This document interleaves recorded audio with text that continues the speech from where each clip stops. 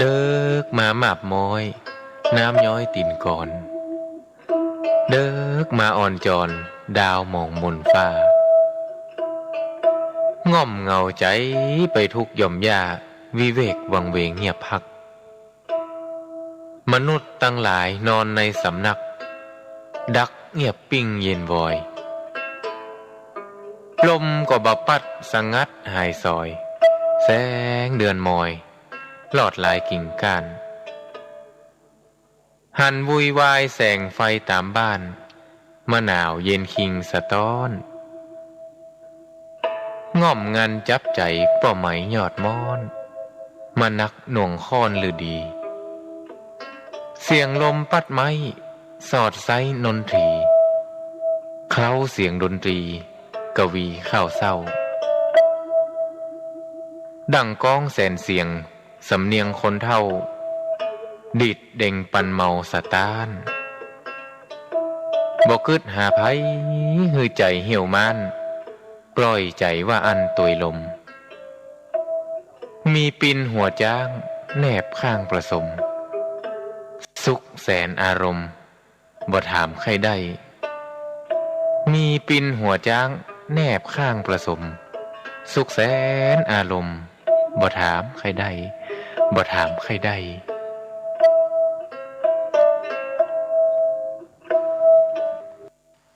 ซีดีธรรมบรรยายชุด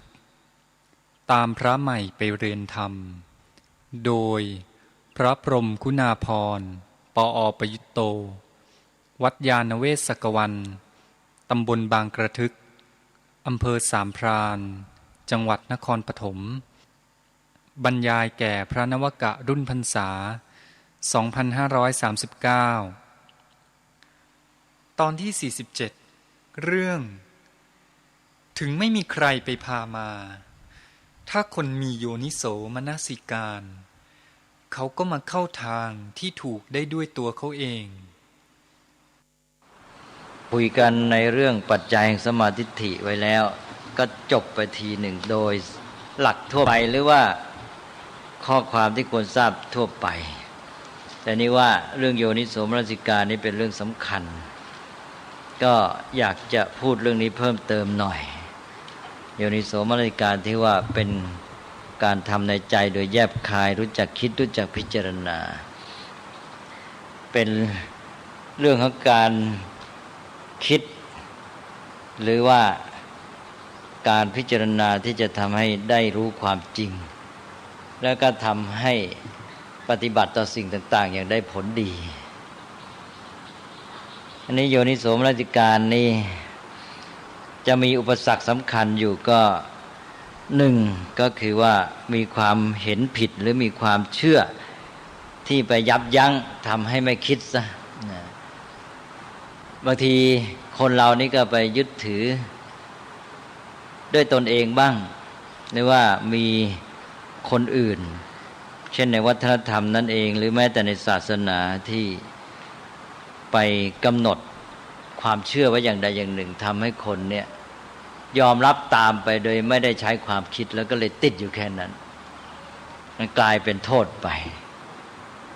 แล้วก็อีกอย่างหนึ่งก็คือว่าในตอนรับรู้เองแทนที่จะมาใช้ความคิดพิจารณาก็ไปติดอยู่กับความชอบใจไม่ชอบใจซะอันนี้ก็ถือว่าเบี่ยงเบน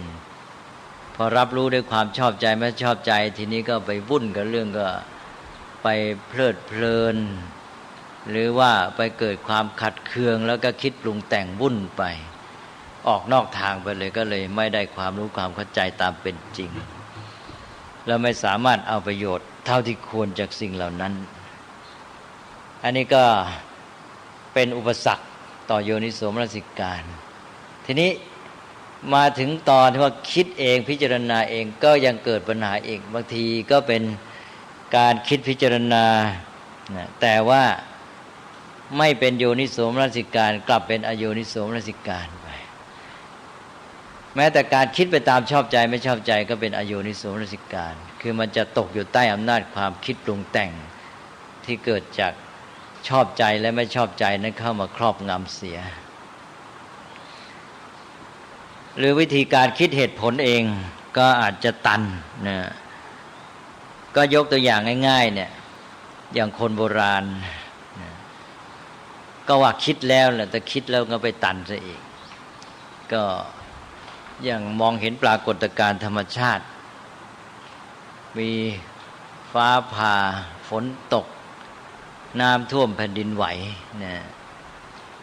ก็อาจจะคิดในแง่สิ่งทั้งหลายก็ต้องมีเหตุใช่ไหมแสดงว่าก็คิดเข้าทีนะมีเหตุก็แต่ว่าแทนที่จะสืบสาวไปตามลำดับนะก็มามองว่ามันอะไรกันเนี่ยอะไรจึงทำให้เกิดสิ่งเหล่านี้ซึ่งน่ากลัวเป็นอันตรายมากเช่นว่าฟ้าผ่าแผ่นดินไหวอะไรพวกนี้ก็มานึกว่าเอามาเทียบโยงเอาในหมู่มนุษย์เองไอ้สิ่งที่เกิดขึ้นนั้นเป็นเรื่องอันตรายใหญ่หลวงทีนี้ในหมู่มนุษย์เรานี่ก็มีคนที่มีอำนาจเวลาเขาไม่ชอบใจเขาก็ทำอะไรที่ทำให้เกิดโทษเป็นผลร้ายหรือมีการลงโทษอาจจะรุนแรงก็คิดไปในแง่ว่าคงจะมีผู้มีอำนาจยิ่งใหญ่อยู่เบื้องหลังปรากฏการณ์เหล่านี้เป็นผู้บันดาลให้เกิดขึ้นนี่ก็คือมองคิดเทียบเคียงเอากับในหมู่มนุษย์เองก็เลยคิดว่ามีเทพเจ้าเป็นผู้บันดาลให้เกิดปรากฏการณ์ธรรมชาติที่น่ากลัวเหล่านั้นนี้ว่าเมื่อมีผู้มีอำนาจโดนบันดาลอันนี้เราจะทำไงแก้ไขปัญหาก็เหมือนในหมู่มนุษย์น่ะคนที่มีอำนาจจะทำร้ายคนอื่นเราก็ต้องไปเอาอกเอาใจให้เขาพอใจแล้วเขาจะได้หายโกรธหายพิโรธไม่ทำให้เกิดผลร้ายไม่ลงโทษเราก็เลยต้องใช้วิธีนี้ไปปฏิบัติกับผู้มีอำนาจอยู่เหนือธรรมชาติก็คือเทพเจ้าตั้งแต่บวงสรวงอ้อนวอนเป็นต้นในทางตรงกันข้ามถ้าต้องการอะไรที่อยากจะได้เป็นผลดีกับตนเองก็เหมือนกันถ้าผู้มีอำนาจเขาโปรดปรานเขาก็ช่วยทำให้เราก็ได้ง่ายๆเราทำเองไม่ได้เขาทำให้ได้นี่ก็พวกเทพเจ้าเหล่านี้ก็เช่นเดียวกันถ้าเราต้องการผลดีท่านก็คงบันดาลให้แต่เราต้องไปเอาใจท่านนี่นะความคิดมันก็ตันหรืออย่างว่าโลกนี้มันเกิดขึ้นมายังไงชีวิตนี้เกิดขึ้นมายังไงนี่ก็คือปัญหาสำคัญมากเรื่องของโลกและชีวิตเนี่ยมันเกิดขึ้นได้ยังไงเป็นปัญหามาจนกระทั่งปัจจุบันนะนี่ก็คิดดูว่าสิ่งทั้งหลายที่เกิดมีนี่ก็มาคิดเทียบเคียงเอาก็มาเอามนุษย์นี่เป็นหลักอีกแหละว่าสิ่งที่มันไม่มีแต่ก่อนเดี๋ยวนี้มันมีขึ้นมานี่ก็มนุษย์สร้างมันขึ้นมันจะอยู่เกิดขึ้นมาลอยๆไม่ได้ต้องมีคนสร้างมันนะอย่างหม้อดินเผาหรือเครื่องใช้ต่างๆแต่ก่อนมันก็ไม่มีนี่ก็มนุษย์ก็มาสร้างขึ้นมันก็มีขึ้นมานี่ในธรรมชาติโลกชีวิตอะไรต่างๆนี่มันต้องมีผู้สร้างนะพออย่างนี้แล้วก็เดี๋ยวก็ได้ข้อสรุปก็ต้องมีเทพผู้ยิ่งใหญ่เนี่ยมาสร้างสรรค์สิ่งเหล่านี้จึงเกิดมีขึ้นได้แต่ก่อนมันไม่มีเดี๋ยวนี้มันมีนะเหมือนกับที่ว่าเมื่อกี้บอกหม้อดินที่เราใช้หุงข้าวเนี่ยแต่ก่อนมันก็ไม่มีเดี๋ยวนี้มันก็มีเพราะคนไปสร้างมันขึ้นอันนี้โลกชีวิตอะไรต่างๆจักรวาลนี้แต่ก่อนมันก็ต้องไม่มีแล้วมันมีก็เพราะผู้เป็นเจ้านี่สร้างขึ้นมานี่อย่างนี้ก็ถือว่าเป็นอโยนิโสมนสิการคิดไม่แยบคายนะก็ไม่คิดต่อไปล่ะที่มนุษย์จะสร้างหม้อดินนั้นน่ะต้องเอาวัสดุมาทำนะไม่ใช่ว่ามันไม่มีอะไรเลยนะต้องไปเอาวัสดุดินมาปั้นมาเผามาอะไรต่างๆใช้ฝีมือมนุษย์ในการปั้นนี่ไม่คิดต่อไปจบแค่ว่าแต่ก่อนมันไม่มีแล้วมันมีมนุษย์ไปสร้างหม้อดินขึ้นมาก็ไอ้วัสดุที่เป็นหม้อดินเนี่ยมันต้องมีก็เอาอะไรมาสร้างเป็นหม้อดินล่ะตอนนี้ไม่คิดต่อใช่ไหมความคิดมันไม่ตลอดสายหรือว่าแล้วคนละไอ้คนที่สร้างที่มาปั้นหม้อดินนะคนมายังไงใช่ไหมมันก็ต้องมาต่อกันไปอีกนี่ความคิดอย่างนี้ก็ต้องถามเหตุปัจจัย นะสืบค้นลงไปอันนี้เป็นความคิดที่ตันคิดชั้นเดียวมันก็เลยไปลงข้อสรุปแล้วกลายเป็นความเชื่อไปถ้าอย่างนี้ก็ถือว่ายังคิดไม่แยบขายก็ไม่สามารถได้ความจริงได้วิธีอย่างหนึ่งที่จะช่วยให้เป็นโยนิโสมนสิการก็รู้จักตั้งคำถามไปเรื่อยๆถามไปนะอย่างพระพุทธเจ้าจะตรัสรู้พระองค์ก็ถามพระองค์เองสภาพจิตอันนี้เกิดขึ้นมาอ้าวแล้วมันเกิดขึ้นมาได้ยังไงมันมีอะไรเกิดขึ้นมามีอะไรในจิตใจก่อนแล้วจึงมีอันนี้ก็สังเกตจิตใจตัวเองดูไปก็ได้คำตอบพอได้ว่าอันนี้มีขึ้นก่อนแล้วอันนี้จึงมีก็ไปถามต่อไปอีกว่าแล้วอันนั้นล่ะอันที่สืบค้นได้ใหม่มันมีขึ้นมาเนี่ยมันมีขึ้นได้อย่างไรมีอะไรมาก่อนแล้วก็พอค้นเจอก็ถามต่อไปอีกแล้วอันนั้นละมายังไงก็คนสืบหาสังเกตดูนะเหตุปัจจัยต่างๆจนกระทั่งได้ครบกระบวนการก็ทำให้ได้คำตอบอันนี้เรื่องนี้เรื่องเกี่ยวกับการใช้โยนิโสมนสิการนี่ก็เป็นเรื่องที่สำคัญที่เน้นในพุทธศาสนาคือไม่ให้ไปติดตันเอาง่ายๆหรือว่าเป็นอยู่โดยไม่ใช้ความคิดแม้แต่ในเรื่องชาดกจะเห็นว่าชาดกเรื่องแรกเลยในพุทธศาสนานี่เรื่องแรกนะใน547เรื่องแรกนี้จะเป็นการฝึกให้คนรู้จักคิดเลยนะไม่ใช่ไปหลงงมงายนะเชื่ออะไรง่ายๆแล้วก็พาชีวิตและหมู่คณะไปสู่ภัยพิบัตินะก็เลยลองเอาชาดกเรื่องแรกมาเล่าให้ฟังนะเป็นคติสอนพุทธบริษัท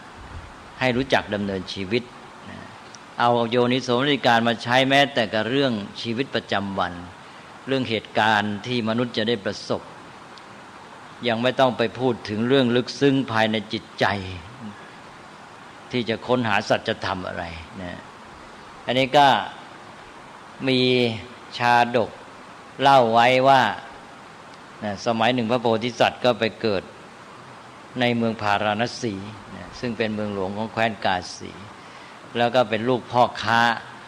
พอโตขึ้นมาก็เป็นหัวหน้ากองคาราวานนำกองเกวียนซึ่งมีพรรคพวกรวมแล้วก็500 คันสมัยก่อนนี่ถ้ามากแล้วก็500ไปก่อนแหละนะฮะอันนี้ก็เหมือนกันนี่ก็นำกองคาราวานแสดงว่ากองใหญ่ละมีเกวียนเยอะ500 คัน500 เล่มนะแต่ก่อนเกวียนเขาเรียกเล่มเขาไม่เรียกคันถ้ารถแล้วก็เรียกคันเกวียนเรียกว่าเล่มนี่ก็พระโพธิสัตว์นี่ก็นำกองเกวียนหรือคาราวานเนี่ยออกเดินทางไปค้าขายตามเมืองต่างๆอันนี้พอดีว่าตอนนั้นในเมืองเดียวกันก็มีอีกครอบครัวหนึ่งลูกโตขึ้นมาก็มาเป็นพ่อค้านำกองเกวียนหรือกองคาราวานไปค้าขายเช่นเดียวกันก็มีมากอีกแหละก็นับกันไว้ง่ายว่ามี500เหมือนกันตกลงว่ามีพ่อค้าเกวียนที่1คือพระโพธิสัตว์แล้วก็2ก็คือคนร่วมในเมืองเดียวกันนั้นอันนี้คราวหนึ่งจะไปค้าขายในดินแดนไกลแห่งหนึ่งนะซึ่งยังไม่เคยไปแล้วทั้ง2กองเกวียนก็อยากจะไปด้วยกันทั้งคู่นะเมื่อจะไปด้วยกันทั้ง2กองพระโพธิสัตว์ก็มาคิดว่าถ้าหากว่าไปพร้อมกันนี่มันจะแออัดยัดเยียดมันคนปริมาณมันมากเกินไปนะการค้าขายปลายทางก็จะไม่ได้ผลดีเขาไปแย่งกันด้วยแล้วระหว่างเดินทางก็จะต้องกินต้องใช้ต้องอะไรต่างๆมาก500นี่มันก็มากอยู่แล้วเพราะฉะนั้นควรจะมาตกลงกันเดินทางไปคนละครั้งแต่ใครจะไปก่อนไปหลังล่ะพระโพธิสัตว์ก็เลยให้โอกาสแก่กองคาราวานอีกกองหนึ่งก็ไปถามบอกว่าเนี่ยเราจะออกเดินทางไปที่เดียวกันเนี่ยมันก็ไม่ดีนะจะไปกันมากมายทั้ง2กองเกวียนต้องเท่ากัน 1,000 เนี่ยเพราะนั้นมาตกลงกันใครไปก่อนใครไปหลังท่านคิดว่าท่านจะไปก่อนหรือไปหลังล่ะฝ่ายหัวหน้ากองเกวียนซึ่งเป็นชาวเมืองเดียวกันนั้นซึ่งเป็นอีกคนหนึ่งเนี่ยแกก็คิดบอกว่า เราจะไปก่อนหรือไปหลังดีนะถ้าไปก่อนนี่นะไอ้พวกเขาเรียกว่าผักฟืนนะพวกอาหารสำหรับคนนะก็อาเก็บเอาพวกพืชพันธุ์ต่างๆที่ใช้เป็นอาหารได้สำหรับคนก็ดีแล้วก็หญ้าสำหรับพวกวัวเป็นต้นก็ดีเนี่ยมันจะยังพรั่งพร้อมบริบูรณ์ดีใช่ไหมแล้วก็น้ำก็ยังใสแล้วไปถึงปลายทางแล้วเราจะตั้งราคายังไงก็ได้เพราะยังไม่มีพ่อค้าอื่นมาขายเพราะนั้นเราจะได้เปรียบแล้วทางที่จะไปนี่มันก็ยังเรียบร้อยดีเนี่ยถ้าไปทีหลังเนี่ยเกวียน500ผ่านไปแล้วทางชำรุดหมดไอ้พวกไปทีหลังแย่เพราะนั้นเราไปก่อนดีกว่านั่นก็เลยพ่อค้าที่เป็นอีกฝ่ายหนึ่งนี่ก็เลยบอกเราไปก่อนว่างั้นอันนี้พระโพธิสัตว์ก็คิดบอกว่าให้เราไปหลังนี่มันก็ดีนะกองเกวียนที่ไปก่อนนี่จะทำให้ทางที่ไปนี่มันเรียบสม่ำเสมอขึ้นเพราะไปก่อนนี่ทางไม่เคยไปนี่มันจะขรุขระอะไรต่างๆพอเกวียนไป500มันจะช่วยให้ทางเรียบขึ้นไปนะทีนี้พวกพืชพันธุ์ต่างๆเนี่ยแล้วโดยเฉพาะพวกหญ้าเนี่ยเมื่อถูกพวกแรกไปแล้วเนี่ยนะถูกเด็ดถูกอะไรออกไปมันจะงอกใหม่พองอกใหม่เนี่ยจะอ่อนแล้วก็จะอร่อยกว่าด้วยใช่ไหมแล้วก็พวกที่ไปก่อนในทางนี่มันกันดารก็ไม่มีหาน้ำยากก็จะต้องไปขุดเราไม่ต้องลงแรงมากพวกนั้นไปขุดมาให้พร้อมแล้วเราไปก็มีบ่อน้ำอะไรต่ออะไรเป็นต้นนะเพราะนั้นแล้วยิ่งไปถึงปลายทางแล้วพวกนั้นไปตั้งราคาไปกำหนดราคากว่าจะตกลงกันได้นี่แย่เลยว่างั้นพอเขาตกลงกันได้แล้วราคามันมีเราไปถึงก็ขายตามราคานั้นสบายไม่ต้องไปลำบากนะเพราะว่าการกำหนดราคาแหมเรื่องนี้เรื่องใหญ่มากนะลำบากลำบนคิดไปสักอย่างตกลงใครคิดถูกนะดังนั้นพระโพธิสัตว์ก็บอกเราไปหลังดีแล้วนะก็เลยตกลงนะอันนี้ลองคิดดูสังเกตดูวิธีคิดของสองฝ่ายนะฮะ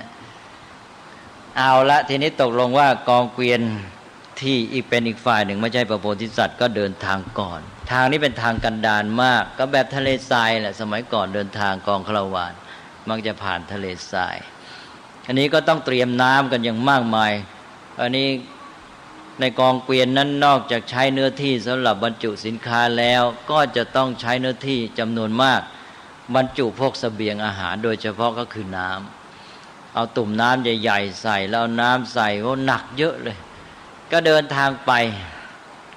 เดินทางรอนแรมไปในทะเลทรายไปถึงตอนหนึ่งก็มีนี่กล่าวถึงพวกยักษ์พวกอมนุษย์บ้าง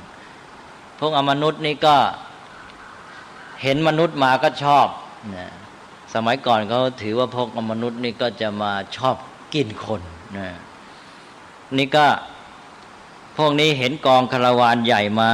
นะเป็นอมนุษย์ประเภทไหนก็แล้วแต่นะก็เลยว่านี่ถ้าเราหลอกพวกนี้ได้แล้วก็ได้กินเยอะเลยนะอันนั้นก็เลยมาหลอกโดยที่ว่าทำเป็นว่านั่งเกวียนนะกันมาเป็นคณะย่อยๆสวนทางมานะสวนทางมาแล้วก็ให้เห็นว่าตัวเองเนี่ยผ่านสภาพอุดมสมบูรณ์มานะผ่านฝนมาตัวเปียกผมเปียกผ้าเปียกนะแล้วก็มีเอาของกินที่มาจากถิ่นที่มีน้ำมีฝนเยอะนะอย่างเขาเรียกสมัยนั้นก็เป็นพวกเง่าบัวอะไรพวกเนี้ยนะแสดงท่าทางที่ว่าร่าเริงนะน้ำก็ยังเปียกอยู่ที่รถอะไรเงี้ยนะที่เกวียนนะก็ผ่านสวนกันมาพอสวนกันมาแล้วก็มาหยุดทักทายกันก็ลงไปถามฝ่ายพวกอมนุษย์นี่ก็ถามหัวหน้ากองเกวียนนี่ว่าท่านจะไปไหนว่างั้นบอกจะไปขายของว่างั้นไปสินค้าขายที่เมืองโน้นปลายทางอีกไกลก็ในเกวียนของท่านบรรทุกอะไรล่ะกับบรรทุกของมีค่าที่จะไปขายสินค้าเยอะแล้วเกวียนข้างหลังทำไมมาช้าจังล่ะมีอะไรเหรอบอกโอ้บรรทุกน้ำสิเพราะว่าจะต้องใช้น้ำมากในถิ่นกันดารแห้งแล้งอย่างนี้ นะเป็นตุ่มน้ำใส่น้ำเต็มเพราะฉะนั้นมันก็หนักมันก็มาได้ยากก็ช้าหน่อยบอกโอ้ยท่านจะต้องไปกลัวอะไรตอนนี้นะดูสิเห็นไหมพวกเรามานี่ที่มาเนี่ยผ่านน้ำผ่านฝนมาข้างหน้านั้นมีจุดหนึ่งที่มันมีน้ำบริบูรณ์มีต้นไม้ขึ้นเขียวชอุ่มไปหมดฝนก็ตกด้วยนะเพราะนั้นเราผ่านมาเนี่ยท่านจึงเห็นว่าพวกเรานี่เปียกปอนกันไปหมดนะแม้แต่รถก็ยังมีน้ำหยดอยู่เพราะนั้นท่านเอาไอ้พวกตุ่มน้ำตุ่มเนื้อทิ้งไปได้แล้วนะไปเอาข้างหน้าที่นั่นนะเกวียนมันจะได้เบาแล้วก็ไปได้ไวนะไม่ต้องไปห่วงนะก็ฝ่ายหัวหน้ากองเกวียนนี้เห็นก็มันก็เห็นประจักษ์ชัดๆอยู่ในรถเขามันก็เปียกอะไรต่างๆใช่ไหมแสดงว่ามันต้องมีน้ำแน่ๆอุดมสมบูรณ์ก็เลยเชื่อแล้วเลยบอกพวกกันบอกว่าพวกเราอย่าเอาไปเลยพวกตุ่มน้ำเนื้ออะไรเหล่านี้เทมันซะให้หมดแล้วเกวียนมันจะได้เบาแล้วเราจะได้ไปถึงที่หมายไวๆก็เลยตกลงกันก็เทน้ำทิ้งกันหมดเลยแล้วก็เดินทางไปปรากฏว่าไปเท่าไรก็ไม่เจอน้ำสักทีผลที่สุดก็เหน็ดเหนื่อยก็หมดแรงลงนอนกันไปมาตายหมดนะทะเลทรายมันขาดน้ำก็ตายนะก็เลยโดนยักษ์อมนุษย์กินหมดเอาแล้วนะพวกหนึ่งไปแล้วทีนี้ฝ่ายพระโพธิสัตว์นะเวลาผ่านไปในราวครึ่งเดือนนะก็เห็นว่าเป็นเวลาพอสมควรแล้วก็นำกองเกวียนออกเดินทางบ้างนะก็บรรทุกน้ำเนื้ออะไรต่ออะไรไปเยอะก็ได้สั่งความไว้กับพวกลูกน้องบอกว่านี่นะน้ำนี่ต้องรักษาไว้ให้ดีเพราะเราเดินทางผ่านถิ่นกันดารจะจัดการอะไรกันน้ำจะเททิ้งหรืออะไรเนี่ยต้องขออนุญาตก่อนแล้วก็พวกต้นไม้พืชพันธุ์นี่ในถิ่นที่เรายังไม่เคยไปจะกินจะอะไรต่ออะไรต้องศึกษากันก่อนนะแล้วก็ออกเดินทางไปออกเดินทางไปก็ไปถึงจุดบริเวณนั้นที่ว่าเจออมนุษย์เนี่ยมาอมนุษย์มันก็เอาอีกมันก็มาหลอกอีกทำแบบเดียวกันนะอันนี้บอกว่าโอ้ยท่านจะเอาไปทำให้น้ำเนิ่มหนักเปล่าๆเดี๋ยวก็ถึงแล้วที่โน่นมีน้ำมากมายพระโพธิสัตว์ก็บอกว่าหลักการมีอยู่ว่าถ้ายังไม่เห็นน้ำใหม่ยังไม่เททิ้งน้ำเก่าเพราะฉะนั้นถ้าเรายังไม่เห็นน้ำใหม่ต่อหน้าต่อตาแล้วเราจะยังไม่ยอมทิ้งน้ำเก่าใช่ไหมอันนี้ก็เลยเดินทางต่อไปไม่ยอมฟังนะอันนี้ฝ่ายลูกน้องพวกในกองเกวียนนั้นก็ได้เห็นปรากฏการณ์นี้ได้เห็นเหตุการณ์นี้นะได้เห็นเกวียนที่สวนมาได้เห็นคนที่นั่งมาเปียกอะไรต่างๆก็เลยลงมาตามมาพูดกับหัวหน้ากองว่านี่ท่านทำไมจะพากองเกวียนไปให้ลำบากเราก็เห็นอยู่ชัดๆว่าเนี่ยเกวียนที่สวนมาเนี่ยเขาผ่านมาในแดนที่มีน้ำปรากฏชัดๆอยู่นะเราอย่าไปให้เหน็ดเหนื่อยแบบนี้เลยก็ในเมื่อชัดเจนอย่างนี้เราก็เทน้ำทิ้งได้แล้วไปเอาข้างหน้าเถอะนะเอาให้แต่พอใช้ระหว่างที่จะไปถึงก่อนที่จะไปเจอน้ำใหม่เนี่ยพระโพธิสัตว์ก็ไม่ยอมบอกว่าจะต้องใช้หลักการที่ว่าอ้าวทีนี้ท่านไม่เชื่อขอประชุมก็เลยให้พวกลูกน้องกองเกวียนทั้งหมดมาประชุมกันก็ถามตั้งคำถามหนึ่ง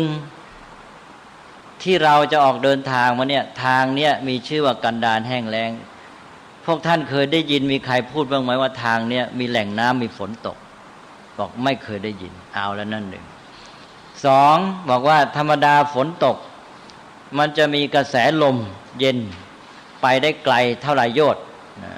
พวกลูกน้องก็บอกว่ามันจะมีกระแสลมเย็นเวลาฝนตกไปแล้วประมาณ3 โยชน์เอาแล้วพวกท่านมาเนี่ยเรามากองเกวียนกันเนี่ยมีใครรู้สึกว่ามีกระแสลมเย็นมาถึงเราบ้างบอกไม่มีถามต่อไปอีกบอกว่าธรรมดาว่าฝนจะตกหรือมีฝนตกเนี่ยเราต้องเห็นเมฆบ้างเมฆนี่มันจะเห็นได้ไกลสักเท่าไหร่นะก็บอกเห็นได้ไกลในเรา3 โยชน์บอกใครได้เห็นเมฆบ้างไหมว่างั้นไม่ได้เห็นเพราะงั้นถามต่อไปบอกว่าแล้วสายฟ้า ฟ้าแลบอะไรต่างๆเนี่ยจะมองเห็นไกลประมาณเท่าไหร่บอกประมาณ 4-5 โยชน์บอกว่าใครได้เห็นบ้างไหมบอกไม่มีใครได้เห็นเพราะงั้นนะแล้วก็ฟ้าร้องล่ะฟ้าร้องจะได้ยินไปไกลสักเท่าไหร่บอกประมาณ 1-2 โยชน์บอกว่าใครได้ยินเสียงฟ้าร้องบ้างไหมบอกไม่ได้ยินว่างั้นนะเลยบอกว่าแล้วพวกเกวียนที่สวนทางเรามาแล้วมาชักชวนเรา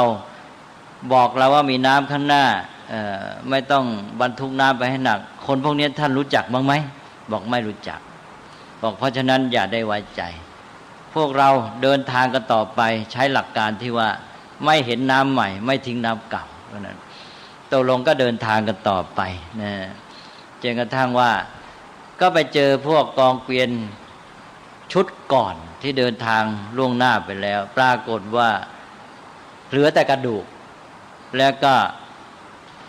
มีแต่กองเกวียนที่ทิ้งไว้แต่ว่าไม่มีคนที่จะใช้ประโยชน์สินค้าก็มากมายเพราะนั้นจะทิ้งไปทำไมก็เลยขนของไม่ดีในเกวียนของตัวออกเอาของดีในเกวียนพวกนั้นมาใส่แล้วก็เกวียนไหนที่มันชำรุดคล่ำคล้าในระหว่างทางก็เป็นเรื่องเอาเกวียนดีๆในกองเกวียนที่มันทิ้งอยู่นั่นน่ะเอามาแทนแล้วก็พากันเดินทางต่อไปจนถึงจุดหมายและขายของได้ราคาได้เงินทองก็เดินทางกลับมานะนี่ก็เป็นเรื่องที่ว่าเป็นนิทานชาดกเรื่องนี้ก็จบนะนี่เป็นตัวอย่างของการที่ว่าให้มนุษย์นี่ดำเนินชีวิตโดยใช้ความคิดพิจารณาไม่ใช่หลงไปง่ายๆนะเนี่ยเป็นคติในพุทธศาสนาซึ่งมันจะเป็นหลักฐานที่แสดงให้เห็นถึงแนวความคิดของพุทธต่างจากพวกเก่าอย่างไรนะมันเน้นเลยเป็นเรื่องที่หนึ่งเลยนะฮะในชาดกเริ่มได้อยู่ในโสมนัสิการเลยนะพร้อมกับที่เล่าอย่างนี้มันก็ทำให้ได้คติอื่นซ้อนเข้ามาด้วยคือคนสมัยนั้นจะเชื่อในเรื่องเทวดาเรื่องผีสางเรื่องอมนุษย์ใช่ไหมมาโดนบันดาลต่างๆในเรื่องนี้ก็จะได้ให้เห็นนอกจากว่าให้รู้จักคิดแล้วก็เอาไอ้เรื่องคติความเชื่อเรื่องการโดนบันดาลเนี่ยเอามาสอนซ้อนซะอีกทีว่าไอ้ที่พวกสิ่งศักดิ์สิทธิ์ผู้มีอำนาจเหนือธรรมชาติมาบันดาลให้เนี่ยอย่าไปไว้ใจนะบางทีมันก็มาเนรมิตในสิ่งที่มันเป็นโทษกับเราใช่ไหมไอ้พวกอมนุษย์เนี่ยเดี๋ยวจะไปนึกว่าเราต้องอ่อนวอนท่านมีอำนาจนะแล้วก็ให้ท่านโปรดนะอยู่ด้วยความเชื่อหวังพึ่งอำนาจสิ่งศักดิ์สิทธิ์เหล่านั้นอย่าไปไว้ใจพวกสิ่งศักดิ์สิทธิ์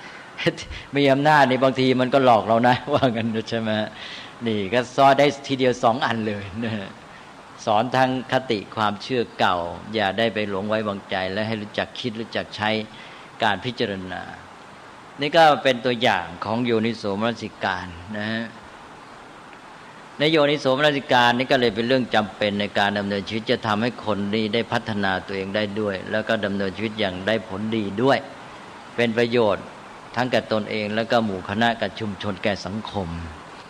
ในการใช้โยนิโสมนสิการในวิธีหนึ่งที่สำคัญก็อย่างที่ว่าแล้วคือรู้จักตั้งคำถามถามว่าคืออะไรเป็นอย่างไรเกิดจากอะไรเป็นเพราะอะไรมีข้อดีข้อเสียอย่างไรด้านไหนดีด้านไหนเสียเพราะว่าการพิจารณาในเรื่องโยนิโสมนสิการนี้ก็ต้องการรู้ความจริงอย่างหนึ่งก็แล้วก็อีกอย่างก็รู้จักหาประโยชน์จากสิ่งนั้นได้โยนิโสมนสิการก็เลยมีวิธีเป็นวิธีคิดหลายแบบนะซึ่งเคยได้รวบรวมไว้มีประมาณ10 วิธีด้วยกันในบรรดาวิธีเหล่านั้นวิธีที่สำคัญก็คือวิธีที่ว่าแยกแยะวิเคราะห์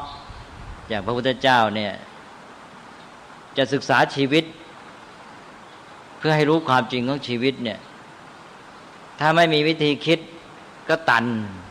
นะมันความคิดมันก็ไม่เดินพระพุทธเจ้าก็แยกชีวิตออกเป็นส่วนประกอบเกิดจากนามและรูปนี่เป็น2 ด้านนี่ด้านกายด้านใจแล้วด้านกายแยกยังไงแยกออกไปเป็นมหาภูตรูปอุปาทายรูปเป็นมหาภูตรูป4อุปาทายรูป24โอ้แยกกว่า4อุปาทายรูป24แยกต่อไปอีกนะแยกไป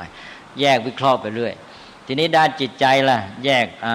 ด้านจิตใจมีเป็นนามธรรมแยกได้เป็น4เป็นเวทนาสัญญาสังขารวิญญาณ เวทนาแยกออกไปสัญญาแยกออกไปสังขารวิญญาณก็วิเคราะห์ไปเรื่อยๆนี่ก็เป็นวิธีที่จะหาความจริงเราไปเจออะไรก็วิธีหนึ่งก็คือแยกแยะส่วนประกอบออกมามันก็เข้าใจสิ่งนั้นเด็กนี่ก็มีแนวโน้มอย่างนี้อยู่การศึกษาก็จะมาสอนให้รู้จักแยกว่าได้รถมาคันหนึ่งก็มาแยกออกใช่ไหมรถเล่นแต่เด็กบางคนชอบแยกเลยรถพังหมดเลยแต่ว่ามันก็มีเป็นวิธีเจริญปัญญาอย่างหนึ่งนะนี่ก็เป็นวิธีหนึ่งก็คือแยกแยะวิเคราะห์หาความจริงหาส่วนประกอบทีนี้อีกอย่างหนึ่งก็คือว่าสืบสาวเหตุปัจจัยไอ้แยกแยะวิเคราะห์ก็แยกแยะเป็นส่วนประกอบทีนี้อีกอย่างหนึ่งก็คือสืบค้นหาเหตุปัจจัยว่าไอ้ที่เป็นอย่างเงี้ยมันเป็นเพราะอะไรมันเป็นอย่างไรก็สืบไปเรื่อยเพราะอะไรมันจึงเป็นอย่างนี้แล้วที่เป็นอย่างนั้นล่ะก่อนนั้นเป็นเพราะอะไรเป็นอะไรก็สืบกันเรื่อยไปค้นหาเหตุปัจจัยไปเรื่อยนะนี่ก็เป็นการที่พัฒนาในเรื่องความคิดแล้วก็ยังมีวิธีอื่นให้เห็นลักษณะความจริงของมันนะว่ามันมีการเป็นไปอย่างไรให้เห็นว่ามันมีการเปลี่ยนแปลงอยู่เสมอมันไม่ได้อยู่นิ่งนะดังนั้นเมื่อมันการเปลี่ยนแปลงมาโยงกับไอ้ความเป็นไปตามเหตุปัจจัยที่สืบค้นมันเปลี่ยนแปลงไปตามเหตุปัจจัยนะการเปลี่ยนแปลงนี้เป็นปรากฏการณ์ขึ้นมาแล้วเป็นไปตามเหตุปัจจัยในเมื่อมันเปลี่ยนแปลงไปตามเหตุปัจจัยถ้าอย่างนั้นผลที่จะเกิดขึ้นนี่มันเกิดจากเหตุปัจจัยเราก็ต้องไปสืบค้นเหตุปัจจัยให้ได้ต้องการผลอย่างไรก็ทำให้เกิดเหตุปัจจัยอย่างนั้นนะจนกระทั่งว่าเราเองก็เข้าไปมีส่วนร่วมเป็นปัจจัยได้ปัจจัยสำคัญอยู่ที่ตัวเราด้วยเพราะเป็นปัจจัยพิเศษที่มีปัญญานั้นด้วยปัจจัยพิเศษที่มีปัญญานี้ก็เข้าไปร่วมในกระบวนการเหตุปัจจัยก็ไปกันเหตุปัจจัยไม่ดีไม่พึงประสงค์แล้วไปเป็นตัวส่งเสริมสนับสนุนเหตุปัจจัยที่ดีที่พึงประสงค์ก็เกิดผลที่ต้องการได้นี่ความคิดก็เดินไปนะก็เชื่อมโยงจากโยนิโสมนสิการในด้านความจริงมาสู่โยนิโสมนสิการประเภทใช้ประโยชน์นะเอาประโยชน์จากสิ่งแวดล้อมจากสิ่งทั้งหลายที่เกี่ยวข้องแล้วก็การมองความจริงอีกอย่างหนึ่งก็คือว่าในระดับสมมติที่เกี่ยวข้องกับชีวิตมนุษย์ที่เราจะใช้ประโยชน์เราจะไปวินิจฉัยอะไรดีอะไรชั่วนะ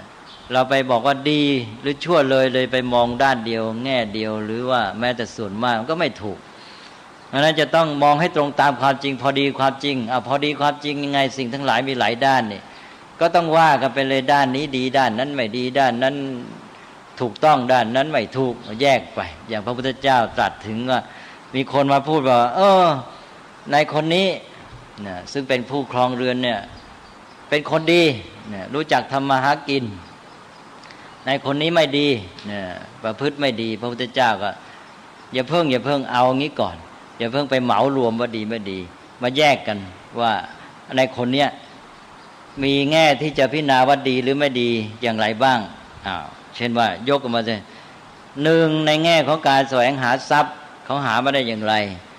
นะเขาหามาโดยสุจริตชอบธรรมหรือหามาได้โดยวิธีร้ายกดขี่ข่มเหงผู้อื่นนั่นแหละ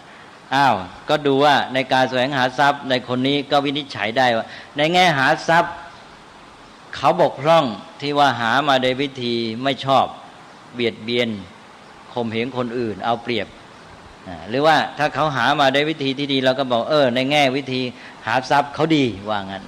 ได้แม่แง่สองเขาได้ทรัพย์มาแล้วเขาปฏิบัติอย่างไรเขาหวงแหนตรณีขี้เหนียวอันนี้ไม่ดีแล้วแสวงหาดีแต่ว่าในแง่เก็บรักษาไม่ดีบกพร่องอีกคนหนึ่งนั้นรู้จักเอามาใช้ประโยชน์รู้จักเก็บไว้โดยมีเหตุผล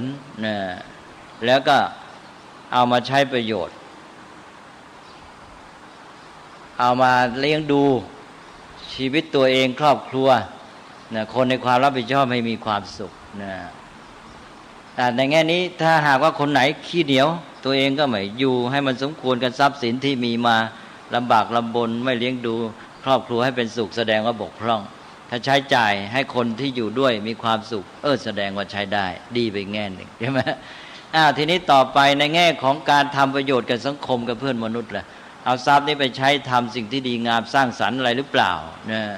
ถ้าไปใช้ก็ดีในแง่นั้นอีกแล้วก็ถ้าไม่ใช้ ไม่เกื้อกูลต่อสังคมก็บกพร่องในแง่นั้นไปอีกอันอย่างอีกต่อไปแล้วในการที่เขาปฏิบัติต่อทรัพย์สินเงินทองนี่น่ะจิตใจเขาเป็นยังไงจิตใจเขาจะมีความกลุ่มกังวลมีแต่ความเครียดมีแต่ความเศร้าหมองมีทุกข์เพราะทรัพย์นี้จิตใจเป็นธาตุของทรัพย์เนี่ยมีอะไรเกิดขึ้นกับทรัพย์ก็เป็นทุกข์รู้สึกว่ามีปัญหาจิตใจมากหรือว่าเขามีจิตใจเป็นอิสระรู้ความมุ่งหมายของการมีทรัพย์มีเพื่ออะไรใช้จ่ายมันให้เป็นประโยชน์แล้วก็จิตใจก็ไม่ไปมีปัญหาเพราะเรื่องทรัพย์เหล่านั้นเรียกว่าเป็นนายของทรัพย์ไม่เป็นทาสของทรัพย์นี่บกพร่องไหมแง่นี้ได้ไหมว่ากันเป็นดันแล้วก็มาแยกว่าในคนนี้นี่ดี1 ส่วนหรือดี2 ส่วนเสีย2 ส่วนเสีย1 ส่วนหรือเสีย3 ส่วนหรือได้ดี3 ส่วนหรือดีทั้ง4 ส่วนเลยว่ากันไปอย่างนี้นะ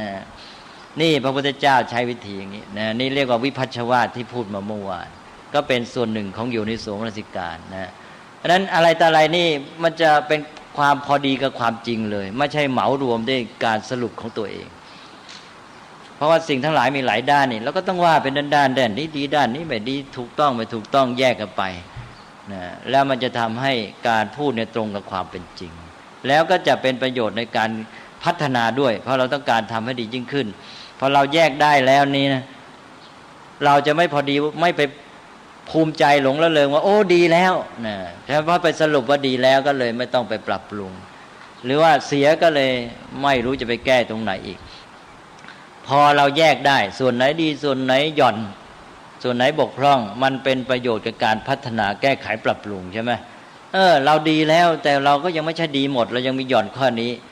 คนที่รู้จักใช้วิภัชชวาทรู้จักใช้โยนิโสมนสิการนี่แก้มิแต่ปรับปรุงไอ้ส่วนที่ดีแล้วก็ทำให้ดียิ่งขึ้นรักษาไว้ตามหลักสัมมาประธานหรือสัมมาวายามะใช่ไหมทำให้ดียิ่งขึ้นไป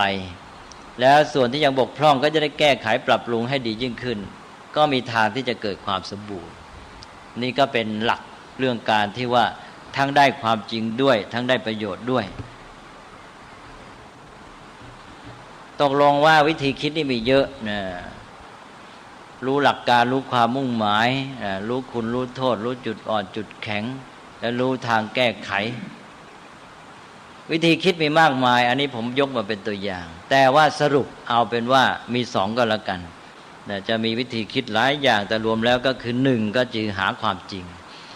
คิดให้มันได้ความจริง2คิดให้มันได้ประโยชน์นะ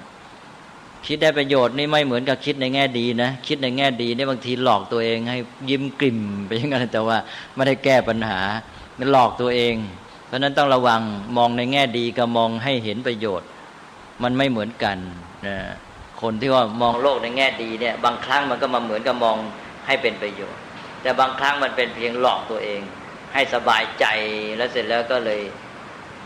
ไม่ได้สัมผัสกับความจริงแท้ไม่ได้แก้ไขปัญหาใช่ไหมเพราะนั้นมองแง่ดีนี่พุทธศาสนายังไม่ยอมรับต้องมอง2แบบเนี่ย1มองให้เห็นความจริง2มองหาประโยชน์ให้ได้อันนี้แม้แต่สิ่งที่มันไม่ดีที่ชาวโลกเขาติเตียนกันบางทีมันก็เป็นไม่ดีในระดับสมมติเท่านั้นเองมนุษย์ไปตกลงกันว่าไม่ดีหรือแม้จะมันไม่เกื้อกูลโดยธรรมชาติของมันแต่ถ้ามนุษย์รู้จักคิดรู้จักพิจารณาก็สามารถหาประโยชน์จากมันได้ใช่ไหมนั้นทุกสิ่งทุกอย่างนี่มนุษย์ถ้ารู้จักคิดพิจารณาก็เลยหาประโยชน์ได้หมดนะอย่างที่เคยยกตัวอย่างเช่นว่าคำด่าของเขาก็ต้องฝึกว่าทำไงจะหาประโยชน์จากคำด่าคำติเตียนเขาให้ได้นะเขาจะเป็นนักฝึกตนเพราะงั้นเราก็จะได้ไปมัวแต่ไปกลุ้มใจไปโกรธเขาจิตใจก็เศร้าหมองมีความทุกข์ใช่ไหมก็แทนที่จะไปมัวทุกข์อะไรก็ไปคิดหาทางเอาประโยชน์จากคำด่าเขาซะใช่ไหมพระพุทธเจ้านี่ให้รู้จักหาประโยชน์ได้ไหมแต่สิ่งที่น่ากลัวที่สุดคือความตายคนเราพอนึกถึงความตายใจมันก็ไม่ดีใจมันก็กลัวก็เศร้าหมองหรือเมื่องั้นก็ใจหดหู่เมื่องั้นก็เศร้าไม่กลัวก็เศร้าแหละนึกถึงความตายเนี่ย2อย่างถ้าไม่งั้นก็ได้ยินข่าว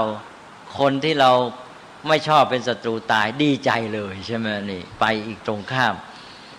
นี่บอกพระพุทธเจ้าก็ตรัสว่านี่เป็นอโยนิโสมนสิการเพราะนั้นให้รู้จักหาประโยชน์1 พอนึกถึงความตายก็โยงไปหาความจริงของธรรมชาติสังขารเห็นความจริงเกิดปัญญาเนี่ยหนึ่งละได้ปัญญาสองก็ได้ประโยชน์นะไหนๆมันก็เป็นสิ่งที่มีแน่นอนแล้วเราจะไปเลี่ยงอย่าไปกลัวอย่าไปหนีมันเลยทำให้ใจเศร้าหมองเปล่าก็มามองให้มันได้ประโยชน์มองเป็นเครื่องกระตุ้นเราให้เกิดความไม่ประมาทใช่ไหมและเร่งรัดทำหน้าที่ของตัวเองเพราะฉะนั้นพระพุทธเจ้าก็ให้เอาประโยชน์ได้จากสิ่งที่เลวร้ายที่สุดแม้แต่ความตายใช่ไหมนี่ละโยนิโสมนสิการก็เป็นประโยชน์มากตกลงว่าเรื่องโยนิโสมนสิการนี่ก็คิดว่าพอสมควรนะสรุปได้เป็น2ประการเนี่ยแล้วใช้เป็นหลักในการมองสิ่งต่างๆเริ่มต้นตั้งแต่ว่า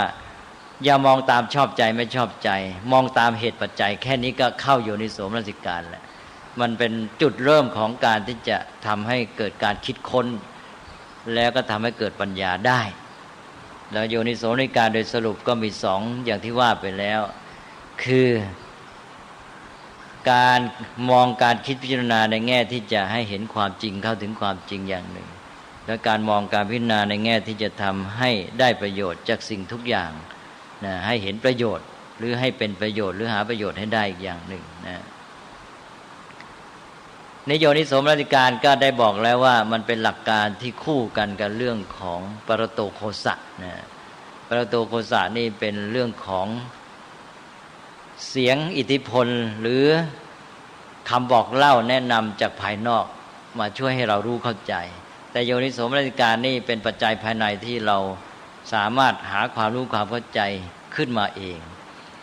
นี่ในการที่จะให้การศึกษา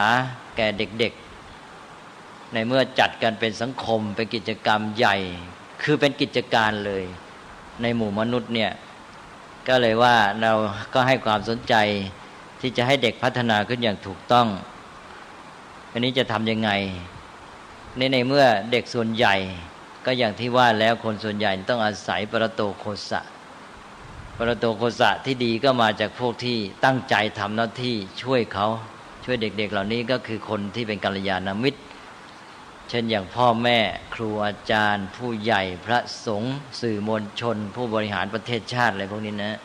ก็ต้องมาทำหน้าที่เป็นกัลยาณมิตรพยายามที่จะหาปรโตโคสะที่ดีที่เป็นประโยชน์ที่ให้ความจริงที่จะสร้างสรรค์มาให้กับเด็กๆต้องตั้งใจอันเนี้ยถ้าสังคมยังทำหน้าที่นี้อยู่เนี่ยสังคมนี้ค่อนข้างปลอดภัยแต่เวลานี้สังคมนี้แย่อย่างยิ่งเลยปรโตโคสะนี่หาดียาก โดยเฉพาะสื่อมวลชนแล้วก็ผู้บริหารประเทศชาติก็ไม่สามารถจะมาช่วยอันนี้ได้พ่อแม่ก็ไม่สามารถชักนำเด็กเข้ามาสู่ปรโตโคสะที่ดีบางทีก็ได้แต่ตามใจสนองตัณหาของเด็กปลุกเร้าตัณหายิ่งขึ้นไปหรือเป็นศัตรูขัดใจกับเด็กอันนี้พระสงฆ์บางทีก็ไม่สามารถทำหน้าที่ได้อีกนะโดยเฉพาะก็สื่อมวลชนเนี่ยสำคัญอย่างยิ่งนำเอาปรโตโคสะที่เป็นโทษที่เสริมโมหะหลอก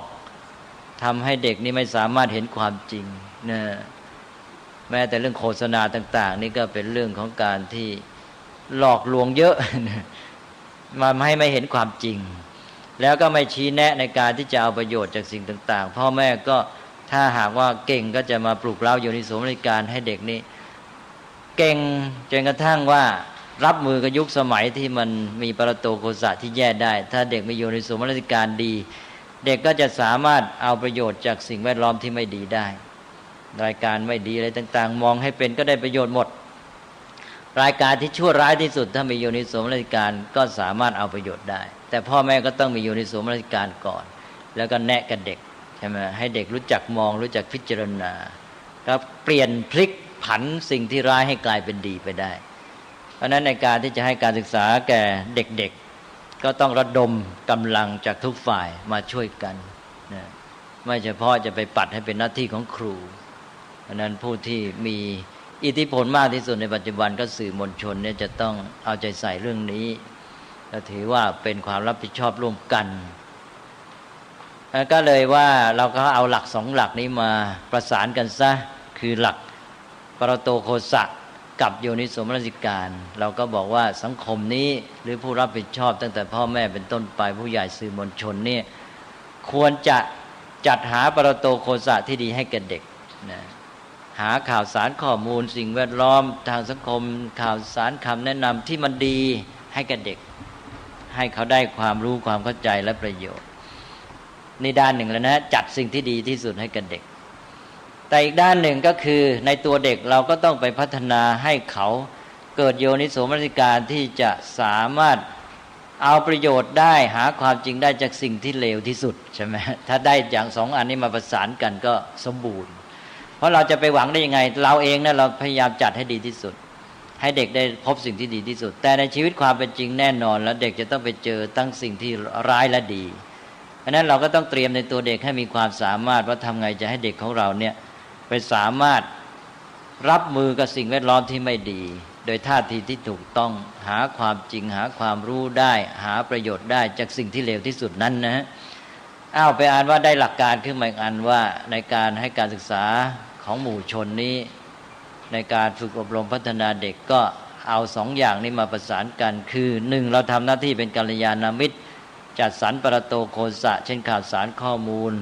ที่ดีที่สุดให้แก่เด็กนะสองพร้อมกันนั้นในตัวเด็กเราก็พัฒนาให้เขามีโยนิโสมนสิการที่จะ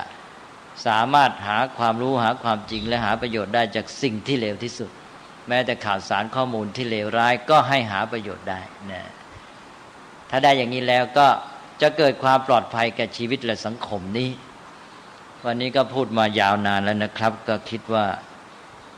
พอ ทีนี้มีอะไรสงสัยหรือเปล่าคือหนูตั้งเป็นข้อสังเกตที่โยมเสนอราชการใช้ในเรื่องของการปลูกว่าเรียบร้อยทีนี้มีคนเพราะเวลาเข้าดูในส่วนราชการก็จะบอกว่าอย่างมันค่อนข้างจะแยกคือท่านต้องแยกออกเป็น10วิธีเนี่ยเรียบร้อยและท่านก็บอกว่าจริงๆมันมองได้เป็นประเภทที่หนูมีคำถามอยู่ประมาณ2-3ข้อที่ติดใจอยู่นี่นะฮะก็คือว่าท่านแยกเป็นประเภทที่ส่งเสริมจริยธรรมกับประเภทที่ส่งเสริมทางสัจธรรมเลยพอแต่ว่ามันเป็นภาษายากไปหน่อยก็อย่างที่พูดเมื่อกี้หนึ่งให้เห็นความจริงสองให้เห็นประโยชน์เลยพอเอาแค่อันนี้ก่อนนะฮะประเภทเนี่ยบางทีมันจะมีความเหมือนกันอย่างเช่นแบบแยกแยะองค์ประกอบกับสื่อสารให้ปัจจัยแต่ซึ่งคุณเคยเขียนไว้ในโยนิโสมนสิการว่าบางครั้งเนี่ยในวิธีคิดว่าบางครั้งเราไม่ได้ใช้ประเภทเดียวเราใช้หลายประเภทเลยพอใช่นี่ปัญหาที่หนูเจอเลยจากการที่เข้าไปฝึกให้คนเนี่ยนะฮะแบบว่าคิดตามโยนิโสอย่างเช่นการวิธีคิดเราจริยธรรมเนี่ยนะหนูได้เห็นว่าหลายคนเนี่ยจะมีความเชื่อเขาอย่างเช่นเขาจะได้กรอนของท่านเจ้าคุณพุทธทาสที่เขียนว่าเขามีชั่วบ้างเขาอะไรเอาดีของเขามาอยู่เนี่ยนะฮะเสร็จแล้วมันก็จะเกิดปรากฏการณ์ที่ว่าทุกคนก็จะบอกว่าวิธีที่อย่าไปมองเขาอย่างนั้นต้องมองในแง่ดีทุกคนก็จะบอกว่าคือพยายามจะเน้นเมตตานะแต่ว่าพอเน้นเมตตาเสร็จแล้วตัวเองเข้าไปสัมผัสทั้งที่รู้ว่าเขามีอีกส่วนเขาพยายามปกเปลือกไม่มองอีกส่วนแล้วเดี๋ยวก็ไม่สบายใจก็เอากลับมาบ่นอีกว่าทำไมเป็นอย่างนั้นทำไมเป็นอย่างนี้ทีนี้ท่านเจ้าคุณก็บอกว่าเราน่าจะมองทั้งสองด้านแต่ส่วนใหญ่แล้วทุกคนก็จะไม่ค่อยมองทั้งสองด้านอย่างเช่นจะบอกว่าอย่าพูดไปเดี๋ยวไม่สบายใจกันเอาสามัคคีดีกว่าเสร็จแล้วก็พอสามัคคีในหมู่ก็เอาคนซึ่งมีทั้งแง่ที่ดีและไม่ดีแต่ว่าไม่ดีเยอะเนี่ยก็มาเป็นคนในระดับคนปกครองมันก็สร้างปัญหาเยอะที่ท่านครูก็บอกว่าแล้วก็มันก็จะมีวิธีคิดอยู่อันหนึ่งก็จะอ้างว่านี่คือการคิดร้าวกุศลกุศลก็คือมองในแง่ดีแต่มันไม่ได้มองตามความเป็นจริงทีนี้เมื่อกี้ท่านที่คุณบอกว่าอันนี้มันมีจุดเสียคือจริงๆไม่ให้ไปหยุดอยู่ตรงแค่แง่ดีแต่ให้มองหาประโยชน์ใช่นี่เขาไปไม่ได้เนี่ยเขาไปไม่ได้ทีนี้ไอ้เรื่องมองหาประโยชน์นี่มันจะทำยังไงที่ว่าพอมองแง่ดีแล้วมองหาประโยชน์เพราะว่าอย่างท่านเจ้าคุณบอกว่าการที่ของที่ไม่ดีเนี่ยนะฮะแล้วมาพลิกไถร้ายเป็นพัฒนาหนูพบว่าในการใช้ที่เป็นจริงเนี่ยต้องคนแข็งแรงมากถึงจะทำถ้าคนไม่แข็งแรงจะไม่มีวันก้าวเข้าไปอยู่จะนั่งโบนแล้วก็มองไม่เห็นทางออกเพราะฉะนั้นวิธีพูดของท่านเนี่ยหมายถึงว่าคนที่จะไปมองหาประโยชน์แม้กระทั่งสิ่งไม่ดีสิ่งร้ายกลายเป็นดีเนี่ยบางครั้งเราใช้คำถามเข้าไปบอกว่าเหตุการณ์ที่เกิดขึ้นเนี่ยคุณมองในแง่ไม่ดีช่วยมองในแง่ดีซิเขาจะมองไม่ออกเลยบางครั้งที่เขาให้ได้ยังมีชอบชังเยอะนะเพราะฉะนั้นหนูจะพบว่าคนแข็งแรงเท่านั้นจึงจะมองเหตุการณ์ร้ายในชีวิต โดยสามารถเห็นจุดดีเป็นการเรียนรู้ได้ส่วนใหญ่จะมองไม่ออกก็จะถือว่าถ้ามองไม่ออกก็มองที่ว่าเราได้เรียนรู้อะไรจากประสบการณ์อันนั้นนะเราจะพบอย่างนั้นที่เป็นประสบการณ์จริงเท่าที่คุณพยายามฝึกทีนี้อีกส่วนหนึ่งของการพยายามฝึกในเรื่องของการคิดร้าวกุศลเนี่ยนะฮะหนูจะพบว่าคิดร้าวกุศลที่ส่วนใหญ่ทุกคนก็จะพยายามปลอบใจว่าเราเป็นพุทธนะเราเมตตาเรามองในแง่ดีแต่จะไม่เข้าใกล้ความจริงนะอย่างเช่นบางคนก็จะบอกว่าเนี่ยโอ้ยก็ลูกพี่ลูกน้องอย่าทะเลาะกันเลยนะเขาก็มีดีตรงนี้แล้วก็หยุดแต่ว่าไอ้ส่วนไม่ดีของเขาเนี่ยจะกลบแล้วพอมันมีเรื่องขึ้นมาก็จะมาบ่นแต่จะไม่แก้ปัญหาในการหาประโยชน์ทีนี้หนูว่าถ้าต้องหยุดการคิดอยู่แค่เล้ากุศลแล้วก็มองในแง่ของการปลอบใจว่าเราจะทำอย่างไรหรือว่ามันมีความต่างกันตรงไหนระหว่างการคิดในแง่ดีแล้วก็หยุดเพื่อปลอบตัวเองกับการคิดหาประโยชน์เรื่องพอใช่ก็อันที่หนึ่งก็คือต้องฝึกเพราะว่าถ้าเราไม่ฝึกบางทีมันก็ทำไม่สำเร็จใช่ไหมถ้าทำให้สำเร็จมันก็ต้องฝึกทำบ่อยๆจนกระทั่งเป็นนิสัยโดยเฉพาะตั้งแต่เด็กๆหนึ่งละเรื่องฝึกสองก็คือว่าการแยกระหว่างมองในแง่ดีกับมองในแง่หาประโยชน์นี่นะเลยมันก็ไม่เหมือนกันอย่างที่ว่าเมื่อกี้ทีนี้ถ้าเราไปมองแง่ดีบางทีหลอกลวงตัวเองอ่ะแล้วเสร็จแล้วก็เกิดผลร้ายใช่ไหมมันเพียงแต่ว่าการมองในแง่ดีก็กลายเป็นเพียงเครื่องกล่อม เอาละสิเข้าหลักการกล่อมเป็นประมาทไปใช่ไหมกล่อมใจสบายจะได้ไม่ต้องไปทุกข์ร้อนเพราะนั้นต้องระวังเรื่องการมองในแง่ดีเพราะฉะนั้นถ้าจึงมองให้ครบทั้งแง่ดีแง่เสียมีเสียเท่าไรดีเท่าไรแล้วก็ส่วนที่เสียจะได้แก้ไขไม่ใช่ทิ้งใช่ไหมคือเพื่อเราดูได้ครบเนี่ยเราจะได้ไปแก้ส่วนที่มันยังบกพร่องให้มันได้ดีครบทุกด้านแล้วมันจะได้สมบูรณ์ทีนี้ในเชิงปฏิบัติการเนี่ยมันก็ต้องมามีโยนิโสมนสิการหลายด้านอีกไม่ใช่ไปมองเฉพาะเขามองตัวเราอีกแล้วสิว่าในกรณีนี้เราเนี่ยมีความสามารถไหมเช่นอย่างพระพุทธเจ้าตรัสถึงว่าอ้าวคนพาลนะไม่ควรคบนะแล้วก็ตรัสว่านอกจากว่าคบเพื่อช่วยเหลือใช่ไหมอย่างนี้เอาแล้วไปอ่านว่าเราคบเพื่อช่วยเหลือถูกไหมเราอาจจะบอกคบเพื่อช่วยเหลือเสร็จแล้วก็ไม่ได้โยนิโสมนสิการดูตัวเองว่าไหวไหมเสร็จแล้วก็เลยเสร็จเลยไปช่วยเขาตัวเองก็เลยแย่ไปเลยใช่ไหมเนี่ยเพราะฉะนั้นก็ต้องมาดูว่าเราจะไหวไหมเรามีกำลังพอนะไม่ให้ถูกครอบงำหรือถูกชักจูงไปซะเองอะไรงี้ใช่ไหมเลยพอเพราะฉะนั้นก็ต้องมองหลายด้านเพราะนั้นโยนิโสมนสิการนี่บางทีไปใช้กับไอ้ตัวเป้าหมายเฉพาะอันเดียวแล้วก็เลยไม่ได้ดูองค์ประกอบอื่นที่จะต้องดูด้วยต้องดูองค์ประกอบฝ่ายเขาฝ่ายเราอีกใช่ไหมแล้วก็ฝ่ายคนอื่นที่เข้ามาเกี่ยวข้องไม่ใช่เฉพาะเขากับเราเพราะว่าในกรณีบางอย่างมาเกี่ยวข้องกับคนหมู่มากเราก็ต้องดูว่าในคนนี้ที่มีส่วนดีส่วนเสียอย่างเงี้ยเมื่อเอาเข้ามาทำงานที่มันเกี่ยวข้องกับประโยชน์ของคนหมู่มากมันจะได้ผลดีหรือผลเสียใช่ไหมเลยก่อนนี่เอาอีกเลยจากการเข้าไปดูในภาคปฏิบัติเนี่ยชาวพุทธจะรู้เรื่องสมาธิมากรู้เรื่องเมตตามากแต่ว่าถึงสู่เรื่องของปัญญาเนี่ยจะงงว่านั่นเป็นวิธีพุทธหรือเปล่าอย่างเช่นมองในแง่ดีนี่ทุกคนถูกถามว่าถ้าสมมติเรามองคิดร้าวกุศลในการมองในแง่ดีนึกถึงโกกรอะไรนึกถึงประสบการณ์อะไรคำตอบเยอะมาก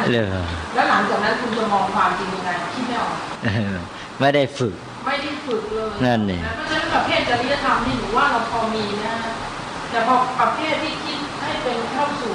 สัจธรรมที่มันจะต้องเอาความคิดประเภทอื่นมาประกอบด้วยเนี่ยมันจะอยู่ด้านปัญญาแท้ๆไม่ค่อยได้ฝึกกันก็สังคมไทยนี่ก็เป็นสังคมเถรวาทมันก็ขัดแย้งกันในตัวเถรวาทในปกตินี่ตามหลักการที่เขาว่ากันมาโดยประเพณีถือว่าเน้นปัญญาใช่ไหมฝ่ายมหายานเน้นกรุณาแต่ว่าในสังคมไทยก็เน้นเมตตากรุณากลับไม่เน้นปัญญาใช่ไหมถ้าที่เป็นเถรวาทอย่างเรื่องของแม่กวนอิมเลยจะเข้ามาง่ายมากจะไหลก็มาง่ายมากและเป็นปลอบใจใช่แล้วก็จะกลัวบาปด้วยถ้าเราบอกว่ามองเขาอีกแง่นึงสิแล้วมองความจริงไม่บาปเลยคือจะมองเป็นเรื่องบาปถ้าเรามองในส่วนที่เป็นลบของคนอื่นมองมาแบบวิพัฒน์ชาวบ้านเราจะมองว่าอันนั้นเป็นเรื่องของการวิจารณ์ไม่ดีจะบาป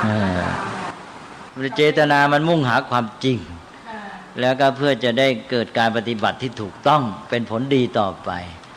เจตนามันก็ดีนี่ใช่ไหมเลยบอยดังนั้นก็ต้องให้คำแนะนำให้ความรู้กันใหม่เรียกว่าเพื่อให้เกิดความเข้าใจที่ถูกต้องก็อย่างที่ว่าแหละเวลาเอาคนที่ว่ามีปัญหาเข้ามาในกิจการของส่วนรวมมันก็ต้องพิจารณาทุกอย่างใช่ไหมทุกแง่แล้วก็ดูว่าส่วนที่เขาดีก็เอาละดีใช้ประโยชน์ได้แต่ส่วนที่ไม่ดีนี่แก้ไขได้ไหมแล้วก็มันจะมีผลลบต่อ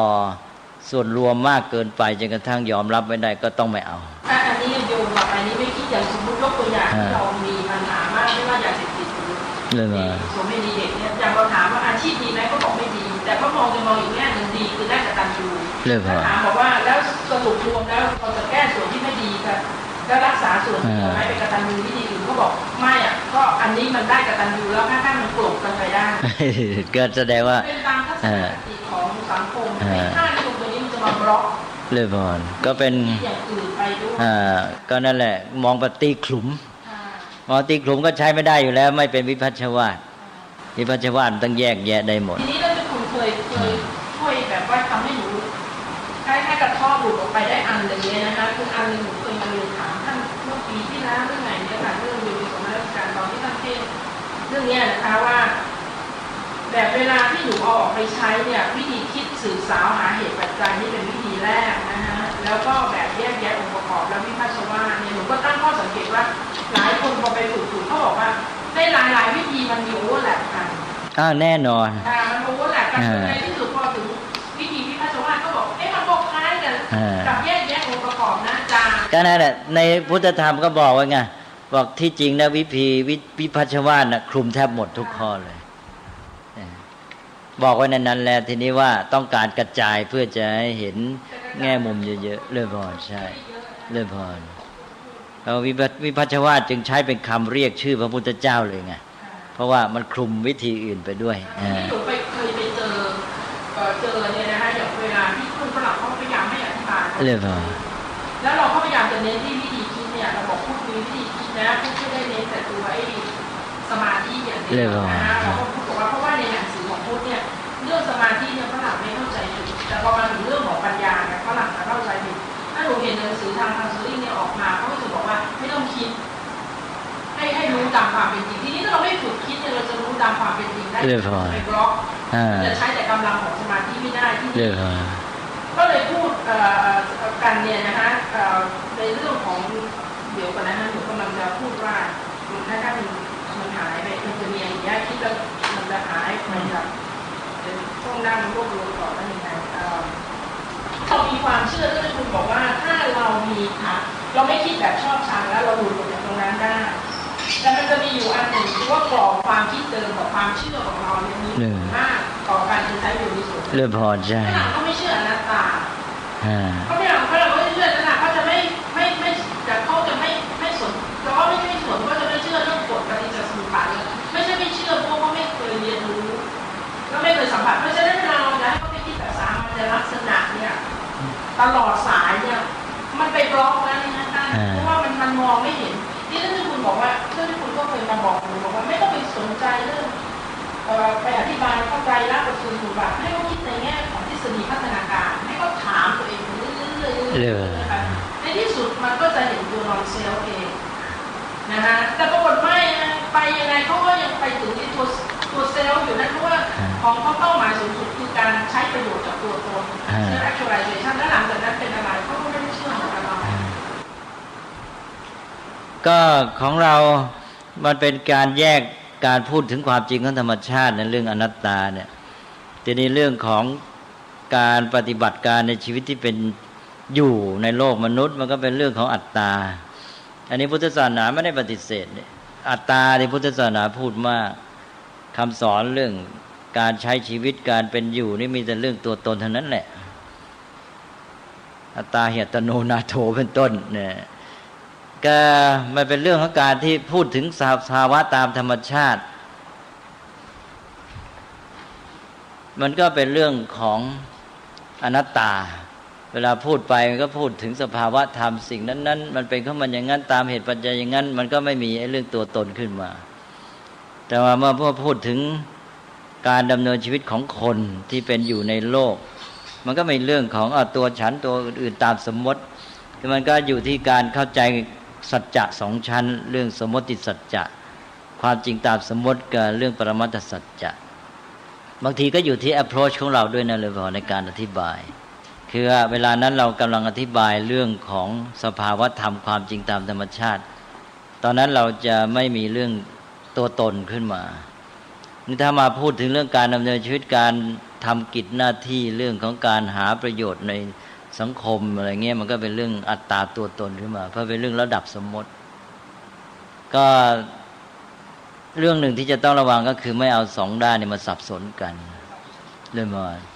ถ้าพูดในระดับของเรื่องของการพัฒนาคนอะไรต่างๆนี้เราพูดได้เลยคำว่าอัตตาตัวตนที่นี่มีบทความอยู่หลายบทความที่ฝึกคนเนี่ยนะในเรื่องของสมาธิแล้วก็ปัญญาเนี่ยค่ะทีนี้เวลาฝึกเรื่องสมาธิเนี่ยไม่ค่อยมีปัญหาการพอมาถึงขั้นระดับปัญญาหนูจะเห็นในบทความหลายอย่างหรือหนูอาจจะเข้าใจผิดเองก็ได้ทุกคนพยายามจะพูดบอกว่าเวลาที่สมมติว่าจะพูดถึงเรื่องสติปัฏฐานสี่เนี่ยนะคะในระดับของกายานุปัสสนากายาเวทนาจิตตธรรมาเนี่ยนะคะพอแยกอธิบายอย่างเช่นบทความ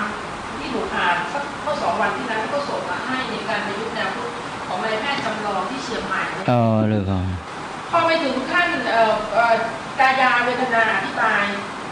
เราไม่สับสนนะคะเพราะจิตตากับธรรมาเราเริ่มสับสนแล้วนะคะเพราะว่าทุกคนจะย้ำเพราะไปค้นจากตำราข้างหลังเพราะฉะนั้นทุกคนจะย้ำว่าเวลานั้นเนี่ยต้องเพียงแต่รู้ไม่ต้องคิดทีนี้อย่างที่ท่านคุณบอกว่าตัวปัญญามันเกิดมาจากรู้จักคิดอย่างถูกวิธี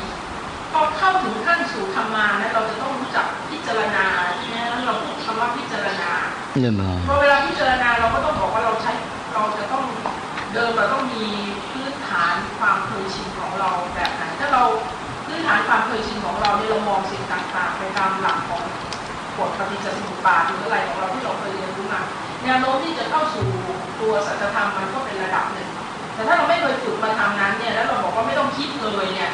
มันก็ได้กำลังของสมาธิคือท่านคือมันไม่ใช่กำลังสมาธิอย่างเดียวสมาธิอย่างเดียวก็เป็นเพียงให้ใจสงบ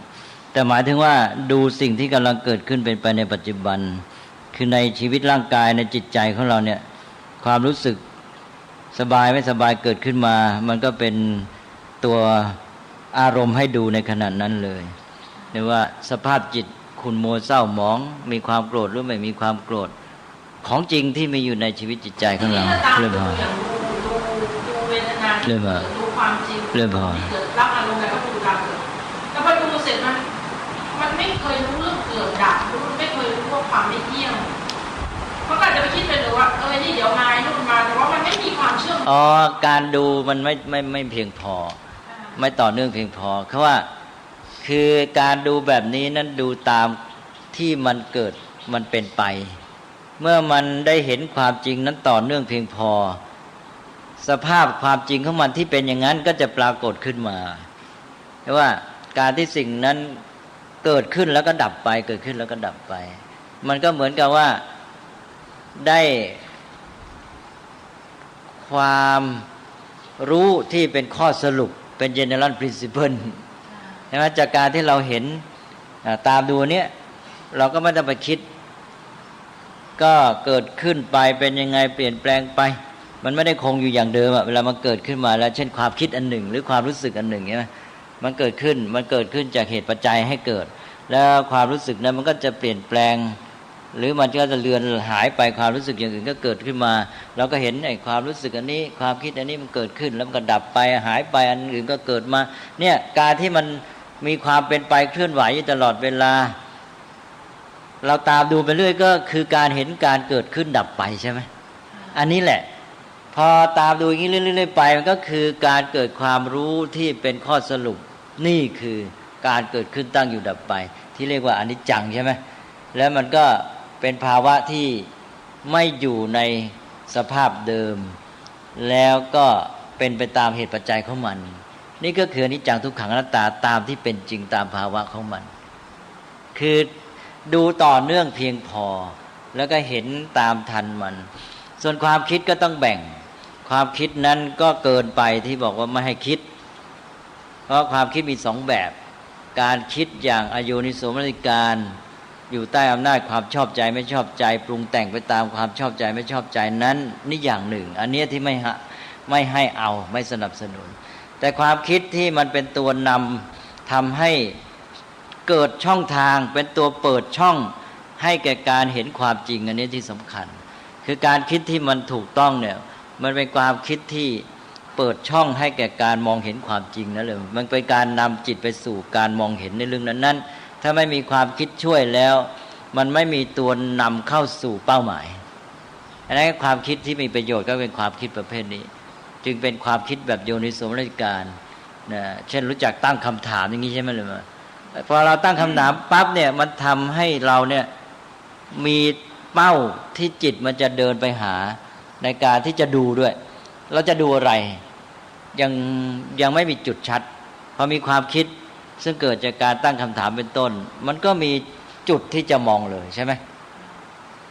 แล้วมีทิศทางด้วยพอมีจุดที่จะมองแล้วมีทิศทางที่จะมองแล้วก็การดูความจริงก็ตามมาใช่ไหมหมายความว่าการคิดกับการดูความจริงเนี่ยมันประสานกันไม่ใช่เป็นความคิดแบบปรุงแต่งใต้อำนาจของความชอบใจไม่ชอบใจแล้วก็ว่าเรื่อยไปมันก็กลายเป็นความฝันไปใช่ไหม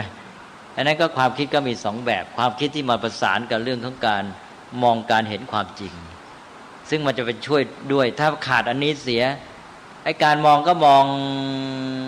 โดยอยู่ในขอบเขตจำกัดไม่มีทางไปก็อยู่แค่นั้น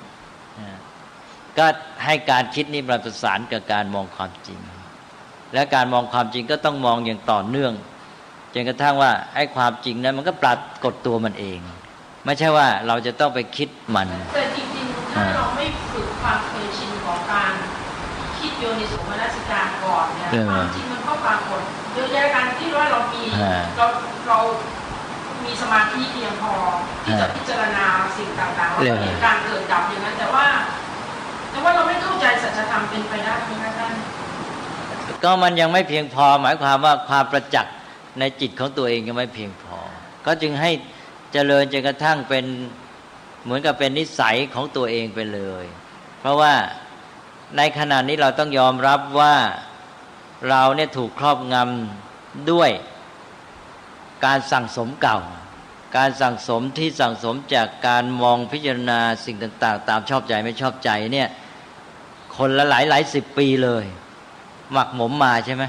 ไอ้เจ้านี่มันก็ครอบงำความคิดความเข้าใจของเราอยู่ทีนี้เราจะฝึกใหม่ไม่ให้ไอ้ตัวการสั่งสมอิทธิพลนี้มาครอบงำเราจึงได้ให้มีการใช้สติแล้วก็อยู่กับปัจจุบันมองเห็นความจริงเฉพาะตามที่มันเกิดขึ้นอยู่นี่ถ้าเห็นความจริงที่มันเกิดขึ้นเป็นไปอยู่ต่อเนื่องไปเนี่ยไอ้ภาพความจริงนั้นมันก็ปรากฏขึ้นมาจากภาวะของมันเองที่ว่าธรรมชาตินั้นมันไม่ได้ปกปิดมันไม่ได้ปกปิดมันไม่ได้ปิดกั้นอะไรเราเลยแต่เพราะว่าเราเนี่ยไปถูกอิทธิพลของความเชื่อความชอบใจไม่ชอบใจที่มีมามันก็เลยมามองสิ่งทั้งหลายไม่ได้มองตามที่มันเป็นแต่มองตามที่เราอยากให้เป็นหรือตามที่เราคิดหวังให้มันเป็นใช่ไหมไอ้ตัวเนี้ยความคิดหมายความคาดหวังจากสิ่งต่างๆมันเข้ามาครอบงำนำความคิดของเราไปซะก่อนแทนที่ว่าจะอยู่กับความเป็นจริงที่ความเป็นจริงก็มองมันแค่ความจริงที่มันเกิดนั่นแหละมันก็สิ่งทั้งหลายมันเราเรียกว่าเป็นไปใช่ไหมมันไม่มีอะไรในโลกนี้ที่หยุดนิ่งพอเรามองปั๊บเนี่ยมันก็มีความเคลื่อนไหวมีความเป็นไปของมันความเป็นไปของมันก็คือการเปลี่ยนจากภาพหนึ่งไปอีกสภาพหนึ่งการที่ไม่คงอยู่ในภาวะเดิมใช่ไหมแล้วก็การที่มันเปลี่ยนแปลงแปรไปสู่ภาวะใหม่เนี่ยเป็นยังไงก็เป็นไปตามองค์ประกอบปัจจัยที่สัมพันธ์กันใช่ไหมอันนี้คือภาวะที่เรียกว่าอนิจจังทุกขังอนัตตาคือภาวะที่ว่าภาพนั้นสิ่งนั้นหรือสภาวะธรรมนั้นมันปรากฏขึ้นมาแล้วมันก็หายไป ปรากฏขึ้นมาแล้วก็หายไปสภาวะนี้เรียกว่าอนิจจังแล้วภาวะที่มันไม่คงอยู่ในสภาพเดิมนะมันปรากฏในสภาพใหม่อยู่เรื่อยๆคงอยู่ในภาวะเดิมไม่ได้แปลเปลี่ยนจากภาพนี้ไปเป็นภาพนั้นอย่างนี้เรียกว่าทุกขังแล้วมันก็ไม่สามารถสนองความต้องการของคนถ้ามองในแง่เกี่ยวกับเรื่องของมนุษย์นะมนุษย์ก็มีความต้องการของตนเองต้องการให้สิ่งใดสิ่งหนึ่งที่ตนเกี่ยวข้องอยู่ในภาวะใดอย่างหนึ่งคนมีความต้องการที่จะให้สิ่งที่ตัวเกี่ยวข้องแม้แต่ชีวิตของตัวเนี่ยอยู่ในภาวะอันหนึ่งที่ตัวต้องการแต่ว่าสิ่งเหล่านั้นมันจะไม่มาอยู่ในภาวะที่เราต้องการเพราะว่ามันก็ไปตามกระแสของมันก็เกิดขึ้นปรากฏในภาวะนี้แล้วก็ภาวะนี้ก็รับหายดับไปก็ไปปรากฏในภาพสภาวะอีกอย่างหนึ่งอันนี้เป็นอนิจจังแล้วก็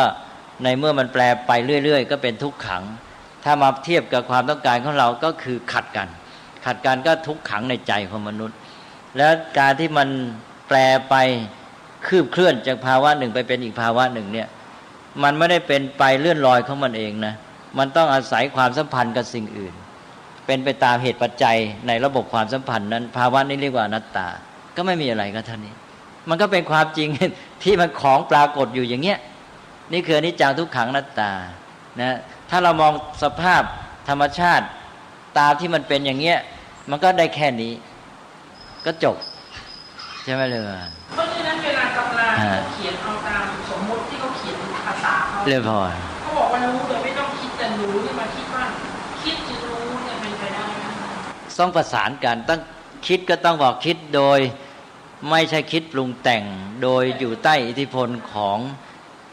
ความชอบใจไม่ชอบใจเป็นต้นแต่คิดโดยบริสุทธิ์เป็นกระบวนการคิดที่บริสุทธิ์ที่ว่าไปเชื่อมโยงเปิดช่องหรือให้ทิศทางแก่การมองความจริงเพราะว่าถ้าไม่มีการคิดมาช่วยนำอย่างที่ว่า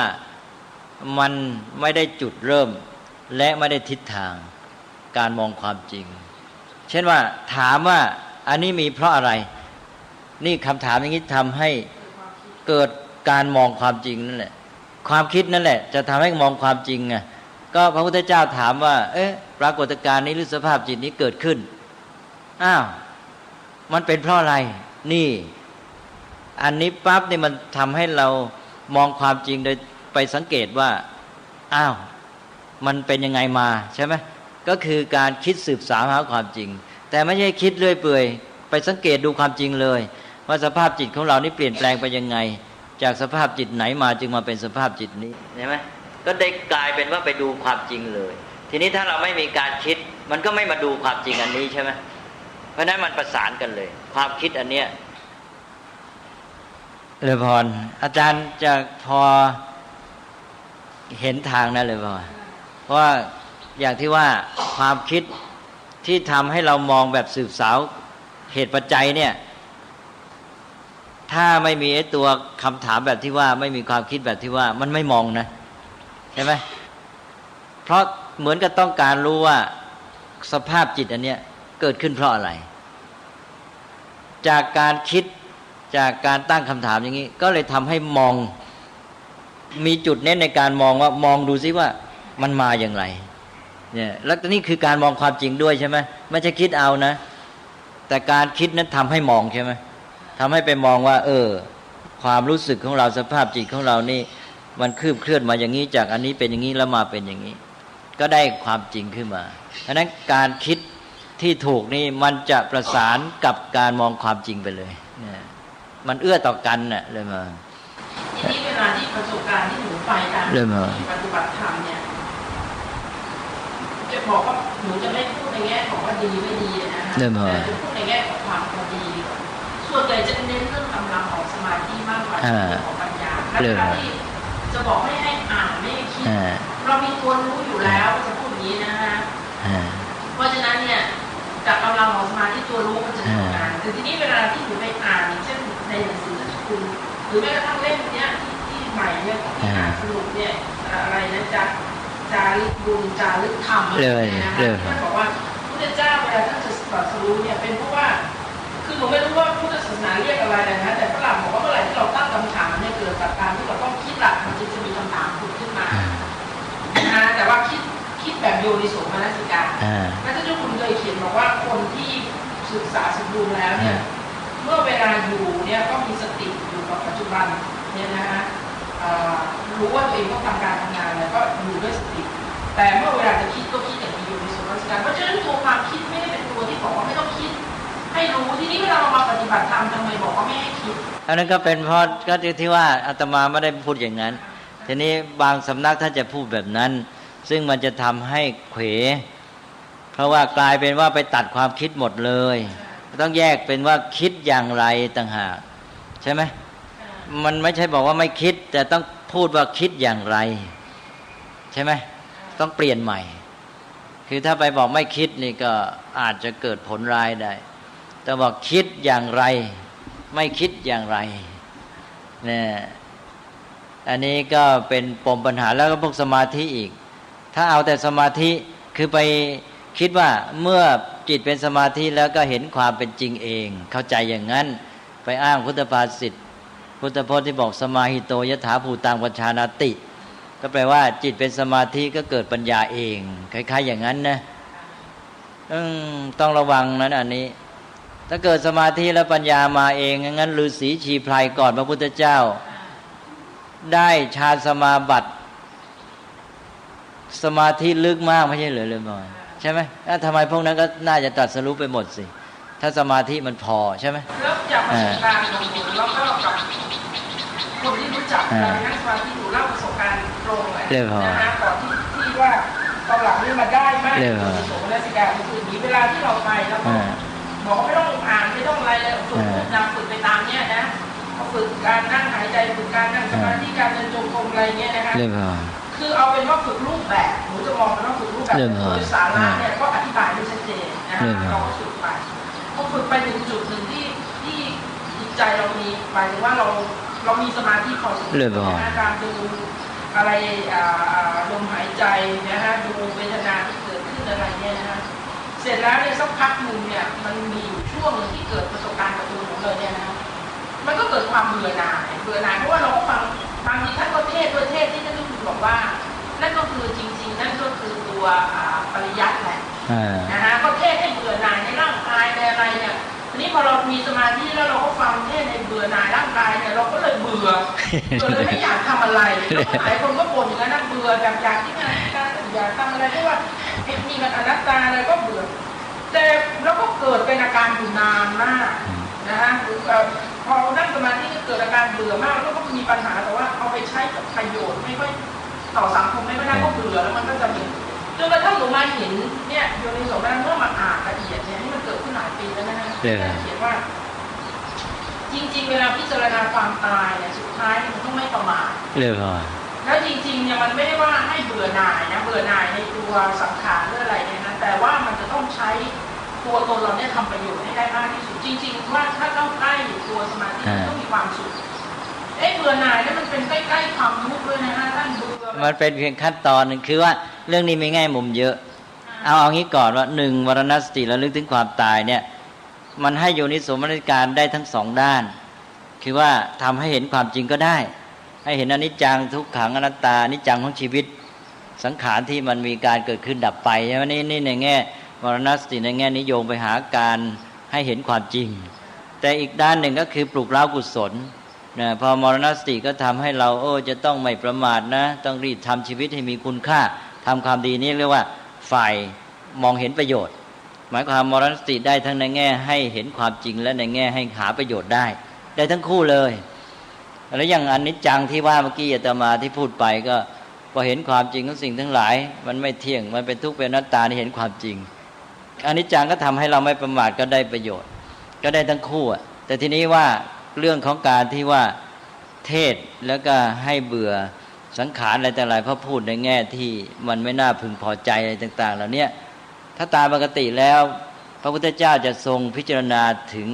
อุปนิสัยพื้นเพจริตของคนฟังใช่ไหมทีนี้เวลามาใช้กับคนจำนวนมากเนี่ยมันก็เกิดได้ทั้งผลร้ายและผลดีเพราะคนที่ฟังนี้พื้นเพอุปนิสัยความแตกต่างไม่เหมือนกันดังนั้นคนนี้อยู่ในระดับนี้จิตมันจะต้อง ใช้อันเนี้ยจะต้องเกิดประสบการณ์นี้แล้วเขาจึงจะสามารถก้าวต่อสมมติว่าคนเนี้ยเกิดความยึดติดผูกพันหลงมากเกินไปนะก็มาสอนอันนี้ปั๊บนะเพื่อจะสร้างปฏิกิริยาขึ้นมาให้จิตมันขยับเขยื้อนได้ไม่ฉะนั้นแล้วจิตมันจะหมกติดอยู่อย่างนั้น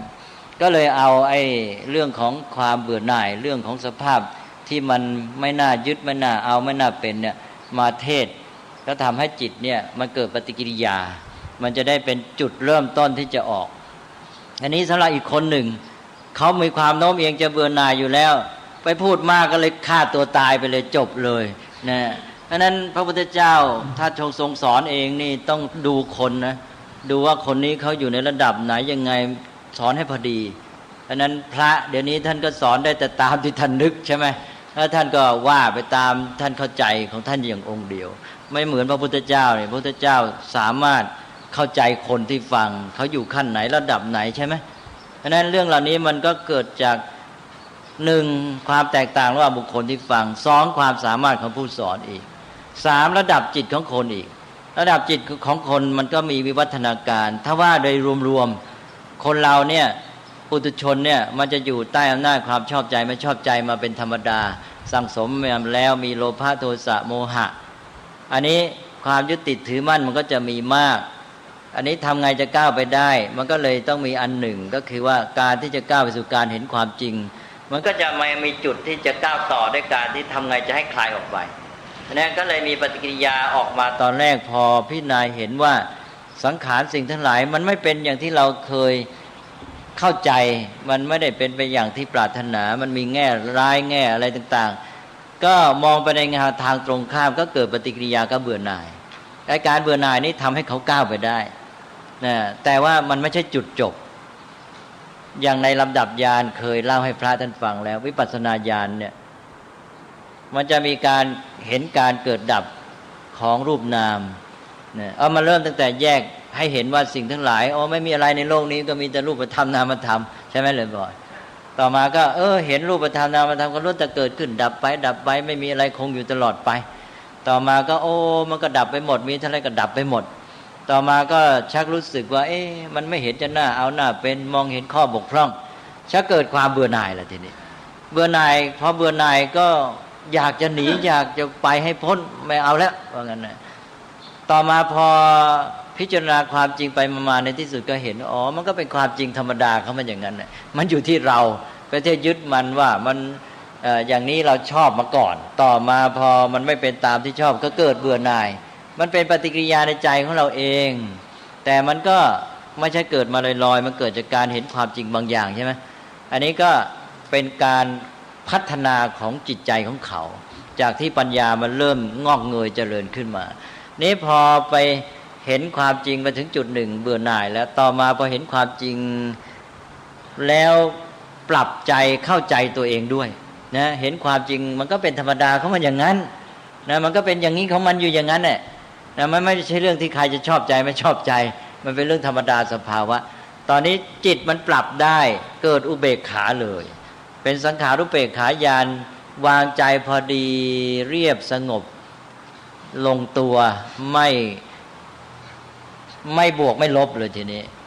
เป็นกลางเลยใช่ไหมเลยมาตอนนี้แหละจึงจะตรัสรู้ได้ถ้ายังตู่ตรงเบื่อแล้วไม่ตรัสรู้หรอกเรื่องตอนนั้นหนูถึงได้บอกว่าปัญญาเป็นเรื่องตัวการที่สำคัญเลยสำคัญแต่ว่าตกลงว่าถ้าเขาเบื่อหน่ายก็รู้ทันเขาก็แล้วกันรู้ยากแล้วมันจะติดอาการนั้นก็อย่างน้อยก็ให้หลักเขาให้หลักทางปริยัติก็ได้ให้เขารู้นะพระพุทธเจ้าตรัสสอนไว้นะจิตมาถึงกรงเนี้ยที่คุณเบื่อหน่ายก็ดีแล้วที่คุณมาถึงจุดนี้ได้แต่ว่าอย่าลืมพระพุทธเจ้าตรัสต่อไปนะคุณจะได้บรรลุจุดหมายเนี่ยคุณจะต้องก้าวไปขั้นที่จะเห็นความจริงที่มันเป็นธรรมดาของมันอย่างนั้นระวางใจเป็นกลางได้นั่นแหละคุณจะก้าวไปขั้นหนึ่งให้เขาเห็นทางบ้างอย่าให้เขาไปติดอยู่แค่เบื่อแล้วก็เลยหมดจิตหมดใจหมดพลังแล้วก็หันกลับไปเรื่องสมาธิอีกนั่นเลยมันที่ว่าสมาธิเนี่ยที่พระพุทธเจ้าตรัสไว้ว่าจิตตั้งมั่นแล้วจึงจะรู้เห็นตามเป็นจริงหมายความว่ามัน แปลความหมายได้ทั้งในแง่ที่ต้องมีสมาธินะจึงจะเกิดปัญญาได้แล้วก็เมื่อมีสมาธิแล้วจิตตั้งมั่นก็สามารถจะเห็นตามความเป็นจริงจะเห็นได้ตามเป็นจริงแต่ไม่ใช่ว่ามีสมาธิแล้วปัญญาจะมาเองเพราะฉะนั้นไม่ต้องไปพัฒนาปัญญาสิก็อย่างที่บอกแล้วถ้าอย่างนั้นฤาษีชีไพรก็ได้สมาธิออกลึกซึ้งใช่ไหมก่อนพระพุทธเจ้ามาอุบัติเนี่ยก็อย่างที่ว่าอาราลดาบทกาลามโคตก็ได้ตั้งอากินจัญญายตนะสมาบัติ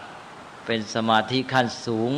เรียกว่าจตุตฌานนี้ก็สูงสุดแล้วยังไปถึงรูปฌานอีกแน่วแน่สนิทลงไปอีกแล้วอุทกดาบทรามบุตรก็ได้ถึงเนวสัญญานาสัญญายตนะจบสมาบัติ8ก็สมาธิยอดเยี่ยมแล้วทำไมไม่ตรัสรู้ล่ะถ้าบอกถ้าไปตีความอย่างนั้นก็กลายเป็นว่าอ้าวถ้าอย่างนั้นก็พระพุทธเจ้าจะต้องมาเกิดทำไมเราก็ฤาษีเขาได้สมาธิกันออกเก่งๆใช่ไหมอันนี้มันก็เป็นเรื่องธรรมดาอยู่แล้วว่าต้องพัฒนาไปด้วยกันทั้งศีลสมาธิปัญญาพฤติกรรมจิตใจและปัญญาไม่ใช่สมาธิพอได้แล้วก็ปัญญาเกิดเองเพราะนั้นก็ไม่ต้องมีวิปัสสนาก็มีแต่สมถะก็พอเพราะสมถะต้องทำให้เกิดสมาธิคือไม่เข้าใจความเป็นปัจจัยกันและความสัมพันธ์กันระหว่างองค์ประกอบในการปฏิบัติทั้งศีลสมาธิปัญญานี้ใช่ไหมเรื่องก่อนเนี่ยตัวสำคัญก็เลยทำให้เข้าใจไขว้เขวไปถ้าบางอย่างเนี่ยใช้ผิดก็ได้สมาธิที่ค่อนข้างดีใช้ผิดกลายเป็นว่าถอนลำบากด้วยนะเนี่ยมันไม่มีตัวปัญญาประกอบมันก็ติดสิเริ่มคนนั้นสัตว์สายก็ไม่ถึงนักนะยังไปคล้ายๆไปจับตรงนู้นเป็นอารมณ์เป็นอารมณ์ที่นิดดิ่งพอได้สมาธิดิ่งคิดอะไรแบบที่ท่านบอกว่าบางคนเนี่ยแม้กระทั่งว่าสภาพจิตไม่ดีเนี่ยแต่สมาธิดีก็ดิ่งไปในเรื่องอะไรก็ดิ่งไปในเรื่องนั้นมันก็ถอนยากกลายเป็นกลับเป็นโทษเนี่ยก็ใช่สิสมาธิก็เป็นโทษเยอะสิสมาธิก็หนึ่งก็ทำให้โน้มไปสู่ความขี้เกียจเรื่องกันนะสบายใช้เป็นสิ่งกล่อมเนี่ยแล้วกล่อมใจหนีปัญหาหลบปัญหาไม่ต้องทำอะไรเวลามีทุกข์มีร้อนก็หลบเข้ามานั่งสมาธิเพลินก็เลยกลายเป็นตัวถ่วงไม่ให้เดินหน้าด้วยดังนั้นสิ่งที่ว่าดีใช้ไม่เป็นก็เป็นโทษก็กลายไม่ฉะนั้นถ้าจะมีหรือมิจฉาสมาธิใช่ไหมสมาธิก็เป็นสมาธิแต่เป็นมิจฉาใช้ผิดเอาไปกล่อมใจซะเนี่ยหรือเอาไปใช้หาฤทธิ์อะไรเป็นต้น4 โมงแล้วพวกฝรั่งที่มาเล่นกันตอนหลังเนี่ยออสเตรเลียก็ออกกฎหมายพวกเมอร์ซี่คิวลิงที่ขอภาพอะไรได้ก็เป็นการคิดสุดโต่งสุดโต่งเรื่องคือบางทีมันคิดดิ่งไปแง่เดียวก็คิดแต่แง่นั้นไปดีแล้วแต่แง่อื่นมันไม่มองอย่างเวลาที่ท่านคุณทำพวกหนังสือพวกนี้นะจะให้อ่านเวลาที่เขามองไม่เรื่องวิพัฒน์ว่าวิธีคิดอย่างเรื่องการทำแท้งหรืออะไรที่ทางหมอศรีราชเขาถามท่านคุณจะแยกเปลี่ยนปัจจัยให้มีความคิดที่ปราณีตก่อน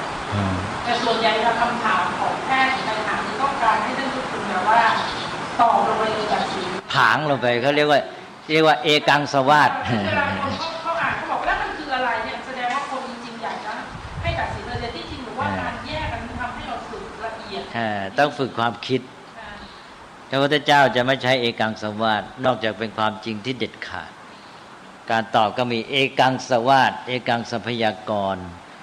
แล้วก็ปฏิปุจฉาพยากรต้องย้อนถามแล้วอันนี้เป็นเครื่องมือหนึ่งแล้วก็เรื่องก่อนปะทะกับสิ่งต่างๆหรือกับผู้คนเนี่ยวิธีฝรั่งวัดไอคิวใช่ไหมคะแต่จะมองว่าคนนั้นเนี่ยเวลาเขาตอบปัญหาอะไรเนี่ยเขามองสื่อสารแล้วเขามองตัวแปรเหตุปัจจัยได้เยอะมากไหมถ้าเยอะแล้วเป็นแบบวิปัสสนามันเป็นตัววัดตัวก็จะเห็นความจริงได้ชัดทุกแง่ทุกมุมให้พอดีกับความจริงอ่ะถ้ามันไม่พอดีกับความจริงเพราะตัวไปมองแง่เดียวความจริงมันมีหลายแง่มันก็ไม่พอดีความจริงนี่ก็1เอกังสัพยากรตอบผางเดียวเด็ดขาด2ปฏิปุจฉาพยากรต้องย้อนถามก่อนแล้วจึงตอบ3วิพัชชพยากรต้องแยกแยะตอบจำแนกแจกแจงแล้วก็ สุดท้ายก็พับปัญหาเลยหมายความว่าปัญหานั้นถามผิดต้องพับไปเลยเรื่องพอแต่หนังสือพวกนี้ถ้าใครฝึกให้อ่านเยอะแล้วเอาเปลี่ยนนิสัยได้เรื่องพอก็นี่แหละเป็นเรื่องวิธีคิดเนี่ยเรื่องโยนิโสมนสิการ แต่อย่างอนัตตานี่ก็อธิบายแก่ท่านในที่ประชุมนี้แล้วท่านเข้าใจไหมฮะ นะฮะถ้าเห็นอนัตตาก็มีแต่ว่ามันพอในภาวะทั่วไปเนี่ยคือเราจะไปเริ่มที่อะไรที่จับจุดตายตัวซะเราต้องพูดถึงสภาพทั่วไปคือการที่สิ่งทั้งหลายเนี่ยคือพอเรามองออกไปในโลกเนี่ยมันก็จะเห็นสิ่งทั้งหลายใช่ไหมสิ่งทั้งหลายนี่ไม่ได้อยู่นิ่งเลยนะมีความเป็นไปเนี่ยความเป็นไปเนี่ยที่เราอยู่ในโลกเนี่ยมันเป็นโลกแห่งความเป็นไปใช่ไหมมีความเป็นไปไอ้ความเป็นไปนั่นคืออะไรคือการที่จากสภาพหนึ่งไปสู่สภาพหนึ่งใช่ไหมสภาพนี้ปรากฏแล้วสภาพนี้ก็เลือนหายไปแล้วก็มีสภาพใหม่ก็ไปอย่างนี้เรื่อยนี่เรื่องความเป็นไปความเป็นไปอย่างนี้ก็คือความเปลี่ยนแปลงความเปลี่ยนแปลงก็คือเปลี่ยนจากสภาพหนึ่งไปเป็นสภาพหนึ่งสภาพเก่าหายสภาพใหม่ปรากฏนี่คืออนิจจังเนี่ยอนิจจังปรากฏแล้วปฏิเสธไม่ได้เลยเพราะว่านี่คือโลกแห่งความเป็นไปก็ต้องอนิจจังเท่านั้นทีนี้การที่มาเป็นอนิจจังคือเกิดปรากฏแล้วก็หายปรากฏแล้วก็หายใช่ไหมมันก็ไม่อยู่ในภาวะเดิมใช่ไหมอาการที่ไม่อยู่ในภาวะเดิมเนี่ยเราเรียกว่าทุกขังมันไม่สามารถจะคงอยู่ในภาวะนั้นได้ต้องไปสู่อีกภาวะหนึ่งอนิจจังทุกขังรวมกันเราเรียกว่าความเปลี่ยนแปลงไม่ใช่ว่าเปลี่ยนแปลงคืออนิจจังอันนี้เราพูดแบบง่ายๆเปลี่ยนแปลงมันเป็นศัพท์รวมเป็นคอนเซปต์รวมที่พูดทั้งอนิจจังทุกขังเพราะว่าอนิจจังนั้นก็คือการที่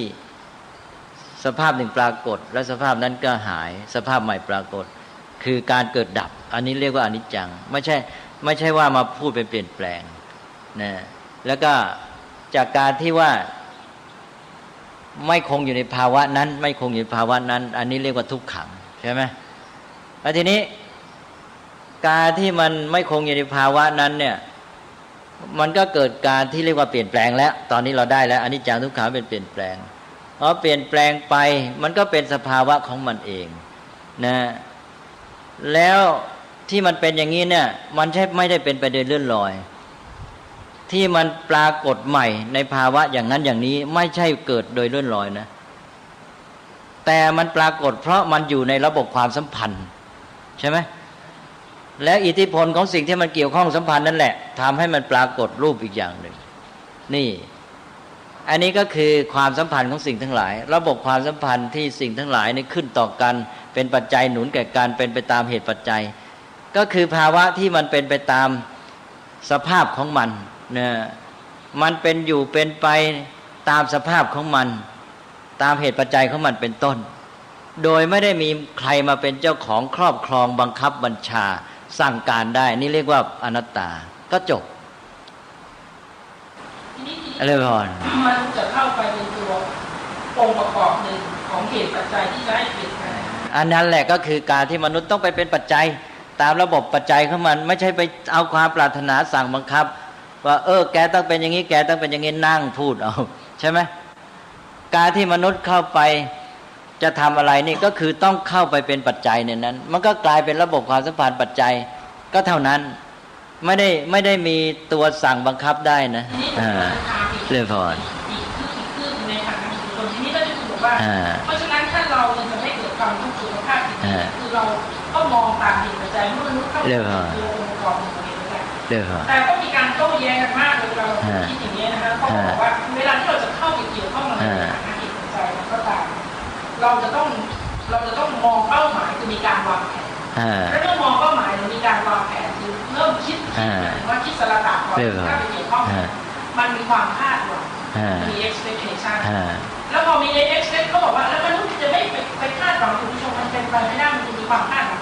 แล้วที่คุณก็เทศต่อไปว่าไอ้นี่แหละไอ้สิ่งที่เราไปหวังเนี่ยถ้ามันสวนกับกระแสธรรมชาติเนี่ยนะมันทำให้เกิดทุกข์ก็ถามบอกว่าถ้าไม่หวังจะทำยังไงให้ไม่หวังคือทำให้เป็นกลางที่สุด แล้วก็เราก็เข้าไปเกี่ยวข้องเท่าที่ปัญญาเรารู้และดูว่ามันเปลี่ยนแปลงไปยังไงมันเปลี่ยนแปลงไปยังไงเราก็ดูอีกระยะในนั้นก็เปลี่ยนไปก็บอกมันในสภาพเป็นจริงมันเป็นไปไม่ได้เหมือนเราเลยจะคิดวางอะไรเราก็ไปข้างหน้าก่อนไม่ใช่อย่างนั้นแหละการคาดหวังนี่ต้องเอาเลยต้องวางแผนจะเอายังไงมันควรจะเป็นโดยปัญญาคือปัญญามองเห็นโดยเหตุผลว่ามันควรจะเป็นอย่างนี้ตั้งเป้าเลยแล้วทำตามเหตุปัจจัยศึกษาเหตุปัจจัยทำตามเหตุปัจจัยแล้วผลเกิดเท่าไรสำเร็จไม่สำเร็จเป็นไปตามเหตุปัจจัยรู้ตามนั้นนี่ต่างหากที่สำคัญคือไม่ใช่เอาตัวความอยากของตัวไม่มันมีคาดหวังสองอย่างคาดหวังด้วยความอยากเป็นอิโมชันการคาดหวังด้วยปัญญาว่ามันควรจะเป็นยังไงทีนี้การคาดหวังนี้สำเร็จไม่สำเร็จเรารู้ตามที่เหตุปัจจัยให้เป็นสำเร็จหรือไม่สำเร็จก็เป็นไปตามเหตุปัจจัยของมันแม้แต่เวลารอผลก็ไม่เกิดทุกข์ใช่ไหมเพราะมันมองว่ามันจะสำเร็จไม่สำเร็จตามนี้ก็ตามเหตุปัจจัยเมื่อไม่สำเร็จเราก็มองว่าอ้าวแสดงว่าเหตุปัจจัยอะไรขาดที่จะเกิดผลไม่ได้หรือมีเหตุปัจจัยอื่นมาขัดแย้งเราก็ศึกษาต่อสิด้วยการมองแบบปัญญาอย่างนี้ก็ตัดไอ้เรื่องของความยึดอยากของตัวเองที่จะให้เป็นตามปรารถนาถูกไหมมันคนละระบบเลยนะเลยบอลเป็นปัญญาแท้ๆปัญญาแท้ๆแล้วแม้แต่สำเร็จหรือไม่สำเร็จก็ไม่ทุกข์ใช่ไหมเลยบอลทีนี้ไอ้เจ้าตัวตัณหาแท้ๆเนี่ยตอนแรกที่มันตัณหาแท้ๆนะล้วนๆเนี่ยมันจะมีแต่การอยากจะให้เป็นตามที่ตัวอยากไม่มีปัญญาเข้ามาเลยตอนนี้จะทุกข์เต็มที่เลยไม่สำเร็จด้วยแล้วทุกข์เต็มที่ต่อมาเริ่มเอาปัญญาเข้ามาช่วยแต่ว่าเป็นปัญญาสนองตัณหาต่อมาปัญญามันบริสุทธิ์เอาตัณหาออกไปเสียได้ก็เป็นปัญญาบริสุทธิ์เพราะปัญญาบริสุทธิ์นี้ทั้งทำการสำเร็จด้วยไม่ทุกข์ด้วยใช่ไหมมันไม่ใช่ปัญญาแล้วก็ปล่อยเรื่อยเปื่อยมันจะเป็นปัญญาได้ไงปัญญามันก็ต้องมีความรู้ว่าสิ่งไรควรจะเป็นอย่างไรนี่สิ่งต่างหากที่เป็นปัญญาแท้ใช่ไหมมันไม่ใช่เป็นความที่จะเป็นตามที่ปรารถนาเฉยๆแต่มันเป็นความที่ควรจะเป็นตามปัญญาบอกใช่ไหมแม้แต่จุดหมายนี่มันก็เป็นจุดหมายของปัญญากับจุดหมายของตัณหาแหละนี่เราก็ต้องเริ่มตั้งแต่การวางแผนเพื่อสนองจุดหมายที่ปัญญาเห็นว่าควรจะเป็นไม่ใช่ไปสนองจุดหมายที่ตัณหาอยากให้เป็นใช่ไหมแค่นี้ก็ต้องแยกแล้วใช่ไหมแต่อาตมาอยากจะย้อนกลับไปที่เรื่องอนัตตาเนี่ยก่อนที่จะมาใช้ปฏิบัติให้เกิดผลเนี่ยก็คือมองสภาวะที่ว่ามันเป็นอนิจจังทุกขังอนัตตาอนัตตาก็คือภาวะที่สิ่งทั้งหลายมันเป็นอยู่ดำรงอยู่ตามสภาพของมันและเป็นไปตามสภาพของมันซึ่งเป็นไปตามเหตุปัจจัยเป็นต้นไม่ขึ้นต่อความปรารถนาคำสั่งบังคับของใครทั้งสิ้นถูกไหมอันนี้เนี่ยเรียกว่าอนัตตาก็สิ่งทั้งหลายก็ดำรงอยู่เป็นไปตามสภาพของมันถูกไหมเช่นตามเหตุปัจจัยใครไปเป็นเจ้าของยึดครองสั่งการบังคับให้เป็นไปตามปรารถนาได้ไม่มีใช่ไหมนี่แหละคือภาวะอนัตตาก็คือมองเป็นกระบวนการของธรรมะเหตุปัจจัยสภาวะธรรมล้วนๆที่เป็นไปในระบบความสัมพันธ์นี้ก็คือพอมองเห็นอนัตตาเนี่ยมันจะมองเห็นสิ่งทั้งหลายเป็นระบบความสัมพันธ์อันใหญ่ที่มีความเกี่ยวเนื่องกันส่งผลต่อกันเป็นปัจจัยกันและเป็นกระบวนการก็คือเคลื่อนไปเรื่อยใช่ไหมเลยมั้ยก็หมดนี่คืออนัตตาไม่มีตัวตนขึ้นมาสั่งบังคับปรารถนาจะให้เป็นอย่างนั้นอย่างนี้ได้ถ้าเราเห็นความจริงอย่างนี้ตัวเองเราจะมีความละเอียดแล้วก็ปราณีตเวลาจะเข้าไปเกี่ยวข้องเลยพรก็มันก็มองกว้างมองอะไรแล้วทำให้ไม่มาติดอยู่กับความปรารถนาของตัวเองเท่านั้นใช่ไหมมันก็จะไปมองที่ปัจจัยที่เกี่ยวข้องระบบความสัมพันธ์เป็นยังไงไอ้ระบบความสัมพันธ์เนี่ยยิ่งใหญ่ที่สุดหรือว่าแม้เราจะไม่ใช้ปัญญาตลอดแต่ว่าฝึกโดยวิธีนี้บ้างเนี่ยเรื่องพรก็ดีขึ้นเรื่องพรก็นะเพราะว่ามันปลีกมันตัดมันแยกออกไปจากไอ้ตัวตนได้เนี่ยไอ้ตัวตนนี่มันเกิดจากตัณหาเนี่ยคือมีตัวตนพอเรามีความปรารถนาปั๊บมันมีตัวตนที่เป็นเจ้าของความปรารถนาทันทีเลยใช่ไหมแต่พอมันมองความจริงตามสภาวะของมันตัวตนมันเกิดไม่ได้ดังนั้นตัวตนในเชิงจริยธรรมก็ตัวตนอันเนี้ยที่มีความอยากความปรารถนาจะให้สิ่งทั้งหลายเป็นไปตามที่ตัวอยากปรารถนายึดหมายสำคัญมั่นหมายใช่ไหมอันนี้คือตัวตนในทางจริยธรรมแล้วตัวตนในทาง ความเป็นจริงมันไม่มีอยู่แล้วเพราะว่าสิ่งทั้งหลายเป็นระบบความสัมพันธ์ในเหตุปัจจัยต่างสิ่งทั้งหลายดำรงอยู่ตามสภาพของมันเป็นไปตามคันลองของมันเองซึ่งมันเป็นระบบความสัมพันธ์อย่างที่ว่าเลยพอแต่อาจารย์ว่าจะชัดพอไหมล่ะเลยพอหนูได้ความคิดขึ้นเยอะแล้วก็โดยบางทีเนี่ยเราเข้าใจแล้วตัวภาษาเนี่ยเราไม่ชัดเนี่ยเวลาเราไปสื่อคนอื่นเนี่ยมันล็อกในตัวภาษาเลยพอนะฮะแล้วมันก็มีสองระดับด้วยอย่างระดับสัจธรรมกับระดับจริยธรรมระดับโลกุตระกับระดับเนี่ยเราอย่างที่เราคุณเวลาสื่อในพุทธบุญชาติมันก็ช่วยในการความคิดเราด้วยแต่นี้ที่หนูได้ใหม่ก็คือว่าอันนี้จำแบบทุกขังมันจะเป็นระบบของการเปลี่ยนแปลงเลยพอแล้วก็มองแค่ตัวนี้แล้วมันจะเป็นความเปลี่ยนแปลงอย่างนี้ได้จริงต้องมีความเป็นอนัตตาอยู่ด้วยก็คือความระบบความสัมพันธ์ที่สิ่งทั้งหลายเป็นไปตามเหตุปัจจัยของมันเป็นต้นดำรงอยู่แล้วเป็นไปตามสภาวะของมันแต่ส่วนที่มีประโยชน์มากก็คือว่าเวลาไปรวมกลุ่มกันหรือไปฝึกเขาคิดหรืออย่างนี้เนี่ยสิ่งที่ได้รับกลับมาคือว่าถ้าเขามีหลักอย่างนี้บ้างแม้กระทั่งว่าหนูอาจจะอธิบายไม่ชัดเจนแต่เขามีหลักในชีวิตอย่างนี้บ้างเนี่ยความทุกข์มันกระทบมันรับมาเวลามันกระทบแล้วเรารับเข้าเนี่ยจะน้อยลงเรื่องก็มันไม่มีตัวตนมารับกระทบใช่ไหมเขาไม่มีตัวตนรับกระทบมันก็เลยทุกข์ไม่มีที่ตั้งเขาเรียกว่าอย่างนั้นทุกข์ไม่มีที่ตั้งไม่มีที่ก่อตัวมันก็เลยไม่รู้จะเจริญงอกงามได้ยังไงนี่ถ้าเราไปมีตัวตัณหาความปรารถนาขึ้นมาก็มีอุปาทานความเข้าไปยึดหมายมั่นต่อสิ่งนั้นให้เป็นอย่างนั้นปั๊บทุกข์ก็มีที่ก่อตัวขึ้นมาก็เจริญงอกงามได้ถ้ามองเห็นตามสภาวะระบบความสัมพันธ์ในเหตุปัจจัยทั้งหลายเป็นสภาวะธรรมเคลื่อนไหวไปก็มองตามเหตุปัจจัยนั้นมันก็ไม่มีตัวตนที่จะมาเป็นจุดเริ่มต้นก่อตั้งทุกข์ที่จะเดินงอกงามได้เอาละใช่เลยพอเพราะฉะนั้นก็พูดมาวันนี้ก็ยาวยืดเลยบอกว่าแต่วิธีที่อย่าไปมองเขาอย่างนั้นต้องมองในแง่ดีทุกคนก็จะบอกว่าคือพยายามจะเน้นเมตตานะแต่ว่าพอเน้นเมตตาเสร็จแล้วตัวเองเข้าไปสัมผัสทั้งที่รู้ว่าเขามีอีกส่วนเขาพยายามปกเปลือกไม่มองอีกส่วนแล้วเดี๋ยวก็ไม่สบายใจก็เอากลับมาบ่นอีกว่าเอ๊ะทำไมเป็นอย่างนั้นทำไมเป็นอย่างนี้ทีนี้ท่านเจ้าคุณก็บอกว่าเราน่าจะมองทั้งสองด้านแต่ส่วนใหญ่แล้วทุกคนก็จะไม่ค่อยมองทั้งสองด้านอย่างเช่นจะบอกว่าอย่าพูดไปเดี๋ยวไม่สบายใจกันเอาสามัคคีดีกว่าเสร็จแล้วก็พอสามัคคีในหมู่ก็เอาคนซึ่งมีทั้งแง่ที่ดีและไม่ดีแต่ว่าไม่ดีเยอะเนี่ยก็มาเป็นคนในระดับคนปกครองมันก็สร้างปัญหาเยอะที่ท่านครูก็บอกว่าแล้วก็มันก็จะมีวิธีคิดอยู่อันหนึ่งแล้วก็จะอ้างว่านี่คือการคิดร้าวกุศลแล้วกุศลก็คือมองในแง่ดีแต่มันไม่ได้มองตามความเป็นจริงทีนี้เมื่อกี้ท่านที่คุณบอกว่าอันนี้มันมีจุดเสียคือจริงๆไม่ให้ไปหยุดอยู่ตรงแค่แง่ดีแต่ให้มองหาประโยชน์ใช่นี่เขาไปไม่ได้เนี่ยเขาไปไม่ได้ทีนี้ไอ้เรื่องมองหาประโยชน์นี่มันจะทำยังไงที่ว่าพอมองแง่ดีแล้วมองหาประโยชน์เพราะว่าอย่างท่านเจ้าคุณบอกว่าการที่ของที่ไม่ดีเนี่ยนะฮะแล้วมาพลิกถ่ายร้ายเป็นพัฒนาหนูพบว่าในการใช้ที่เป็นจริงเนี่ยต้องคนแข็งแรงมากถึงจะทำถ้าคนไม่แข็งแรงจะไม่มีวันก้าวเข้าไปสู่มันจะนั่งโบนแล้วก็มองไม่เห็นทางออกเพราะฉะนั้นวิธีผู้ของท่านเนี่ยหมายถึงว่าคนที่จะไปมองหาประโยชน์แม้กระทั่งสิ่งไม่ดีสิ่งร้ายกลายเป็นดีเนี่ยบางครั้งเราใช้คำถามเข้าไปบอกว่าเหตุการณ์ที่เกิดขึ้นเนี่ยคุณมองในแง่ไม่ดีช่วยมองในแง่ดีซิเขาจะมองไม่ออกเลยบางครั้งที่เขาให้ได้ยังมีชอบชังเยอะนะเพราะฉะนั้นหนูจะพบว่าคนแข็งแรงเท่านั้นจึงจะมองเหตุการณ์ร้ายในชีวิตโดยสามารถเห็นจุดดีเป็นการเรียนรู้ได้ส่วนใหญ่จะมองไม่ออกก็จะถือว่าถ้ามองไม่ออกก็มองที่ว่าเราได้เรียนรู้อะไรจากประสบการณ์อันนั้นนะเราจะพบอย่างนั้นที่เป็นประสบการณ์จริงเท่าที่ฝึกพยายามฝึกทีนี้อีกส่วนหนึ่งของการพยายามฝึกในเรื่องของการคิดร้าวกุศลเนี่ยนะหนูจะพบว่าคิดร้าวกุศลที่ส่วนใหญ่ทุกคนก็จะพยายามปลอบใจว่าเราเป็นพุทธนะเราเมตตาเรามองในแง่ดีแต่จะไม่เข้าใกล้ความจริงนะอย่างเช่นบางคนก็จะบอกว่าเนี่ยโอ้ยก็ลูกพี่ลูกน้องอย่าทะเลาะกันเลยนะเขาก็มีดีตรงนี้แล้วก็หยุดแต่ว่าไอ้ส่วนไม่ดีของเขาเนี่ยจะกลบแล้วพอมันมีเรื่องขึ้นมาก็จะมาบ่นแต่จะไม่แก้ปัญหาในการหาประโยชน์ทีนี้หนูว่าถ้าต้องหยุดการคิดอยู่แค่เล้ากุศล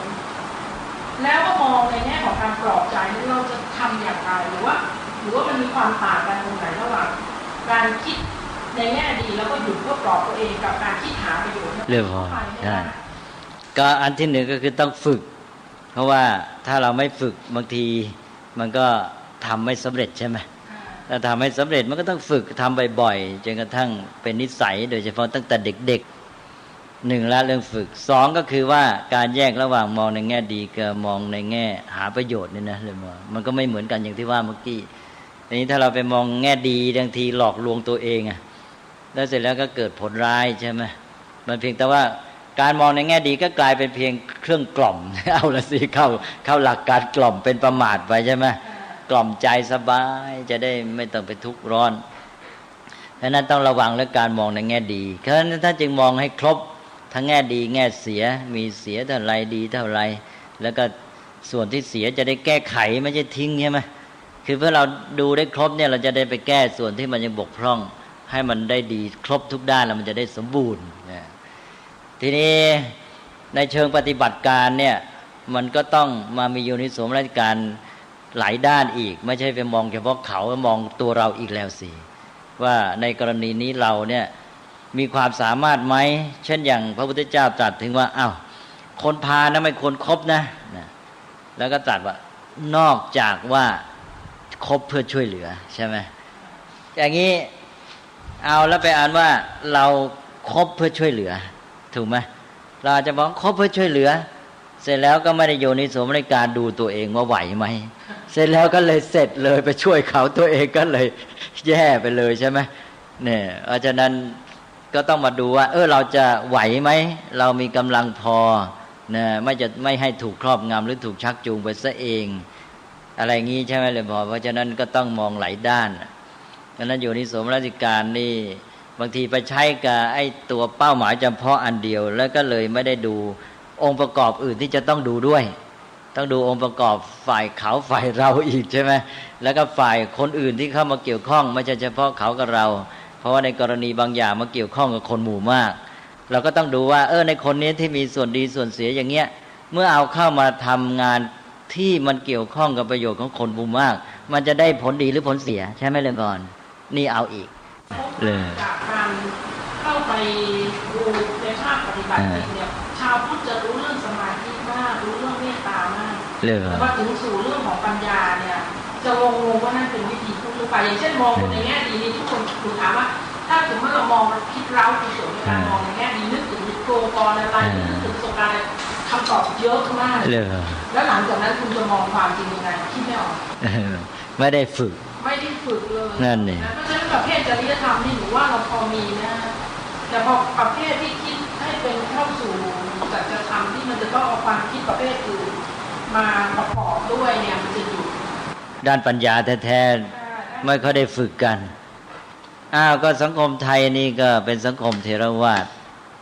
มันก็ขัดแย้งกันในตัวเถรวาทในปกตินี่ตามหลักการที่เขาว่ากันมาโดยประเพณีถือว่าเน้นปัญญาใช่ไหมฝ่ายมหายานเน้นกรุณาแต่ว่าในสังคมไทยก็เน้นเมตตากรุณากลับไม่เน้นปัญญาใช่ไหมถ้าที่เป็นเถรวาทอย่างเรื่องของแม่กวนอิมเลยจะเข้ามาง่ายมากจะไหลก็มาง่ายมากและเป็นปลอบใจใช่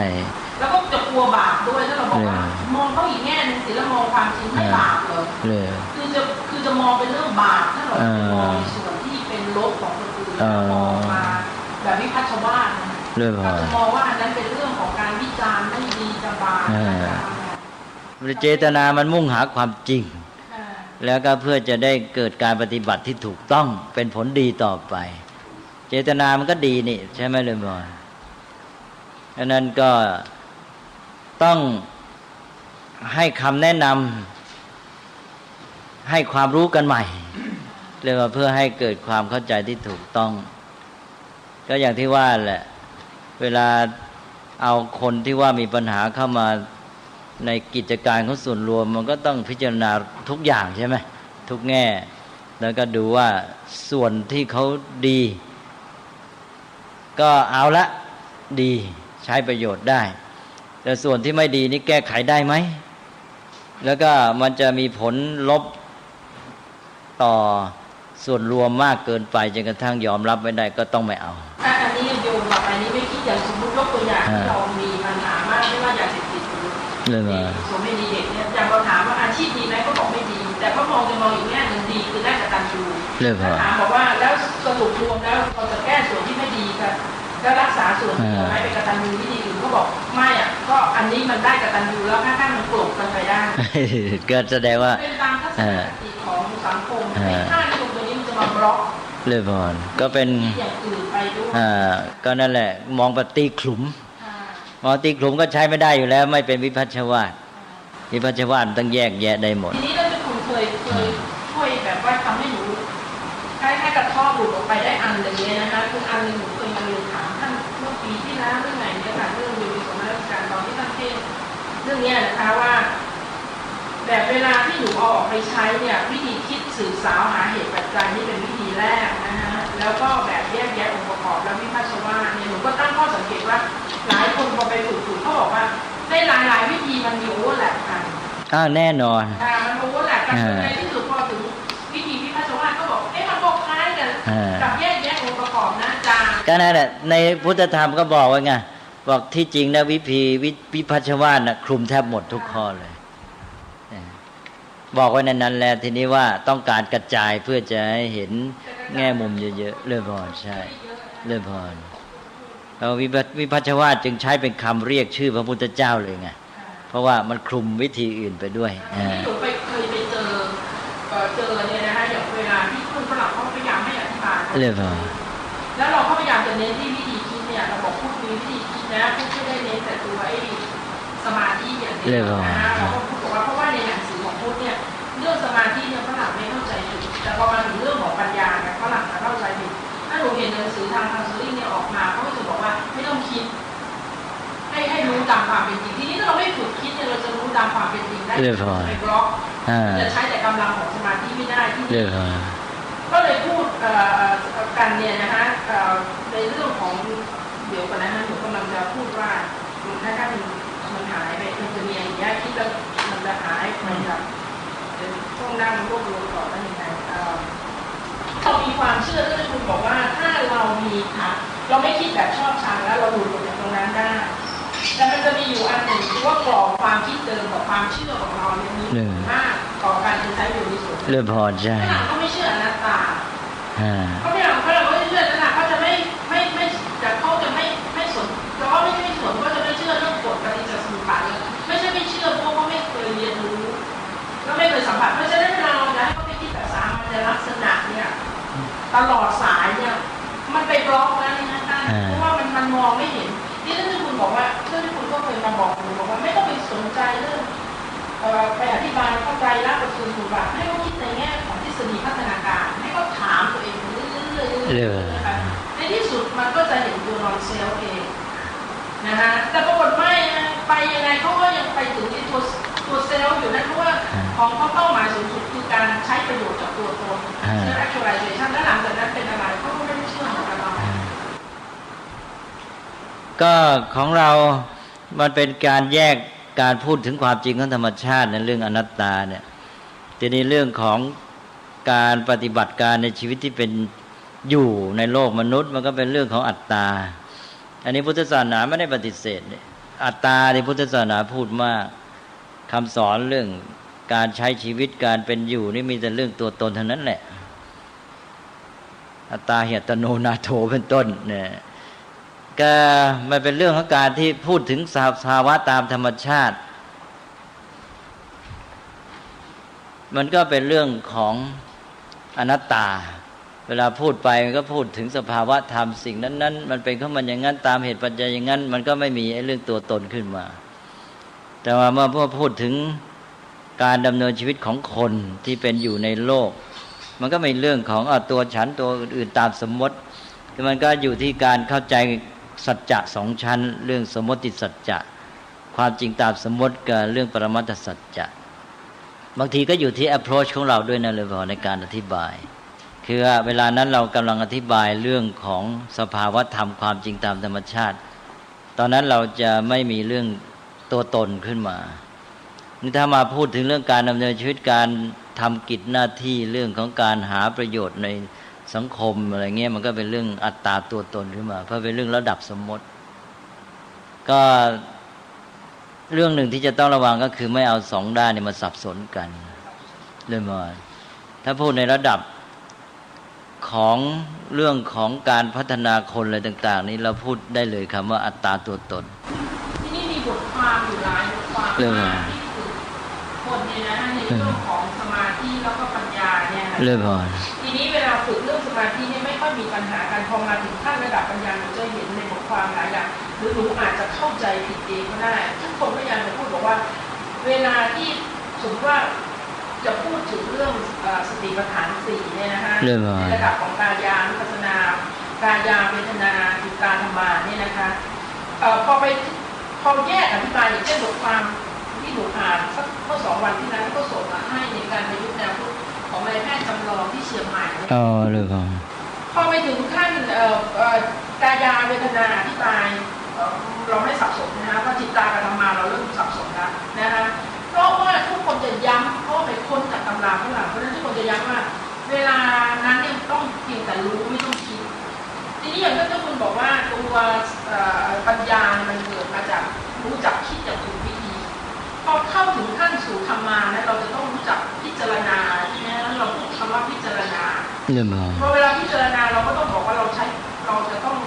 เดิมเราต้องมีพื้นฐานความเคยชินของเราแบบไหนถ้าเราพื้นฐานความเคยชินของเราเนี่ยเรามองสิ่งต่างๆไปตามหลักของกฎปฏิจจสมุปบาทหรืออะไรของเราที่เราเคยเรียนรู้มาแนวโน้มที่จะเข้าสู่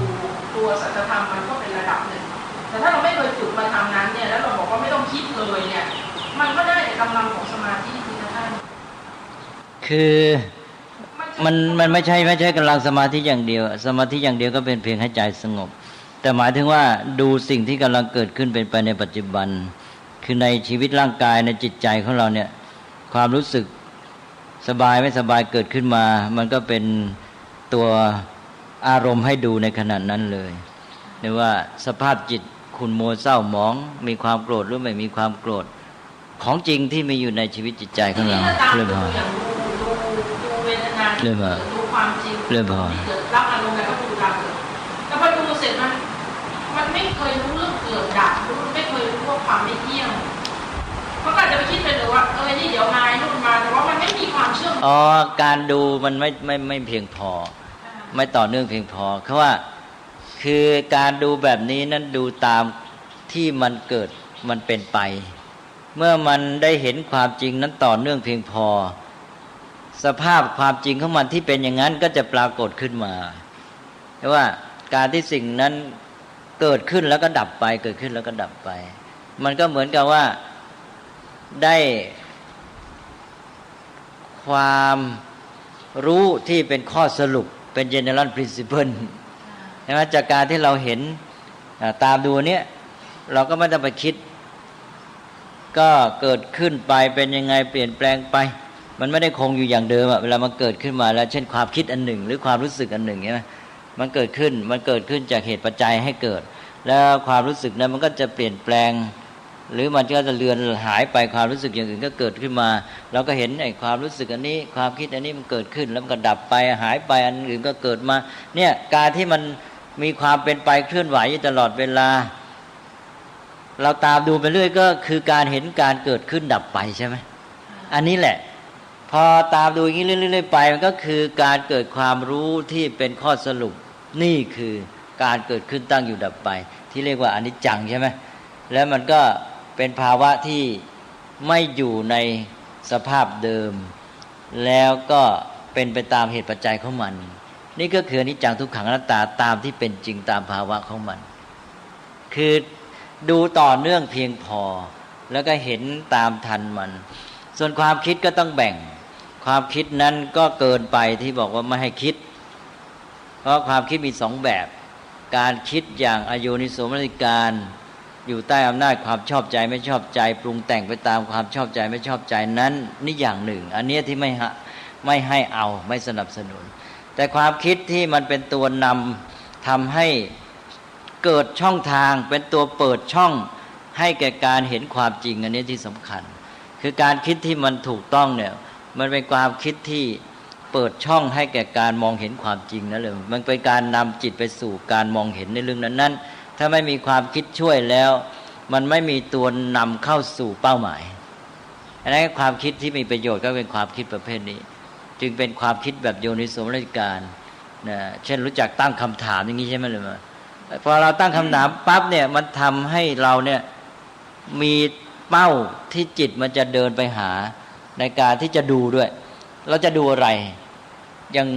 ยังไม่มีจุดชัดพอมีความคิดซึ่งเกิดจากการตั้งคำถามเป็นต้นมันก็มีจุดที่จะมองเลยใช่ไหมแล้วมีทิศทางด้วยพอมีจุดที่จะมองและมีทิศทางที่จะมองแล้วก็การดูความจริงก็ตามมาใช่ไหมหมายความว่าการคิดกับการดูความจริงเนี่ยมันประสานกันไม่ใช่เป็นความคิดแบบปรุงแต่งใต้อำนาจของความชอบใจไม่ชอบใจแล้วก็ว่าเรื่อยไปมันก็กลายเป็นความฝันไปใช่ไหมอันนั้นก็ความคิดก็มีสองแบบความคิดที่มาประสานกับเรื่องของการมองการเห็นความจริงซึ่งมันจะเป็นช่วยด้วยถ้าขาดอันนี้เสียไอ้การมองก็มองโดยอยู่ในขอบเขตจำกัดไม่มีทางไปก็อยู่แค่นั้นก็ให้การคิดนี้มาประสานกับการมองความจริงและการมองความจริงก็ต้องมองอย่างต่อเนื่องจนกระทั่งว่าไอ้ความจริงนั้นมันก็ปรากฏตัวมันเองไม่ใช่ว่าเราจะต้องไปคิดมันแต่จริงๆถ้าเราไม่ฝึกความเคยชินของการคิดโยนิโสมนสิการก่อนเนี่ยความจริงมันก็ปรากฏเยอะแยะกันที่ว่าเรามีสมาธิเพียงพอที่จะพิจารณาสิ่งต่างๆว่าเห็นการเกิดดับอย่างนั้นแต่ว่าเราไม่เข้าใจสัจธรรมเป็นไปได้ไหมคะท่านก็มันยังไม่เพียงพอหมายความว่าความประจักษ์ในจิตของตัวเองยังไม่เพียงพอก็จึงให้เจริญจนกระทั่งเป็นเหมือนกับเป็นนิสัยของตัวเองไปเลยเพราะว่าในขณะนี้เราต้องยอมรับว่าเราเนี่ยถูกครอบงำด้วยการสั่งสมเก่าการสั่งสมที่สั่งสมจากการมองพิจารณาสิ่งต่างๆตามชอบใจไม่ชอบใจเนี่ยคนละหลายสิบปีเลยหมักหมมมาใช่ไหมไอ้เจ้านี่มันก็ครอบงำความคิดความเข้าใจของเราอยู่ทีนี้เราจะฝึกใหม่ไม่ให้ไอ้ตัวการสั่งสมอิทธิพลนี้มาครอบงำเราจึงได้ให้มีการใช้สติแล้วก็อยู่กับปัจจุบันมองเห็นความจริงเฉพาะตามที่มันเกิดขึ้นอยู่นี่ถ้าเห็นความจริงที่มันเกิดขึ้นเป็นไปอยู่ต่อเนื่องไปเนี่ยไอ้ภาพความจริงนั้นมันก็ปรากฏขึ้นมาจากภาวะของมันเองที่ว่าธรรมชาตินั้นมันไม่ได้ปกปิดมันไม่ได้ปกปิดไม่ได้ปิดกั้นอะไรเราเลยแต่เพราะว่าเราเนี่ยไปถูกอิทธิพลของความเชื่อความชอบใจไม่ชอบใจที่มีมามันก็เลยมามองสิ่งทั้งหลายไม่ได้มองตามที่มันเป็นแต่มองตามที่เราอยากให้เป็นหรือตามที่เราคิดหวังให้มันเป็นใช่ไหมไอ้ตัวเนี้ยความคิดหมายความคาดหวังจากสิ่งต่างๆมันเข้ามาครอบงำนำความคิดของเราไปซะก่อนแทนที่ว่าจะอยู่กับความเป็นจริงที่ว่าความเป็นจริงก็มองมันแค่ความจริงที่มันเกิดนั่นแหละมันก็สิ่งทั้งหลายมันเราเรียกว่าเป็นไปใช่ไหมมันไม่มีอะไรในโลกนี้ที่หยุดนิ่งพอเรามองปั๊บเนี่ยมันก็มีความเคลื่อนไหวมีความเป็นไปของมันความเป็นไปของมันก็คือการเปลี่ยนจากภาพหนึ่งไปอีกสภาพหนึ่งการที่ไม่คงอยู่ในภาวะเดิมใช่ไหมแล้วก็การที่มันเปลี่ยนแปลงแปรไปสู่ภาวะใหม่เนี่ยเป็นยังไงก็เป็นไปตามองค์ประกอบปัจจัยที่สัมพันธ์กันใช่ไหมอันนี้คือภาวะที่เรียกว่าอนิจจังทุกขังอนัตตาคือภาวะที่ว่าภาพนั้นสิ่งนั้นหรือสภาวะธรรมนั้นมันปรากฏขึ้นมาแล้วมันก็หายไปปรากฏขึ้นมาแล้วก็หายไปสภาวะนี้เรียกว่าอนิจจังแล้วภาวะที่มันไม่คงอยู่ในสภาพเดิมนะมันปรากฏในสภาพใหม่อยู่เรื่อยๆคงอยู่ในภาวะเดิมไม่ได้แปลเปลี่ยนจากภาพนี้ไปเป็นภาพนั้นอย่างนี้เรียกว่าทุกขังแล้วมันก็ไม่สามารถสนองความต้องการของคนถ้ามองในแง่เกี่ยวกับเรื่องของมนุษย์นะมนุษย์ก็มีความต้องการของตนเองต้องการให้สิ่งใดสิ่งหนึ่งที่ตนเกี่ยวข้องอยู่ในภาวะใดอย่างหนึ่งคนมีความต้องการที่จะให้สิ่งที่ตัวเกี่ยวข้องแม้แต่ชีวิตของตัวเนี่ยอยู่ในภาวะอันหนึ่งที่ตัวต้องการแต่ว่าสิ่งเหล่านั้นมันจะไม่มาอยู่ในภาวะที่เราต้องการเพราะว่ามันก็ไปตามกระแสของมันก็เกิดขึ้นปรากฏในภาวะนี้แล้วก็ภาวะนี้ก็รับหายดับไปก็ไปปรากฏในภาพสภาวะอีกอย่างหนึ่งอันนี้เป็นอนิจจังแล้วก็ ในเมื่อมันแปลไปเรื่อยๆก็เป็นทุกขัง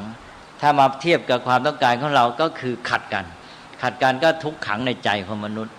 แล้วการที่มันแปลไปคืบเคลื่อนจากภาวะหนึ่งไปเป็นอีกภาวะหนึ่งเนี่ยมันไม่ได้เป็นไปเลื่อนลอยของมันเองนะมันต้องอาศัยความสัมพันธ์กับสิ่งอื่นเป็นไปตามเหตุปัจจัยในระบบความสัมพันธ์นั้นภาวะนี้เรียกว่าอนัตตาก็ไม่มีอะไรก็เท่านี้มันก็เป็นความจริง ที่มันของปรากฏอยู่อย่างเงี้ยนี่คืออนิจจังทุกขังอนัตตานะถ้าเรามองสภาพธรรมชาติตามที่มันเป็นอย่างเงี้ยมันก็ได้แค่นี้ก็จบใช่ไหมเลยเพราะฉะนั้นเวลาตำราเขาเขียนเอาตามสมมติที่เขาเขียนภาษาเขาเลยพอเขาบอกว่ารู้โดยไม่ต้องคิดแต่รู้นี่มาคิดว่าคิดจึงรู้เนี่ยเป็นไปได้ต้องประสานกันต้องคิดก็ต้องบอกคิดโดยไม่ใช่คิดปรุงแต่งโดยอยู่ใต้อิทธิพลของความชอบใจไม่ชอบใจเป็นต้นแต่คิดโดยบริสุทธิ์เป็นกระบวนการคิดที่บริสุทธิ์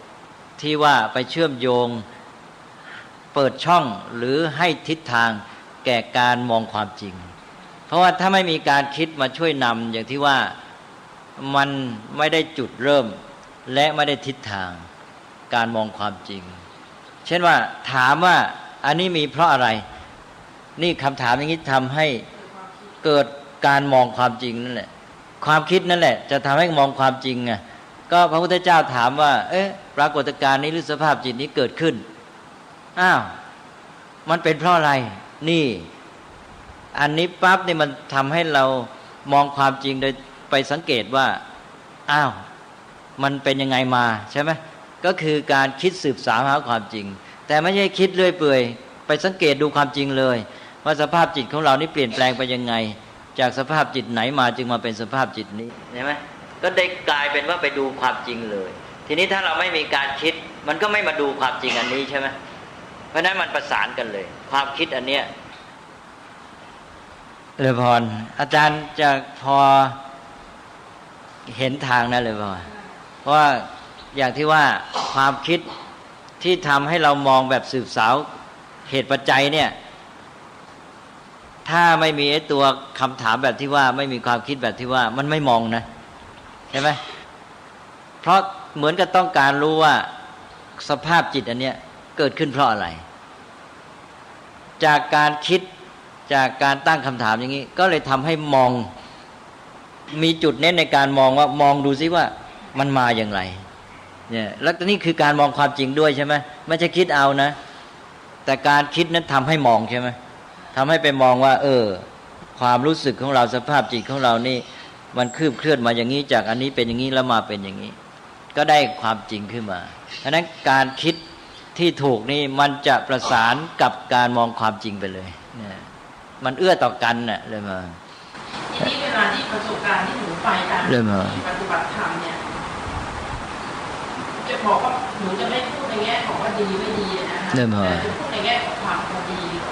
ส่วนใหญ่จะเน้นเรื่องกำลังของสมาธิมากกว่าของปัญญาและที่จะบอกไม่ให้อ่านไม่ให้คิดเรามีตัวรู้อยู่แล้วจะพูดอย่างนี้นะฮะเพราะฉะนั้นเนี่ยจากกำลังของสมาธิตัวรู้มันจะทำงานแต่ทีนี้เวลาที่หนูไปอ่านเช่นในหนังสือราชคุณหรือแม้กระทั่งเล่มเนี้ยที่ใหม่เนี่ยของที่อ่านสรุปเนี่ยอะไรนะจารึกบุญจารึกธรรมเลยนะคะท่านบอกว่าพุทธเจ้าเวลาท่านจะตรัสรู้เนี่ยเป็นเพราะว่าคือผมไม่รู้ว่าพุทธศาสนาเรียกอะไรนะแต่ฝรั่งบอกว่าเมื่อไหร่ที่เราตั้งคำถามเนี่ยเกิดจากการที่เราต้องคิดหลักมันจะมีคำถามผุดขึ้นมานะแต่ว่าคิดแบบโยนิโสมนสิการพระเจ้าคุณเคยเขียนบอกว่าคนที่ศึกษาสมบูรณ์แล้วเนี่ยเมื่อเวลาอยู่เนี่ยก็มีสติอยู่กับปัจจุบันเนี่ยนะฮะรู้ว่าตัวเองต้องทำการทำงานแล้วก็อยู่ด้วยสติ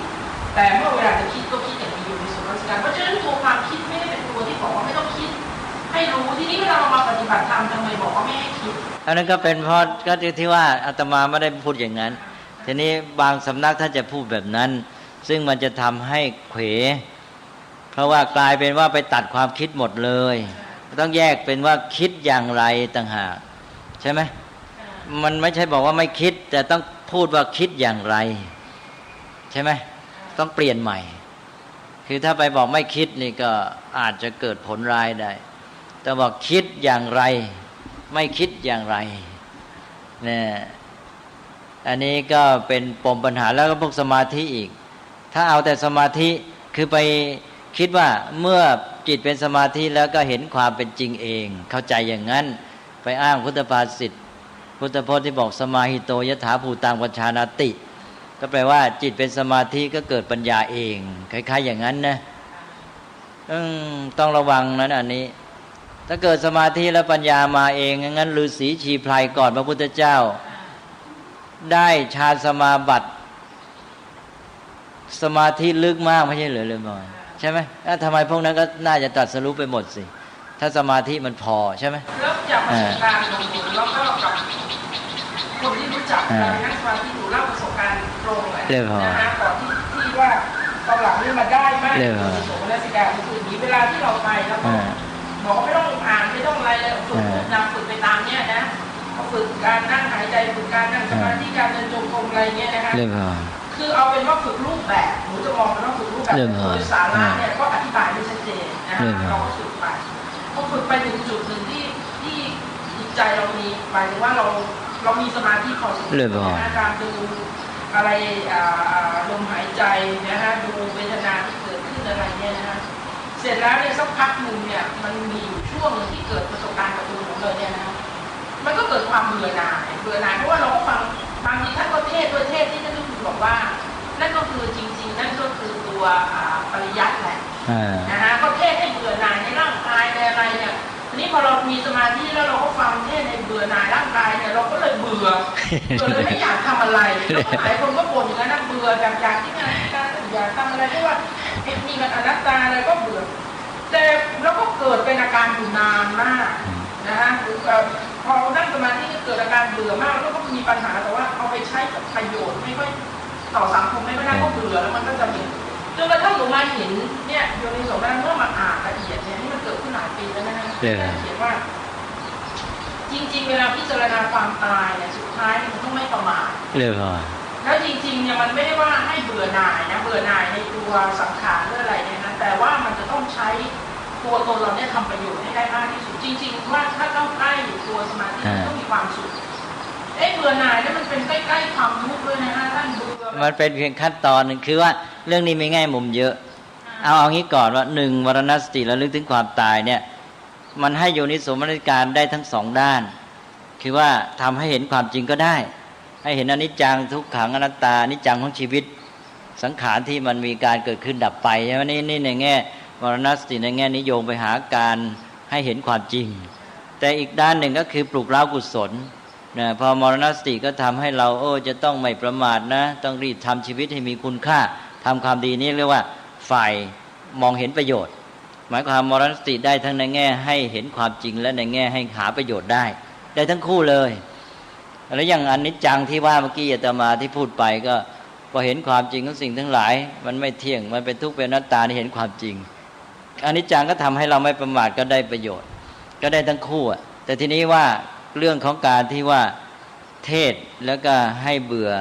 สังขารอะไรแต่อะไรเพราะพูดในแง่ที่มันไม่น่าพึงพอใจอะไรต่างๆเหล่านี้ถ้าตามปกติแล้วพระพุทธเจ้าจะทรงพิจารณาถึงอุปนิสัยพื้นเพจริตของคนฟังใช่ไหมทีนี้เวลามาใช้กับคนจำนวนมากเนี่ยมันก็เกิดได้ทั้งผลร้ายและผลดีเพราะคนที่ฟังนี้พื้นเพอุปนิสัยความแตกต่างไม่เหมือนกันดังนั้นคนนี้อยู่ในระดับนี้จิตมันจะต้องใช้อันเนี้ยจะต้องเกิดประสบการณ์นี้แล้วเขาจึงจะสามารถก้าวต่อสมมติว่าคนเนี้ยเกิดความยึดติดผูกพันหลงมากเกินไปนะก็มาสอนอันนี้ปั๊บนะเพื่อจะสร้างปฏิกิริยาขึ้นมาให้จิตมันขยับเขยื้อนได้ไม่ฉะนั้นแล้วจิตมันจะหมกติดอยู่อย่างนั้นก็เลยเอาเรื่องของความเบื่อหน่ายเรื่องของสภาพที่มันไม่น่ายึดไม่น่าเอาไม่น่าเป็นเนี่ยมาเทศก็ทำให้จิตเนี่ยมันเกิดปฏิกิริยามันจะได้เป็นจุดเริ่มต้นที่จะออกอันนี้สำหรับอีกคนหนึ่งเขามีความโน้มเอียงจะเบื่อหน่ายอยู่แล้วไปพูดมากก็เลยฆ่าตัวตายไปเลยจบเลยนะเพราะนั้นพระพุทธเจ้าถ้าทรงสอนเองนี่ต้องดูคนนะดูว่าคนนี้เขาอยู่ในระดับไหนยังไงสอนให้พอดีเพราะนั้นพระเดี๋ยวนี้ท่านก็สอนได้แต่ตามที่ท่านนึกใช่ไหมแล้วท่านก็ว่าไปตามท่านเข้าใจของท่านอย่างองค์เดียวไม่เหมือนพระพุทธเจ้าเนี่ยพระพุทธเจ้าสามารถเข้าใจคนที่ฟังเขาอยู่ขั้นไหนระดับไหนใช่ไหม เพราะนั้นเรื่องเหล่านี้มันก็เกิดจากหนึ่งความแตกต่างระหว่างบุคคลที่ฟังสองความสามารถของผู้สอนอีกสามระดับจิตของคนอีกระดับจิตของคนมันก็มีวิวัฒนาการถ้าว่าโดยรวมๆคนเราเนี่ยปุถุชนเนี่ยมันจะอยู่ใต้อำนาจความชอบใจไม่ชอบใจมาเป็นธรรมดาสั่งสมมาแล้วมีโลภะโทสะโมหะอันนี้ความยึดติดถือมั่นมันก็จะมีมากอันนี้ทำไงจะก้าวไปได้มันก็เลยต้องมีอันหนึ่งก็คือว่าการที่จะก้าวไปสู่การเห็นความจริงมันก็จะมีจุดที่จะก้าวต่อด้วยการที่ทำไงจะให้คลายออกไปอันนี้ก็เลยมีปฏิกิริยาออกมาตอนแรกพอพิจารณาเห็นว่าสังขารสิ่งทั้งหลายมันไม่เป็นอย่างที่เราเคยเข้าใจมันไม่ได้เป็นไปอย่างที่ปรารถนามันมีแง่ร้ายแง่อะไรต่างๆก็มองไปในทางตรงข้ามก็เกิดปฏิกิริยาก็เบื่อหน่ายการเบื่อหน่ายนี้ทำให้เขาก้าวไปได้นะแต่ว่ามันไม่ใช่จุดจบอย่างในลำดับญาณเคยเล่าให้พระท่านฟังแล้ววิปัสสนาญาณเนี่ยมันจะมีการเห็นการเกิดดับของรูปนามเนี่ยมาเริ่มตั้งแต่แยกให้เห็นว่าสิ่งทั้งหลายไม่มีอะไรในโลกนี้ก็มีแต่รูปธรรมนามธรรมใช่ไหมเลยบ่อยต่อมาก็เห็นรูปธรรมนามธรรมก็ล้วนแต่เกิดขึ้นดับไปไม่มีอะไรคงอยู่ตลอดไปต่อมาก็มันก็ดับไปหมดมีเท่าไรก็ดับไปหมดต่อมาก็ชักรู้สึกว่ามันไม่เห็นจะน่าเอาหน้าเป็นมองเห็นข้อบกพร่องชักเกิดความเบื่อหน่ายแล้วทีนี้เบื่อหน่ายพอเบื่อหน่ายก็อยากจะหนีอยากจะไปให้พ้นไม่เอาแล้วว่างั้นนะต่อมาพอพิจารณาความจริงไปมาในที่สุดก็เห็นมันก็เป็นความจริงธรรมดาเขามันอย่างนั้นนะมันอยู่ที่เราไปที่ยึดมันว่ามันอย่างนี้เราชอบมาก่อนต่อมาพอมันไม่เป็นตามที่ชอบก็เกิดเบื่อหน่ายมันเป็นปฏิกิริยาในใจของเราเองแต่มันก็ไม่ใช่เกิดมาลอยๆมันเกิดจากการเห็นความจริงบางอย่างใช่ไหมอันนี้ก็เป็นการพัฒนาของจิตใจของเขาจากที่ปัญญามันเริ่มงอกเงยเจริญขึ้นมานี้พอไปเห็นความจริงมาถึงจุดหนึ่งเบื่อหน่ายแล้วต่อมาพอเห็นความจริงแล้วปรับใจเข้าใจตัวเองด้วยนะเห็นความจริงมันก็เป็นธรรมดาของมันอย่างนั้นนะมันก็เป็นอย่างนี้ของมันอยู่อย่างนั้นแหละนะมันไม่ใช่เรื่องที่ใครจะชอบใจไม่ชอบใจมันเป็นเรื่องธรรมดาสภาวะตอนนี้จิตมันปรับได้เกิดอุเบกขาเลยเป็นสังขารุปเบกขาญาณวางใจพอดีเรียบสงบลงตัวไม่บวกไม่ลบเลยทีนี้เป็นกลางเลยใช่ไหมเลยมาตอนนี้แหละจึงจะตรัสรู้ได้ถ้ายังดูตรงเบื่อแล้วไม่ตรัสรู้หรอกเรื่องตอนนั้นหนูถึงได้บอกว่าปัญญาเป็นเรื่องตัวการที่สำคัญเลยสำคัญแต่ว่าตกลงว่าถ้าเขาเบื่อหน่ายก็รู้ทันเขากันแล้วกันรู้ยากแล้วมันจะติดอาการนั้นก็อย่างน้อยก็ให้หลักเขาให้หลักทางปริยัติก็ได้ให้เขารู้นะพระพุทธเจ้าตรัสสอนไว้นะจิตมาถึงกรงเนี้ยที่คุณเบื่อหน่ายก็ดีแล้วที่คุณมาถึงจุดนี้ได้แต่ว่าอย่าลืมพระพุทธเจ้าตรัสต่อไปนะคุณจะได้บรรลุจุดหมายเนี่ยคุณจะต้องก้าวไปขั้นที่จะเห็นความจริงที่มันเป็นธรรมดาของมันอย่างนั้นระวางใจเป็นกลางได้นั่นแหละคุณจะก้าวไปขั้นหนึ่งให้เขาเห็นทางบ้างอย่าให้เขาไปติดอยู่แค่เบื่อแล้วก็เลยหมดจิตหมดใจหมดพลังแล้วก็หันกลับไปเรื่องสมาธิอีกนั่นเลยมันที่ว่าสมาธิเนี่ยที่พระพุทธเจ้าตรัสไว้ว่าจิตตั้งมั่นแล้วจึงจะรู้เห็นตามเป็นจริงหมายความว่ามันแปลความหมายได้ทั้งในแง่ที่ต้องมีสมาธินะจึงจะเกิดปัญญาได้แล้วก็เมื่อมีสมาธิแล้วจิตตั้งมั่นก็สามารถจะเห็นตามความเป็นจริงจะเห็นได้ตามเป็นจริงแต่ไม่ใช่ว่ามีสมาธิแล้วปัญญาจะมาเองเพราะฉะนั้นไม่ต้องไปพัฒนาปัญญาสิก็อย่างที่บอกแล้วถ้าอย่างนั้นฤาษีชีไพรก็ได้สมาธิออกลึกซึ้งใช่ไหมก่อนพระพุทธเจ้ามาอุบัติน่ะก็อย่างที่ว่าอาราลดาบทกาลามโคตก็ได้ตั้งอากินจัญญายตนะสมาบัติเป็นสมาธิขั้นสูงเรียกว่าจตุตฌานนี้ก็สูงสุดแล้วยังไปถึงรูปฌานอีกแน่วแน่สนิทลงไปอีกแล้วอุทกดาบทรามบุตรก็ได้ถึงเนวสัญญานาสัญญายตนะจบสมาบัติ8ก็สมาธิยอดเยี่ยมแล้วทำไมไม่ตรัสรู้ล่ะถ้าบอกถ้าไปตีความอย่างนั้นก็กลายเป็นว่าถ้าอย่างนั้นก็พระพุทธเจ้าจะต้องมาเกิดทำไมเราก็ฤาษีเขาได้สมาธิกันออกเก่งๆใช่ไหม อันนี้มันก็เป็นเรื่องธรรมดาอยู่แล้วว่าต้องพัฒนาไปด้วยกันทั้งศีลสมาธิปัญญาพฤติกรรมจิตใจและปัญญาไม่ใช่สมาธิพอได้แล้วก็ปัญญาเกิดเองเพราะนั้นก็ไม่ต้องมีวิปัสสนาก็มีแต่สมถะก็พอเพราะสมถะต้องทำให้เกิดสมาธิคือไม่เข้าใจความเป็นปัจจัยกันและความสัมพันธ์กันระหว่างองค์ประกอบในการปฏิบัติทั้งศีลสมาธิปัญญานี้ใช่ไหมเรื่องก่อนเนี่ยตัวสำคัญก็เลยทำให้เข้าใจไขว้เขวไปถ้าบางอย่างเนี่ยใช้ผิดก็ได้สมาธิที่ค่อนข้างดีใช้ผิดกลายเป็นว่าถอนลำบากด้วยนะเลยมันไม่มีตัวปัญญาประกอบมันก็ติดสิเริ่มก็นั่งสัดสายก็ไม่ถึงนักนะยังไปคล้ายๆไปจับตรงนู้นเป็นอารมณ์เป็นอารมณ์ที่นิดดิ่งพอได้สมาธิดิ่งคิดอะไรแบบที่ท่านบอกว่าบางคนเนี่ยแม้กระทั่งว่าสภาพจิตไม่ดีเนี่ยแต่สมาธิดีก็ดิ่งไปในเรื่องอะไรก็ดิ่งไปในเรื่องนั้นมันก็ถอนยากกลายเป็นกลับเป็นโทษเนี่ยก็ใช่สิสมาธิก็เป็นโทษเยอะสิสมาธิก็หนึ่งก็ทำให้โน้มไปสู่ความขี้เกียจเรื่องกันนะสบายใช้เป็นสิ่งกล่อมเนี่ยแล้วกล่อมใจหนีปัญหาหลบปัญหาไม่ต้องทำอะไรเวลามีทุกข์มีร้อนก็หลบเข้ามานั่งสมาธิเพลินก็เลยกลายเป็นตัวถ่วงไม่ให้เดินหน้าด้วยดังนั้นสิ่งที่ว่าดีใช้ไม่เป็นก็เป็นโทษก็กลายไม่ฉะนั้นถ้าจะมีหรือมิจฉาสมาธิใช่ไหมสมาธิก็เป็นสมาธิแต่เป็นมิจฉาใช้ผิดเอาไปกล่อมใจซะเนี่ยหรือเอาไปใช้หาฤทธิ์อะไรเป็นต้น4 โมงแล้วพวกฝรั่งที่มาเล่นกันตอนหลังเนี่ยออสเตรเลียก็ออกกฎหมายพวกเมอร์ซี่คิวลิงที่ขอภาพอะไรได้ก็เป็นการที่สุดโต่งสุดโต่งอะเรื่องมันคือบางทีมันคิดดิ่งไปแง่เดียวก็คิดแต่แง่นั้นไปดีแล้วแต่แง่อื่นมันไม่มองอย่างเวลาที่ท่านคุณทำพวกหนังสือพวกนี้นะจะให้อ่านเวลาที่เขามองไม่เรื่องวิพัฒน์ว่าวิธีคิดเรื่องการทำแท้งหรืออะไรที่ทางหมอศรีราชเขาถามท่านคุณจะแยกเปลี่ยนปัจจัยแยกปัจจัยให้มีความคิดที่ปราณีตก่อนแต่ส่วนใหญ่เราคำถามของแพทย์ในถามที่ต้องการให้ท่านคุณแบบว่าตอบลงไปเลยจากสีผางลงไปเขาเรียกว่าเอกังสวาสเวลาคนเขาอ่านเขาบอกแล้วมันคืออะไรเนี่ยแสดงว่าคนจริงๆอยากจะให้ตัดสินเลยที่จริงหรือว่าการแยกกันทำให้เราฝึกละเอียดต้องฝึกความคิด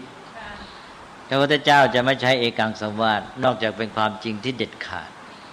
การตอบก็มีเอกังสวาสเอกังสัพยากรแล้วก็ปฏิปุจฉาพยากรต้องย้อนถามแล้วอันนี้เป็นเครื่องมือหนึ่งแล้วก็เรียบร้อยปะทะกับสิ่งต่างๆหรือกับผู้คนเนี่ยวิธีฝรั่งวัดIQใช่ไหมคะแต่จะมองว่าคนนั้นเนี่ยเวลาเขาตอบปัญหาอะไรเนี่ยเขามองสื่อสารแล้วเขามองตัวแปรมีปัจจัยได้เยอะมากไหมถ้าเยอะแล้วเป็นแบบวิปัสสนามันเป็นตัววัดตัวก็จะเห็นความจริงได้ชัดทุกแง่ทุกมุมให้พอดีกับความจริงอ่ะถ้ามันไม่พอดีกับความจริงเพราะตัวไปมองแง่เดียวความจริงมันมีหลายแง่มันก็ไม่พอดีความจริงนี่ก็1เอกังสัพยากรตอบถางเดียวเด็ดขาด2ปฏิปุจฉาพยากรต้องย้อนถามก่อนแล้วจึงตอบ3วิพัชชพยากรต้องแยกแยะตอบ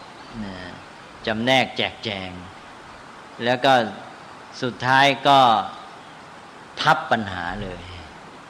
หมายความว่าปัญหานั้นถามผิดต้องทับไปเลยเรียบร้อยแต่หนังสือพวกนี้ถ้าใครฝึกให้อ่านเยอะแล้วเอาเปลี่ยนนิสัยได้เรียบร้อยก็นั่นแหละเป็นเรื่องวิธีคิดเนี่ยเรื่องโยนิโสมนสิการแต่อย่างอนัตตานี่ก็อธิบายแก่ท่านในที่ประชุมนี้แล้วท่านเข้าใจไหมฮะ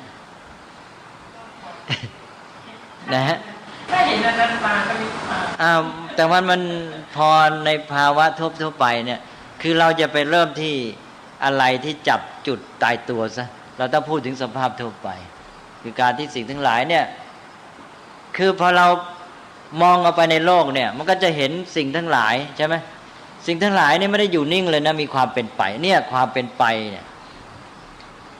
ที่เราอยู่ในโลกเนี่ยมันเป็นโลกแห่งความเป็นไปใช่ไหมมีความเป็นไปไอ้ความเป็นไปนั่นคืออะไร คือการที่จากสภาพหนึ่งไปสู่อีกสภาพหนึ่งใช่ไหมสภาพนี้ปรากฏแล้วสภาพนี้ก็เลือนหายไปแล้วก็มีสภาพใหม่ก็ไปอย่างนี้เรื่อยนี่เรื่องความเป็นไปความเป็นไปอย่างนี้ก็คือความเปลี่ยนแปลงความเปลี่ยนแปลงก็คือเปลี่ยนจากสภาพหนึ่งไปเป็นสภาพหนึ่งสภาพเก่าหายสภาพใหม่ปรากฏนี่คืออนิจจังเนี่ยอนิจจังปรากฏแล้วปฏิเสธไม่ได้เลยเพราะว่านี่คือโลกแห่งความเป็นไปก็ต้องอนิจจังเท่านั้นทีนี้การที่มาเป็นอนิจจังคือเกิดปรากฏแล้วก็หายปรากฏแล้วก็หายใช่ไหมมันก็ไม่อยู่ในภาวะเดิมใช่ไหมอาการที่ไม่อยู่ในภาวะเดิมเนี่ยเราเรียกว่าทุกขังมันไม่สามารถจะคงอยู่ในภาวะนั้นได้ต้องไปสู่อีกภาวะหนึ่งอนิจจังทุกขังรวมกันเราเรียกว่าความเปลี่ยนแปลงไม่ใช่ว่าเปลี่ยนแปลงคืออนิจจังอันนี้เราพูดแบบง่ายๆเปลี่ยนแปลงมันเป็นศัพท์รวมเป็นคอนเซปต์รวมที่พูดทั้งอนิจจังทุกขังเพราะว่าอนิจจังนั้นก็คือการที่สภาพหนึ่งปรากฏแล้วสภาพนั้นก็หายสภาพใหม่ปรากฏคือการเกิดดับอันนี้เรียกว่าอนิจจังไม่ใช่ว่ามาพูดเป็นเปลี่ยนแปลงนะแล้วก็จากการที่ว่า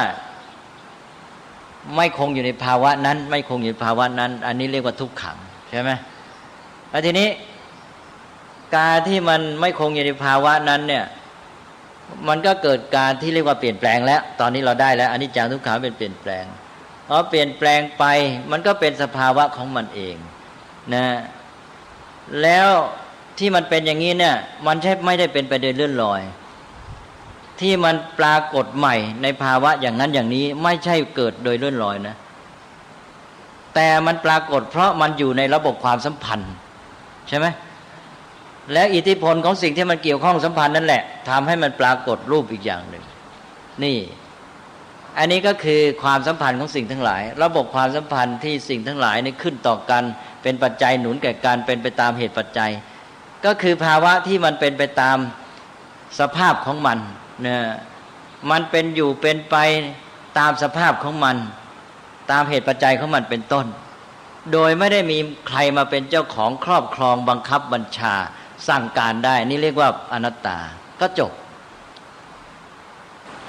อะไรพรมันจะเข้าไปเป็นตัวองค์ประกอบหนึ่งของเหตุปัจจัยที่จะให้เปลี่ยนแปลงอันนั้นแหละก็คือการที่มนุษย์ต้องไปเป็นปัจจัยตามระบบปัจจัยของมันไม่ใช่ไปเอาความปรารถนาสั่งบังคับว่าแกต้องเป็นอย่างนี้แกต้องเป็นอย่างนี้นั่งพูดเอาใช่ไหมการที่มนุษย์เข้าไปจะทำอะไรนี่ก็คือต้องเข้าไปเป็นปัจจัยในนั้นมันก็กลายเป็นระบบความสัมพันธ์ปัจจัย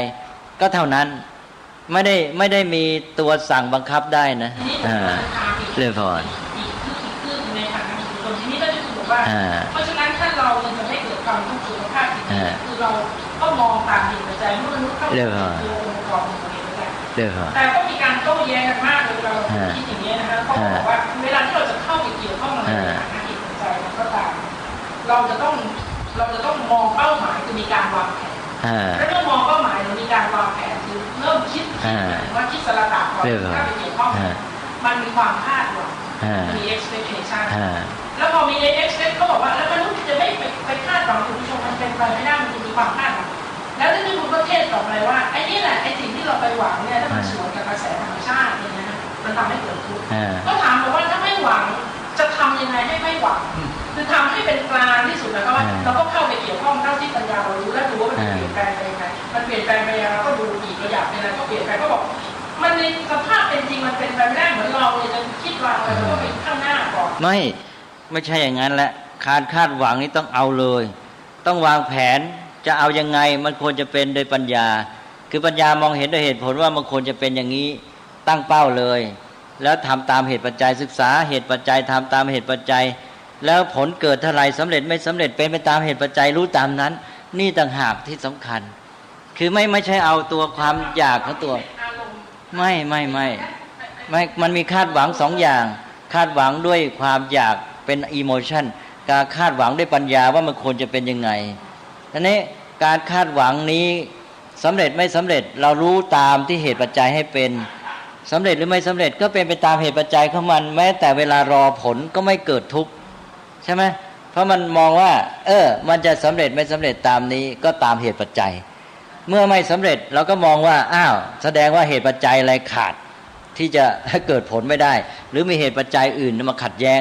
เราก็ศึกษาต่อสิด้วยการมองแบบปัญญาอย่างนี้ก็ตัดไอ้เรื่องของความยึดอยากของตัวเองที่จะให้เป็นตามปรารถนาถูกไหมมันคนละระบบเลยนะเลยบอลเป็นปัญญาแท้ๆปัญญาแท้ๆแล้วแม้แต่สำเร็จหรือไม่สำเร็จก็ไม่ทุกข์ใช่ไหมเลยบอลทีนี้ไอ้เจ้าตัวตัณหาแท้ๆเนี่ยตอนแรกที่มันตัณหาแท้ๆนะล้วนๆเนี่ยมันจะมีแต่การอยากจะให้เป็นตามที่ตัวอยากไม่มีปัญญาเข้ามาเลยตอนนี้จะทุกข์เต็มที่เลยไม่สำเร็จด้วยแล้วทุกข์เต็มที่ต่อมาเริ่มเอาปัญญาเข้ามาช่วยแต่ว่าเป็นปัญญาสนองตัณหาต่อมาปัญญามันบริสุทธิ์เอาตัณหาออกไปเสียได้ก็เป็นปัญญาบริสุทธิ์เพราะปัญญาบริสุทธิ์นี้ทั้งทำการสำเร็จด้วยไม่ทุกข์ด้วยใช่ไหมมันไม่ใช่ปัญญาแล้วก็ปล่อยเรื่อยเปื่อยมันจะเป็นปัญญาได้ไงปัญญามันก็ต้องมีความรู้ว่าสิ่งไรควรจะเป็นอย่างไรนี่สิ่งต่างหากที่เป็นปัญญาแท้ใช่ไหมมันไม่ใช่เป็นความที่จะเป็นตามที่ปรารถนาเฉยๆแต่มันเป็นความที่ควรจะเป็นตามปัญญาบอกใช่ไหมแม้แต่จุดหมายนี่มันก็เป็นจุดหมายของปัญญากับจุดหมายของตัณหาแหละนี่เราก็ต้องเริ่มตั้งแต่การวางแผนเพื่อสนองจุดหมายที่ปัญญาเห็นว่าควรจะเป็นไม่ใช่ไปสนองจุดหมายที่ตัณหาอยากให้เป็นใช่ไหมแค่นี้ก็ต้องแยกแล้วใช่ไหมแต่อาตมาอยากจะย้อนกลับไปที่เรื่องอนัตตาเนี่ยก่อนที่จะมาใช้ปฏิบัติให้เกิดผลเนี่ยก็คือมองสภาวะที่ว่ามันเป็นอนิจจังทุกขังอนัตตาอนัตตาก็คือภาวะที่สิ่งทั้งหลายมันเป็นอยู่ดำรงอยู่ตามสภาพของมันและเป็นไปตามสภาพของมันซึ่งเป็นไปตามเหตุปัจจัยเป็นต้นไม่ขึ้นต่อความปรารถนาคำสั่งบังคับของใครทั้งสิ้นถูกไหมอันนี้เนี่ยเรียกว่าอนัตตาก็สิ่งทั้งหลายก็ดำรงอยู่เป็นไปตามสภาพของมันถูกไหมเช่นตามเหตุปัจจัยใครไปเป็นเจ้าของยึดครองสั่งการบังคับให้เป็นไปตามปรารถนาได้ไม่มีใช่ไหมนี่แหละคือภาวะอนัตตาก็คือมองเป็นกระบวนการของธรรมะเหตุปัจจัยสภาวะธรรมล้วนๆที่เป็นไปในระบบความสัมพันธ์นี้ก็คือพอมองเห็นอนัตตาเนี่ยมันจะมองเห็นสิ่งทั้งหลายเป็นระบบความสัมพันธ์อันใหญ่ที่มีความเกี่ยวเนื่องกันส่งผลต่อกันเป็นปัจจัยกันและเป็นกระบวนการก็คือเคลื่อนไปเรื่อยใช่ไหมเลยก็หมดนี่คืออนัตตาไม่มีตัวตนขึ้นมาสั่งบังคับปรารถนาจะให้เป็นอย่างนั้นอย่างนี้ได้ถ้าเราเห็นความจริงอย่างนี้ตัวเองเราจะมีความละเอียดแล้วก็ปราณีตเวลาจะเข้าไปเกี่ยวข้องเลยพรก็มันก็มองกว้างอ่ะมองอะไรแล้วทำให้ไม่มาติดอยู่กับความปรารถนาของตัวเองเท่านั้นใช่ไหมมันก็จะไปมองที่ปัจจัยที่เกี่ยวข้องระบบความสัมพันธ์เป็นยังไงไอ้ระบบความสัมพันธ์เนี่ยยิ่งใหญ่ที่สุดถึงว่าแม้เราจะไม่ใช้ปัญญาตลอดแต่ว่าฝึกโดยวิธีนี้บ้างเนี่ยภาพจิตก็ดีขึ้นเรื่องพรก็นะเพราะว่ามันปลีกมันตัดมันแยกออกไปจากไอ้ตัวตนได้เนี่ยไอ้ตัวตนนี่มันเกิดจากตัณหาเนี่ยคือมีตัวตนพอเรามีความปรารถนาปั๊บมันมีตัวตนที่เป็นเจ้าของความปรารถนาทันทีเลยใช่ไหมแต่พอมันมองความจริงตามสภาวะของมันตัวตนมันเกิดไม่ได้ดังนั้นตัวตนในเชิงจริยธรรมก็ตัวตนอันเนี้ยที่มีความอยากความปรารถนาจะให้สิ่งทั้งหลายเป็นไปตามที่ตัวอยากปรารถนายึดหมายสำคัญมั่นหมายใช่ไหมอันนี้คือตัวตนในทางจริยธรรมแล้วตัวตนในทางความเป็นจริงมันไม่มีอยู่แล้วเพราะว่าสิ่งทั้งหลายเป็นระบบความสัมพันธ์ในเหตุปัจจัยต่างสิ่งทั้งหลายดำรงอยู่ตามสภาพของมันเป็นไปตาม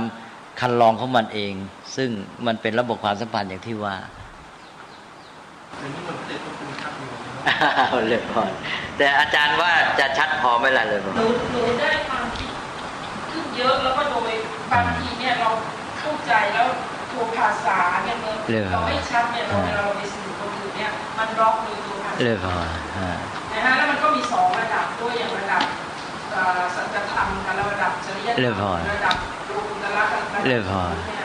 เราอย่างท่านก็คุณเวลาสื่อเป็นผู้ที่บุญชาติมันก็ช่วยในอย่างความคิดเราด้วยแต่นี้ที่หนูได้ใหม่ก็คือว่าอันนี้จำแบบทุกขังมันจะเป็นระบบของการเปลี่ยนแปลงเลยพอแล้วก็มองแค่ตัวนี้แล้วมันจะเป็นความเปลี่ยนแปลงอย่างนี้ได้จริงต้องมีความเป็นอนัตตาอยู่ด้วยก็คือความระบบความสัมพันธ์ที่สิ่งทั้งหลายเป็นไปตามเหตุปัจจัยของมันเป็นต้น ดำรงอยู่แล้วเป็นไปตามสภาวะของมันแต่ส่วนที่มีประโยชน์มากก็คือว่าเวลาไปรวมกลุ่มกันหรือไปฝึกเขาคิดหรืออย่างนี้เนี่ยสิ่งที่ได้รับกลับมาคือว่าถ้าเขามีหลักอย่างนี้บ้างแม้กระทั่งว่าหนูอาจจะอธิบายไม่ชัดเจนแต่เขามีหลักในชีวิตอย่างนี้บ้างเนี่ยความทุกข์มันกระทบมันรับมาเวลามันกระทบแล้วเรารับเข้าเนี่ยจะน้อยลงเรื่องน้อยก็มันไม่มีตัวตนมารับกระทบใช่ไหมเขาไม่มีตัวตนรับกระทบมันก็เลยทุกข์ไม่มีที่ตั้งเขาเรียกว่าอย่างนั้นทุกข์ไม่มีที่ตั้งไม่มีที่ก่อตัวมันก็เลยไม่รู้จะเจริญงอกงามได้ยังไงนี่ถ้าเราไปมีตัวตัณหาความปรารถนาขึ้นมาก็มีอุปาทานความเข้าไปยึดหมายมั่นต่อสิ่งนั้นให้เป็นอย่างนั้นปั๊บทุกข์ก็มีที่ก่อตัวขึ้นมาก็เจริญงอกงามได้ถ้ามองเห็นตามสภาวะระบบความสัมพันธ์ในเหตุปัจจัยทั้งหลายเป็นสภาวะธรรมเคลื่อนไหวไปก็มองตามเหตุปัจจัยนั้น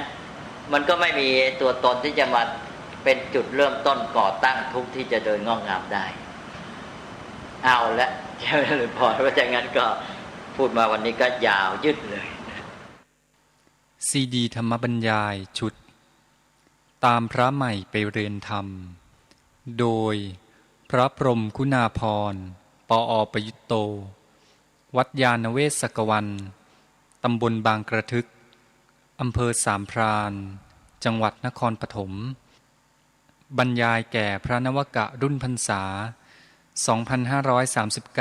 2539 ตอนที่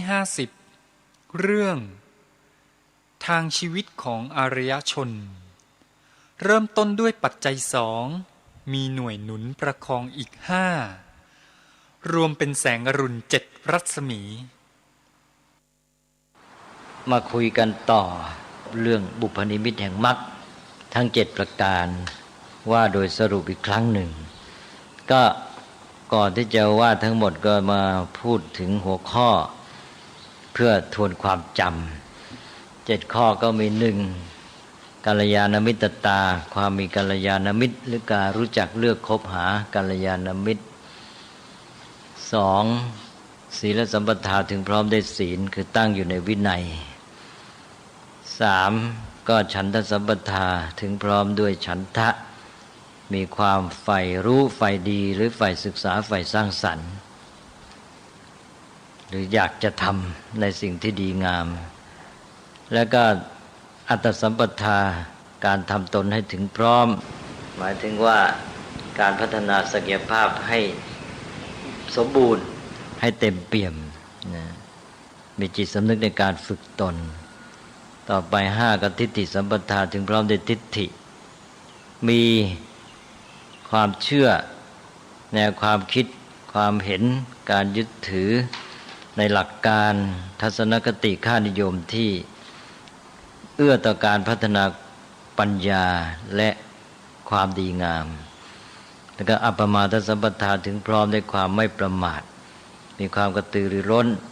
ไม่เฉื่อยชาไม่ปล่อยปละละเลยไม่ผัดเพี้ยนเห็นคุณค่าของเวลาแล้วก็มีจิตสำนึกในความเปลี่ยนแปลงแล้ว7ก็โยนิโสมนสิการเราสัมปทานถึงพร้อมด้วยโยนิโสมนสิการรู้จักคิดรู้จักพิจารณารู้จักหาประโยชน์จากสิ่งทั้งหลายสามารถหาความรู้หาความจริงได้และก็หาประโยชน์จากสิ่งที่ตนเข้าไปเกี่ยวข้องไม่ว่าเป็นประสบการณ์ที่ดีหรือร้ายเนี่ยก็นี่ก็7ข้อนี่ก็เราก็มาดูทั้งกระบวนอีกทีหนึ่งอันนี้ก็7ข้อนี้ได้บอกแล้วว่าข้อ1กับข้อ7เนี่ยมาจากปัจจัยสมาธิที่2แล้วเอามาจัดเข้าในชุดบุพนิมิตแห่งมรรค7นี่2ข้อนั้นกลายมาเป็นข้อต้นกับข้อสุดท้ายคือคุมกระบวนอยู่หัวกระบวนกับท้ายขบวนยังกับรถไฟนะแต่ว่าที่เป็นหัวกระบวนท้ายกระบวนอันนี้มันจะมีข้อพิเศษที่ว่าสามารถทำหน้าที่เป็นหัวกระบวนได้ทั้ง2อันใช่ไหมเพราะว่ามันมีรถไฟบางอย่างกันเนี่ยแล้วก็จะทั้งหัวทั้งท้ายเนี่ยทำหน้าที่เป็นหัวได้ทั้งคู่พอแล่นไปถึงจุดหมาย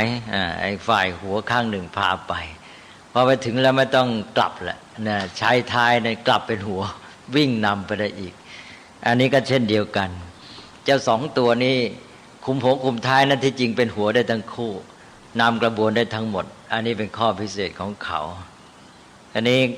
ข้อพิเศษเนี่ยเป็นเรื่องที่น่าสนใจบอกแล้วว่าข้อหนึ่งความมีกัลยาณมิตรก็เป็นเรื่องของปรโตโคสะเป็นเสียงบอกจากผู้อื่นอันนี้เป็นปัจจัยภายนอก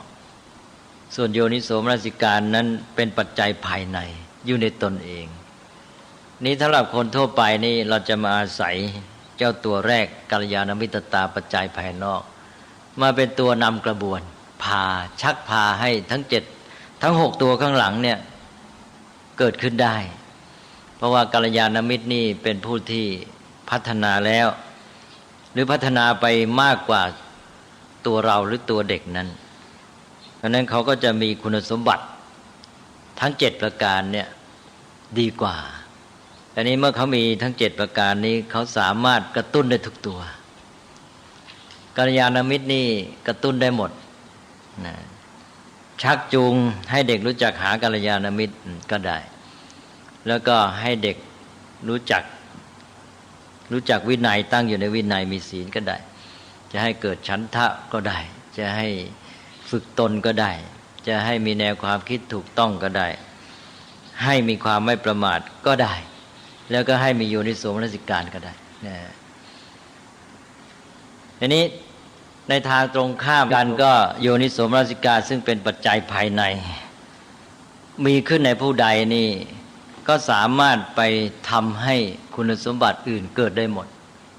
เริ่มตั้งแต่การรู้จักเลือกหากัลยาณมิตรแม้แต่ว่าได้ปาปมิตรมิตรชั่วแกก็ยังหาประโยชน์จากปาปมิตรได้เลยเนี่ยไม่ต้องพูดถึงกัลยาณมิตรคล้ายๆว่าเหมือนกันในใจนี้สามารถพลิกเอาปาปมิตรให้กลับเป็นกัลยาณมิตรเช่นอย่างรายการทีวีเป็นตัวอย่างรายการทีวีมากับสื่อมวลชนมันเป็นรายการที่อาจจะไม่ดีถ้าเป็นรายการที่ดีก็แล้วไปก็เป็นกัลยาณมิตรในตัวนี่ถ้าเป็นรายการที่ดีเป็นโทษแต่เด็กมีโยนิโสมนสิการนี่แกกลับได้คติแกดูแล้วแกหาความรู้ได้แล้วก็หาคติความดีงามได้มองสิ่งที่ไม่ดีแล้วทำให้ได้แง่คิดซึ่งอันเนี้ยที่สำคัญโยนิโสมนสิการนี่มันทำให้ได้ประโยชน์จากทุกอย่างก็เหมือนอย่างพระพุทธเจ้าของเราเนี่ยที่อยู่ในท่ามกลางสิ่งแวดล้อมอันเดียวกันกับคนอื่นแต่เขามองในขณะที่คนอื่นเขามองอย่างหนึ่งพระพุทธเจ้ามองอีกอย่างหนึ่งหรืออย่างพระสารีบุตรกับโมคคัลลานะก่อนที่จะบวชตอนแรกก็เป็นไปตามกระแสสังคมอยู่ในอำนาจของสภาพแวดล้อมชอบสนุกสนานไปกับเพื่อนฝูงมีเรื่องของการบันเทิงมีของงานนักขัตฤกษ์ก็ไปดูอย่างที่ตอนนั้นไปดูคิรคัสมัชชะเป็นมหรสพบนยอดเขา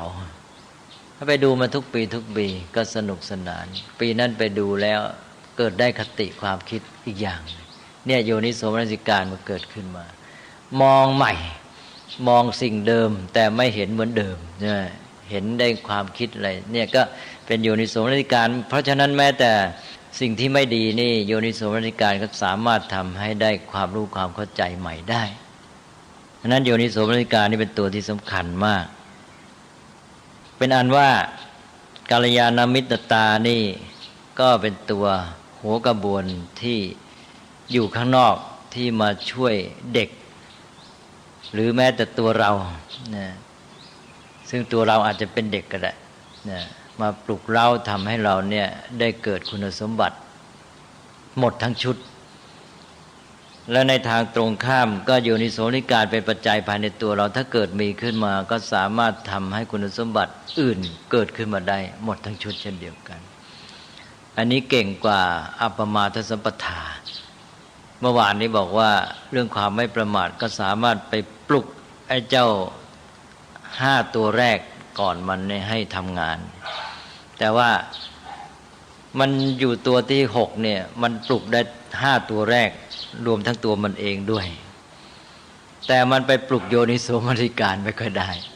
คือมันไปกระตุ้นไอ้ส่วนที่มีอยู่แล้วใช่ไหมให้มันทำงาน อย่าไปนอนเฉยแต่มันมาปลุกเร้าโยนิโสมนสิการนี่ยากนะเพราะโยนิโสมนสิการนี่มันเป็นสิ่งที่เกิดใหม่ริเริ่มใหม่อัปมาทมันก็ไปช่วยไอ้สิ่งที่มีอยู่ให้มันลุกขึ้นมานะขยับขยื่นทำงานนี่มันมาปลุกไอ้เจ้าโยนิโสมนสิการนี่ทำได้ยากนั่นก็เลยช่วยได้ดีแต่ว่ามันก็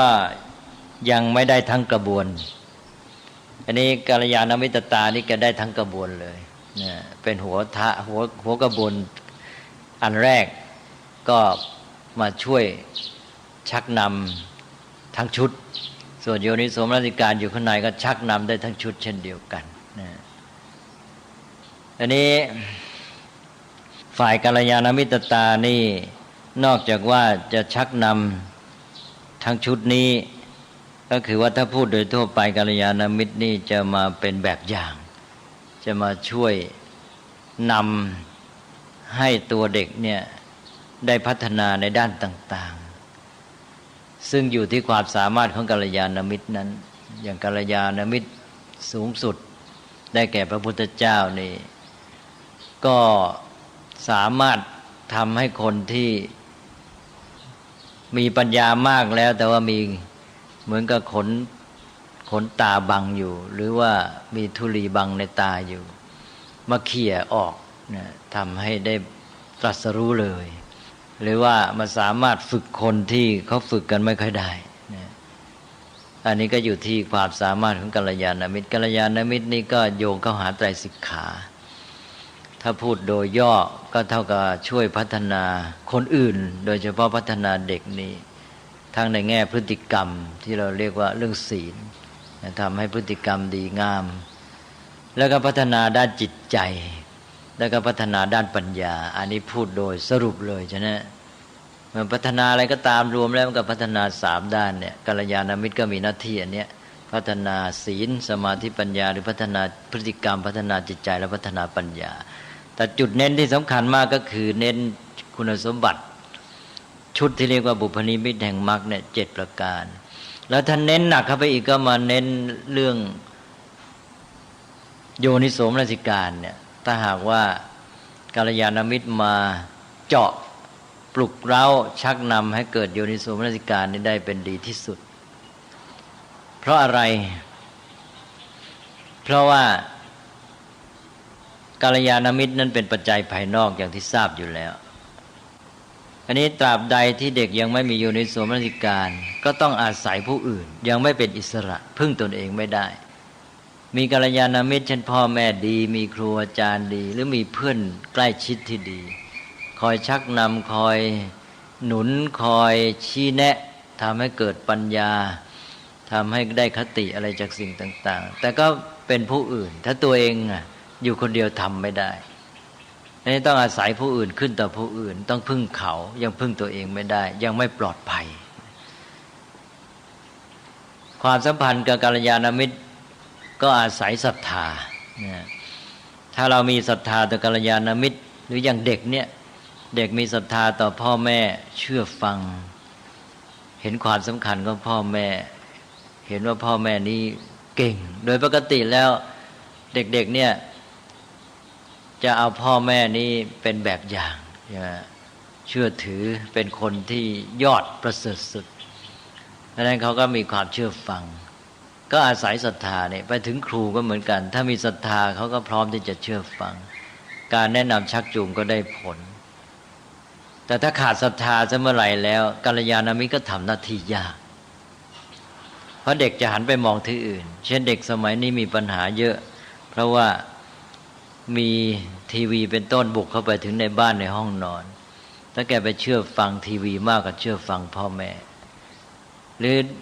บางทีก็ไม่เชื่อฟังพ่อแม่จะเชื่อฟังเพื่อนมากกว่ามีเรื่องอะไรก็แทนที่จะปรึกษาพ่อแม่ก็ไปปรึกษาเพื่อนที่เพื่อนก็เลยชักจูงไปในทางเสียหายเพราะเพื่อนก็มีประสบการณ์น้อยอันนี้พ่อแม่ก็ไม่รู้จักวิธีที่จะพูดจาเป็นต้นเด็กก็ยิ่งเหินห่างอันนี้ก็เป็นปัญหาอยู่ก็ไม่ได้ประโยชน์จากกัลยาณมิตรนั่นก็ทำไงจะให้มีคุณสมบัติของกัลยาณมิตรเองด้วยพระพุทธเจ้าก็เลยตรัสย้ำมาก รื่องคนที่จะทำหน้าที่เป็นกัลยาณมิตรนี่ให้มีคุณสมบัติอย่างโน้นอย่างนี้อย่างชุดที่ก็มี7ข้อเหมือนกันนะกัลยาณมิตรธรรมมี7ข้ออย่างเดียวกับบุพนิมิตแห่งมรรคพระพุทธเจ้าตรัสไว้แม้แต่เป็นอาจารย์ให้กรรมฐานก็ต้องเป็นกัลยาณมิตรเป็นปิโยน่ารักคารุน่าเคารพภาวนีโยน่าเจริญใจหมายความว่าเป็นผู้ที่ควรแก่การภูมิใจของศิษย์หรือของลูกเป็นต้นเป็นตัวอย่างได้วัตตาเป็นนักพูดเป็นคนรู้จักพูดว่าจะนักขโมเป็นผู้อดทนต่อถ้อยคำคัมภีรัญจกถังกัตตาเป็นผู้รู้จักแถลงเรื่องลึกซึ้งมีอะไรยากลึกซึ้งก็พูดให้เข้าใจได้ทำของยากให้เป็นของง่ายโนจัตฐานเนนิโยชเยไม่ชักนำไปในทางที่เสียหายหรือในเรื่องราวที่เป็นไปไม่ได้อันนี้ก็เป็นตัวอย่างพระพุทธเจ้าจะเน้นเพราะว่าในสังคมมนุษย์นี้อย่างที่พูดกันมาแล้วคนที่จะมีโยนิโสมนสิการเองนี่หาได้ยากเหลือเกินนั้นมนุษย์โดยทั่วไปโดยเฉลี่ยแล้วต้องอาศัยกัลยาณมิตรนั้นระบบของสังคมนี่เราจึงเน้นคุณสมบัติข้อกัลยาณมิตรตาทั้งคนอื่นมาทำหน้าที่ช่วยเป็นกัลยาณมิตรทั้งให้เด็กเองนี่พยายามเลือกหากัลยาณมิตรให้ได้ก็แปลว่าตัวเชื่อมก็อยู่ที่ศรัทธาเนี่ยถ้าศรัทธามาเชื่อมแล้วก็จะทำให้ทำงานได้ผลแต่กัลยาณมิตรต้องมีคุณสมบัติดีต้องเป็นผู้พัฒนาดีแล้วทั้งพฤติกรรมจิตใจและปัญญาแล้วก็พัฒนาความสามารถในการมาสัมพันธ์กับผู้อื่นในการช่วยชักนำเขาอย่างพระพุทธเจ้าที่เป็นยอดกัลยาณมิตรนี่เพราะมีทศพลญาณเลยทศพลญาณนี่มีปัญญาในการที่จะทำหน้าที่ช่วยแนะนำสั่งสอนผู้อื่นยกตัวอย่างเช่นมีความรู้เข้าใจตัวคนที่พระองค์จะไปทรงสั่งสอนมีญาณรู้จักบุคคลรู้จักแยกความแตกต่างระหว่างบุคคลเช่นรู้ว่าคนนี้มีหลายแบบหลายประเภทบางครั้งพระองค์อย่างตอนตรัสรู้ใหม่ๆตอนใกล้จะออกไปทรงประกาศพระศาสนานี่ก็ทรงพิจารณาสัตว์โลกมองเห็นเป็นบัว3เหล่านะแล้วอัตถกถาก็มาเพิ่มเป็น4เหล่านะในพระไตรปิฎกนั้นมี3เหล่านะบัวมี3เหล่าเพราะว่าอัตถกถาท่านก็ไปเพิ่มให้เป็นเหล่าที่4เป็นเหล่าที่4นี่ไม่มีวันได้โผล่พ้นน้ำและเป็นภักษาของปลาและเต่านะแล้วก็พระพุทธเจ้าก็ตรัสถึงบุคคล4ประเภทนี่แหละเป็นเหตุให้อัตถกถาเอามาขยายเป็นบัว4เหล่าบุคคล4ประเภทที่ว่ามีอุคติตัญญูผู้ที่รู้เข้าใจเพียงเขายกหัวข้อขึ้นมาพอครูอาจารย์หรือใครพูดหัวข้อเท่านั้นแหละคนแบบนี้ปั๊บเข้าใจทันทีนะไม่ต้องไปขยายความแล้วคล้ายๆเขาพร้อมที่จะเข้าใจอยู่แล้วแต่มันไม่ทันมานึกถึงเรื่องหัวข้อหรือประเด็นนี้นะการยกประเด็นนี้ขึ้นมาเป็นเพียงไปจี้จุดให้เขามองเห็นแง่มุมเท่านั้นเองเพราะนั้นคนพวกนี้นั้นพอเขายกประเด็นขึ้นมาพูดปั๊บนี่เข้าใจทันทีนะอันนี้2วิปจิตัญญูนี่ผู้รู้ต่อเมื่อเขาขยายความยกหัวข้อขึ้นมายังไม่เข้าใจต้องขยายความแล้วก็ต่อไปก็นัยยะขยายความทีเดียวก็ยังไม่เข้าใจพวกนี้ต้องค่อยๆแนะค่อยๆนำต้องหาวิธีช่วยต่างๆเราพูดกันทั่วไปก็เวไนยพระพุทธเจ้าอกทรงสั่งสอนเวนยสัตว์ก็คือสัตว์ที่พอแนะนำกันได้โดยเฉพาะก็หมายถึงมนุษย์นี่แหละอย่างที่เคยบอกแล้วว่าคำว่าสัตว์ในพุทธศาสนานี่มุ่งเอามนุษย์เป็นสำคัญในพวกนัยยะนี่ก็พวกที่พอจะแนะนำได้ก็ค่อยๆฝึกค่อยๆปรือกันไปค่อยๆหาอุบายวิธีมาแนะนำจนในที่สุดก็บรรลุผลสำเร็จได้สุดท้ายก็ปัฏฐปรมะแปลว่าผู้ที่มีบทเป็นอย่างยิ่งได้แค่ตัวบทก็อย่างนกแก้วนกขุนทองตัวข้อความตัวแบบตัวหนังสือก็ท่องก็ได้แล้วก็ได้แค่นั้นนะได้แค่อ่านตัวบทเสร็จแล้วก็ไม่รู้เข้าใจความหมายพวกนี้ก็จะเรียกว่าแย่ที่สุดจะบรรลุธรรมได้ยากก็เรียกว่าในชาตินี้นั้นยังไม่ไหวแต่ว่าพระพุทธเจ้าก็ไม่ให้ทิ้ง ก็หมายความว่าจะต้องเอาใจใส่เขาช่วยเขาอย่างน้อยให้เขาได้พื้นไว้ให้จำตัวบทได้ก็ยังดีต่อไปก็มีทางพัฒนาคือว่าไม่หมดหวังไม่ท่านไม่ให้ทิ้งนะปัทถปรมะเนี่ยเดี๋ยวจะนึกว่าโอ้พวกนี้เป็นภักษาและปลาทัดเต่าเพื่อเป็นอาหารของปลาและเต่าก็เลยปล่อยทิ้งไปเลยอันนี้ไม่ถูกเนี่ยท่านให้เอาใจใส่พยายามเนี่ยอาจจะต้องเหน็ดเหนื่อยหน่อยสำหรับผู้สอนนี่ก็เป็น4ประเภทนี่แหละบุคคล4ประเภทพระพุทธเจ้าตรัสไว้คนละแห่งเรื่องบัว3เหล่านั้นตรัสไว้แห่งหนึ่งเรื่องบุคคล4ประเภทนี้ตรัสไว้แห่งอัตถถาท่านคงจะเอานัยยะของชุด4เนี่ยก็เลยไปพูดถึงบัว3เหล่าขยายเพิ่มอันสุดท้ายเป็นเหล่าที่4ขึ้นมาอันนี้เป็นเรื่องความแตกต่างระหว่างบุคคลพระพุทธเจ้าตรัสไว้เยอะอย่างที่เราได้ยินกันบ่อยอีกชุดหนึ่งก็คือชุดจริต6คนเรามีจริตต่างๆกันแม้แต่บำเพ็ญกรรมฐานก็ต้องเลือกกรรมฐานให้เหมาะพระพุทธเจ้าทรงสามารถในการสั่งสอนเพราะทรงทราบความแตกต่างระหว่างบุคคลอันนี้เป็นอันสำคัญอย่างหนึ่งในบรรดาทศพลญาณ10ข้อเป็นเรื่องของการรู้ความแตกต่างระหว่างบุคคลสัก2ข้อ2ข้อก็อันหนึ่งท่านเรียกว่านานาธิมุตติกญาณญาณอย่างรู้คนทั้งหลายซึ่งมีธาตุต่างๆกันคำว่าธาตุต่างๆนานาธิมุตติกญาณขอโทษไม่ใช่นานาธาตุญาณนานาธิมุตติกญาณญาณอย่างรู้คนที่มีอธิมุตแตกต่างกันอธิมุตแตกต่างกันหมายความว่ามีแนวโน้มเช่นความสนใจต่างๆกันทั้งที่อยู่ในระดับการพัฒนาอันเดียวกันนะก็มีความโน้มเอียงความพอใจสนใจในสิ่งต่างๆกันอย่างคนหนึ่งเป็นชาวนาก็อาจจะเป็นคนชาวนาที่มีปัญญาแต่แกก็สนใจไปด้านหนึ่งตามภูมิหลังของแกก็อาจจะสนใจเรื่องการปลูกข้าวการไถนาการเรื่องของดินเรื่องของการปลูกพืชพันธุ์อะไรไปทีนี้อีกคนหนึ่งเป็นนักปกครองนะก็สนใจในเรื่องของวิธีการบริหารการจัดการอะไรต่างๆไปนะอีกคนหนึ่งเป็นพราหมณ์เป็นนักวิชาการก็สนใจอีกเรื่องหนึ่งแล้วแต่ละคนแม้แต่เป็นพราหมณ์ด้วยกันก็มีความสนใจไม่เหมือนกันมีแนวโน้มความคิดไม่เหมือนกันอันนี้เรียกว่านานาธิมุตติกญาณญาณอย่างรู้อธิมุตที่ต่างกันเนี่ยนี่ก็สำคัญจะสอนใครถ้ารู้อธิมุตของเขาเป็นยังไงก็จับจุดได้ก็สอนได้ผลทีนี้อีกอย่างหนึ่งก็คือว่า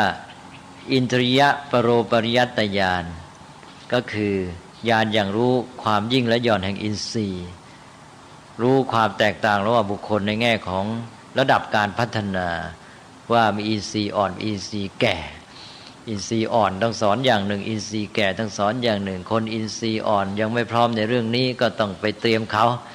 รอเวลาให้เขาพร้อมบ้างหรือว่าไปใช้อุบายวิธีการในการที่บ่มอินทรีย์นะพระพุทธเจ้ามีธรรมะที่เรียกว่าบ่มอินทรีย์เขาอินทรีย์ยังไม่พอไม่พร้อมอ่อนไปจะเข้าใจเรื่องนี้ยังไม่ได้แล้วจะไปรอเขาอยู่ก็ช้าบ่มมันเลยนะบ่มอินทรีย์นะแต่บางกรณีต้องรอบ่มก็ยังไม่ได้นะต้องรอเอาหรืออะไรเอาสถานการณ์บางอย่างให้มาเจอให้ได้รับบทเรียนก็สุดแต่อันนี้ก็เป็นเรื่องของการทราบความแตกต่างในแง่ของอินทรีย์แก่อ่อนนะมีศรัทธามีศีลมีสุตะจาคะปัญญาไม่เท่ากันเป็นต้นการรู้ความยิ่งหย่อนแห่งอินทรีย์ระดับการพัฒนาไม่เท่ากันความพร้อมของคนก็เป็นองค์ประกอบสำคัญในการที่จะสอนให้ได้ผลก็ต้องสอนให้เหมาะกับอินทรีย์ของเขาเนี่ย2ญาณและใน10ญาณทศพลญาณพระพุทธเจ้ามีญาณรู้ความแตกต่างระหว่างบุคคลอินทรียปโรปริยัติญาณก็รู้ในแง่ของความแตกต่างในระดับการพัฒนาเรียกว่าแนวตั้งแนวตั้งนี่ต่างกันคนไหนอยู่ระดับไหนแล้วกันนานาธิมุตติกญาณนี่ทราบความแตกต่างของคนในแนวนอนและแนวนอนก็หมายความว่าระดับเดียวกันพัฒนามาอยู่ระดับเดียวกันแต่ก็ยังต่างกันอีกนะต้องทราบทั้ง2ด้านนะคนทั่วไปนี่จะรู้2อย่างนี่ยากนะเพราะนั้นการสอนของพระพุทธเจ้าจึงได้ผล มากเพราะว่าทรงเข้าใจคนที่ทรงเข้าไปเกี่ยวข้องดีว่าแต่ละคนเป็นยังไงจะใช้วิธีการสอนยังไงให้เหมาะเนี่ยเรื่องของกัลยาณมิตรนี่ก็เยอะนะเพราะนั้นครูนี่ก็เป็นผู้ที่ทำงานตามอย่างพระพุทธเจ้าพระพุทธเจ้าเป็นพระบรมครูครูทั้งหลายก็มาทำหน้าที่เป็นครูตามอย่างพระองค์ก็เอาวิธีการของพระพุทธเจ้ามาใช้อย่างวิธีสอนก็ต้องฉลาดอีกไม่ใช่รู้เฉพาะตัวคนที่ไปสอนยังต้องรู้วิธีสอนอย่างวิธีสอนอย่างอริยสัจสี่อย่างที่เคยพูดไปแล้วนะมันก็ทำให้การสอนนี้ได้ผลกัลยาณมิตรก็เลยเป็นเรื่องใหญ่ในสังคมนะในหมู่มนุษย์ที่มาอยู่รวมกันนี้เพื่อจะช่วยให้คนที่เกิดมาโดยเฉพาะคนอนุชนรุ่นหลังเนี่ยได้รับประโยชน์จากวัฒนธรรมอารยธรรมไม่ต้องไปมัวเริ่มต้นลองผิดลองถูกกันใหม่คนเราลองเกิดมาคนรุ่นเก่าไม่ถ่ายทอดวัฒนธรรมไม่สั่งสอนให้ก็เหมือนคนป่าแหละใช่ไหมไม่ได้มีผิดกันเลยนะจะไปรู้อะไรล่ะไม่ได้รู้สักอย่างทำไม่ขีดก็ทำไม่เป็นใช่ไหมเนี่ยดังนั้นมันก็อะไรมันก็ไม่ได้ทั้งนั้นดังนั้นก็เรื่องกัลยาณมิตรนี่เรื่องยิ่งใหญ่อย่างยิ่งในสังคมมนุษย์เพราะนั้นองค์ประกอบ7ข้อนี้ก็ในแง่ของสังคมมนุษย์ต้องมาเน้นข้อที่1กัลยาณมิตรตาที่ว่าคนส่วนใหญ่นั้นจะอาศัยโยนิโสมนสิการนี่ไปหวังได้ยากให้เขาเกิดมีขึ้นในตนเองนั้นมีน้อยก็จะต้องมองในแง่ของคนส่วนใหญ่ต้องอาศัยผู้อื่นกัลยาณมิตรนี่มาช่วยชักนำชี้แจงก็พัฒนาระบบขึ้นมาว่าทำไงจะให้กัลยาณมิตรทำงานได้ผลก็สร้างเป็นโรงเรียนสร้างเป็นสถาบันบางครั้งทำไปทำมาไม่ได้ความอีกแล้วโรงเรียนนี้สถาบันนี้มันไปแยกเด็กจากชุมชนจากชีวิตจริงพวกนักคิดก็มาบอกไม่ได้เลิกเถอะระบบโรงเรียนนะเอาระบบอยู่กับความเป็นจริงในธรรมชาตินะอย่างเรามองถึงการศึกษาในเมืองไทยเราสมัยก่อนเราก็ไม่มีชั้นเรียนอย่างยุคที่วัดเป็นศูนย์กลางของการศึกษาเนี่ยเด็กก็มาอยู่กับหลวงพ่อกับพระอาจารย์มาอยู่วัดก็เป็นโรงเรียนแต่ว่ามันไม่มีสถานที่ที่ชัดเจนใช่ไหมคือไม่เป็นตัวอาคารที่แยกเด็กออกไปจากชีวิตจริงเด็กก็อยู่ในวัดอยู่ในบรรยากาศของความเป็นอยู่ธรรมดานะไปช่วยหลวงพ่อไปประเคนภัตตาหารไปบิณฑบาตหลวงพ่อถือย่ามตามไปหรือถือบาตรตามไปนะหรือว่าเวลาหลวงพ่อจะไปไหนไปธุระไปเยี่ยมโยมลูกศิษย์ก็ถือย่ามหรือถืออะไรตามไปด้วยนะก็ไปอยู่ในชีวิตจริงหรือญาติโยมมาหาพระเด็กลูกศิษย์นี่ก็มาอยู่ใกล้ชิดคอยดูแลคอยฝึกหัดวิธีดำเนินชีวิตไปการร่วมสังคมฝึกหัดไปในตัวแล้วถึงเวลาเย็นหลวงพ่อก็อาจจะให้สอนเป็นพิเศษรู้วิชาหนังสือการรู้วิชาหนังสือเป็นเพียงส่วนหนึ่งของการศึกษาเดี๋ยวนี้เอาการรู้หนังสือมาเป็นการศึกษาไปเลยใช่ไหมอันนั้นเป็นเพียงส่วนหนึ่งการศึกษาต้องรู้หนังสือไว้นะอ่านออกมานั่งกันที่หอสวดมนต์นั่งล้อมกันไปเนี่ยนั่งไปก็สอนกันไปมีอะไรเขียนก็เขียนกันไปนะมีเรื่องอะไรก็ว่ากันไปเหมือนชีวิตจริงพอเสร็จแล้วค่ำเดี๋ยวพอเด็กไปทานอาหารกันบางทีไปทานที่บ้านแล้วก็กลับมาใหม่แล้วกลับมาพอมืดค่ำสักหน่อยหลวงพ่อนอนเขนงอยู่ไอ้กงหน้ากุฏิบางทีหอสวดมนต์มานวดว่างั้นก็มานวดกันมานวดหลวงพ่อก็เล่านิทานชาดกบ้างอะไรบ้างให้ฟังประสบการณ์ของหลวงพ่อที่มีมาเด็กก็ได้รับความรู้ได้รับเรื่องของคติธรรมเรื่องของข้อแนะนำของหลวงพ่อไปในตัวมันเป็นชีวิตจริงดังนั้นการศึกษาแบบสมัยโบราณก็เป็นการศึกษาในชีวิตจริงแต่ว่าถ้าจะเอาเป็นวิชาชำนาญพิเศษนี่ก็จะได้น้อยการศึกษาสมัยใหม่จัดไปโรงเรียนสถาบันนี้ได้เก่งในแง่ความชำนาญพิเศษเฉพาะด้านสมัยก่อนก็ต้องอาศัยว่าไปฝากเนื้อฝากตัวกับอาจารย์หรือครูที่สอนวิชาช่างเป็นต้นเป็นเรื่องๆไปนะซึ่งมีมาตั้งแต่สมัยนิธิสาปาโมกเมืองตักกศิลานนท์เป็นผู้ชำนาญพิเศษอันนั้นเป็นเพียงส่วนหนึ่งของการศึกษาตอนหลังมันสับสนกลายไปว่าการรู้เรื่องวิชาหนังสือการเรียนศิลปะชำนาญพิเศษนี่เป็นการศึกษาไปซะนะส่วนในตัวการศึกษาที่จริงเลยเลือนหายไปการศึกษาที่แท้จริงมันก็คือการฝึกการดำเนินชีวิตที่ดีงามใช่ไหม ที่เราพูดกันไปแล้วตั้งแต่ในบ้านในครอบครัวเนี่ยผู้ใหญ่ทุกคนก็ทำหน้าที่ช่วยเด็กในการพัฒนาตัวเองให้เขามีการศึกษาดังนั้นชีวิตจริงนี่แหละที่สำคัญมากเป็นการศึกษาที่ถูกต้องตามความหมายส่วนเรื่องของการเรียนในโรงเรียนในสถาบันอะไรต่างๆเป็นการเรียนหนังสือรู้วิชาหนังสือและก็การฝึกในศิลปะวิทยาเฉพาะอย่างที่ชำนาญพิเศษเป็นเพียงส่วนหนึ่งของการศึกษาซึ่งเดี๋ยวนี้ก็เน้นไปในแง่เฉพาะการหาเลี้ยงชีพด้วยซ้ำกลายเป็นวิชาการเหล่านั้นเป็นเครื่องมือหาเลี้ยงชีพก็เป็นส่วนย่อยของการดำเนินชีวิตอยู่ในข้อที่ว่าเป็นสัมมาอาชีวะแม้แต่เป็นสัมมาอาชีวะก็ยังทำไม่ค่อยได้เลยนะก็เป็นสักแต่ว่าให้เป็นเครื่องมือหาเลี้ยงชีพไปก็แล้วกันแต่ไม่ได้ดูความหมายว่าไอ้ที่เป็นสัมมาอาชีวะมันคืออย่างไรนะเป็นอาชีวะที่ว่าหนึ่งไม่เบียดเบียนก่อความเดือดร้อนเวรภัยแก่เพื่อนมนุษย์แก่สังคมสองยังแก้ปัญหาสร้างสรรค์ชีวิตที่ดีงามและสังคมด้วยอันนี้จุดสำคัญเลยอาชีพทุกอย่างมีเพื่อแก้ปัญหาของสังคมแก้ปัญหาชีวิตหรือสร้างสรรค์อะไรอย่างใดอย่างหนึ่งต่อมาก็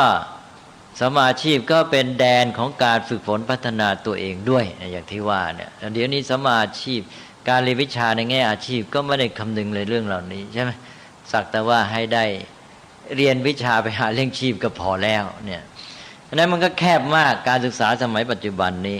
แล้วก็อย่างที่เคยพูดว่าในเมื่อความเข้าใจเกี่ยวกับชีวิตเกี่ยวกับความมุ่งหมายของชีวิตไม่ถูกต้องไม่รู้ว่ามนุษย์นั้นเป็นสัตว์ที่ต้องฝึกฝนพัฒนาจะมีชีวิตที่ดีงามด้วยการฝึกฝนพัฒนาก็นึกแต่ว่ามนุษย์นี่ก็คือจะต้อง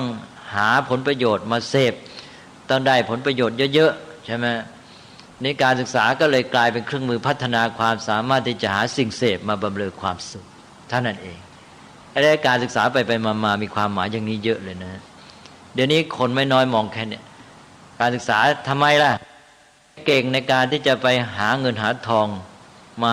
ซื้อสิ่งของมาบำเรอตัวเองใช่ไหมก็เรียกว่าการศึกษามีความหมายแค่เป็นว่าเป็นการพัฒนาความสามารถที่จะหาสิ่งเสพหรือวัตถุบริโภคมาบำเรอความสุขของตนเองก็ไม่ได้พัฒนาความสามารถภายในเช่นศักยภาพในการที่จะมีความสุขใช่ว่าการศึกษามันมีความหมายอีกด้านหนึ่งว่าการศึกษาคือการพัฒนาความสามารถที่จะมีความสุขอันนี้ไม่มีก็เลยจบกันเลยยิ่ง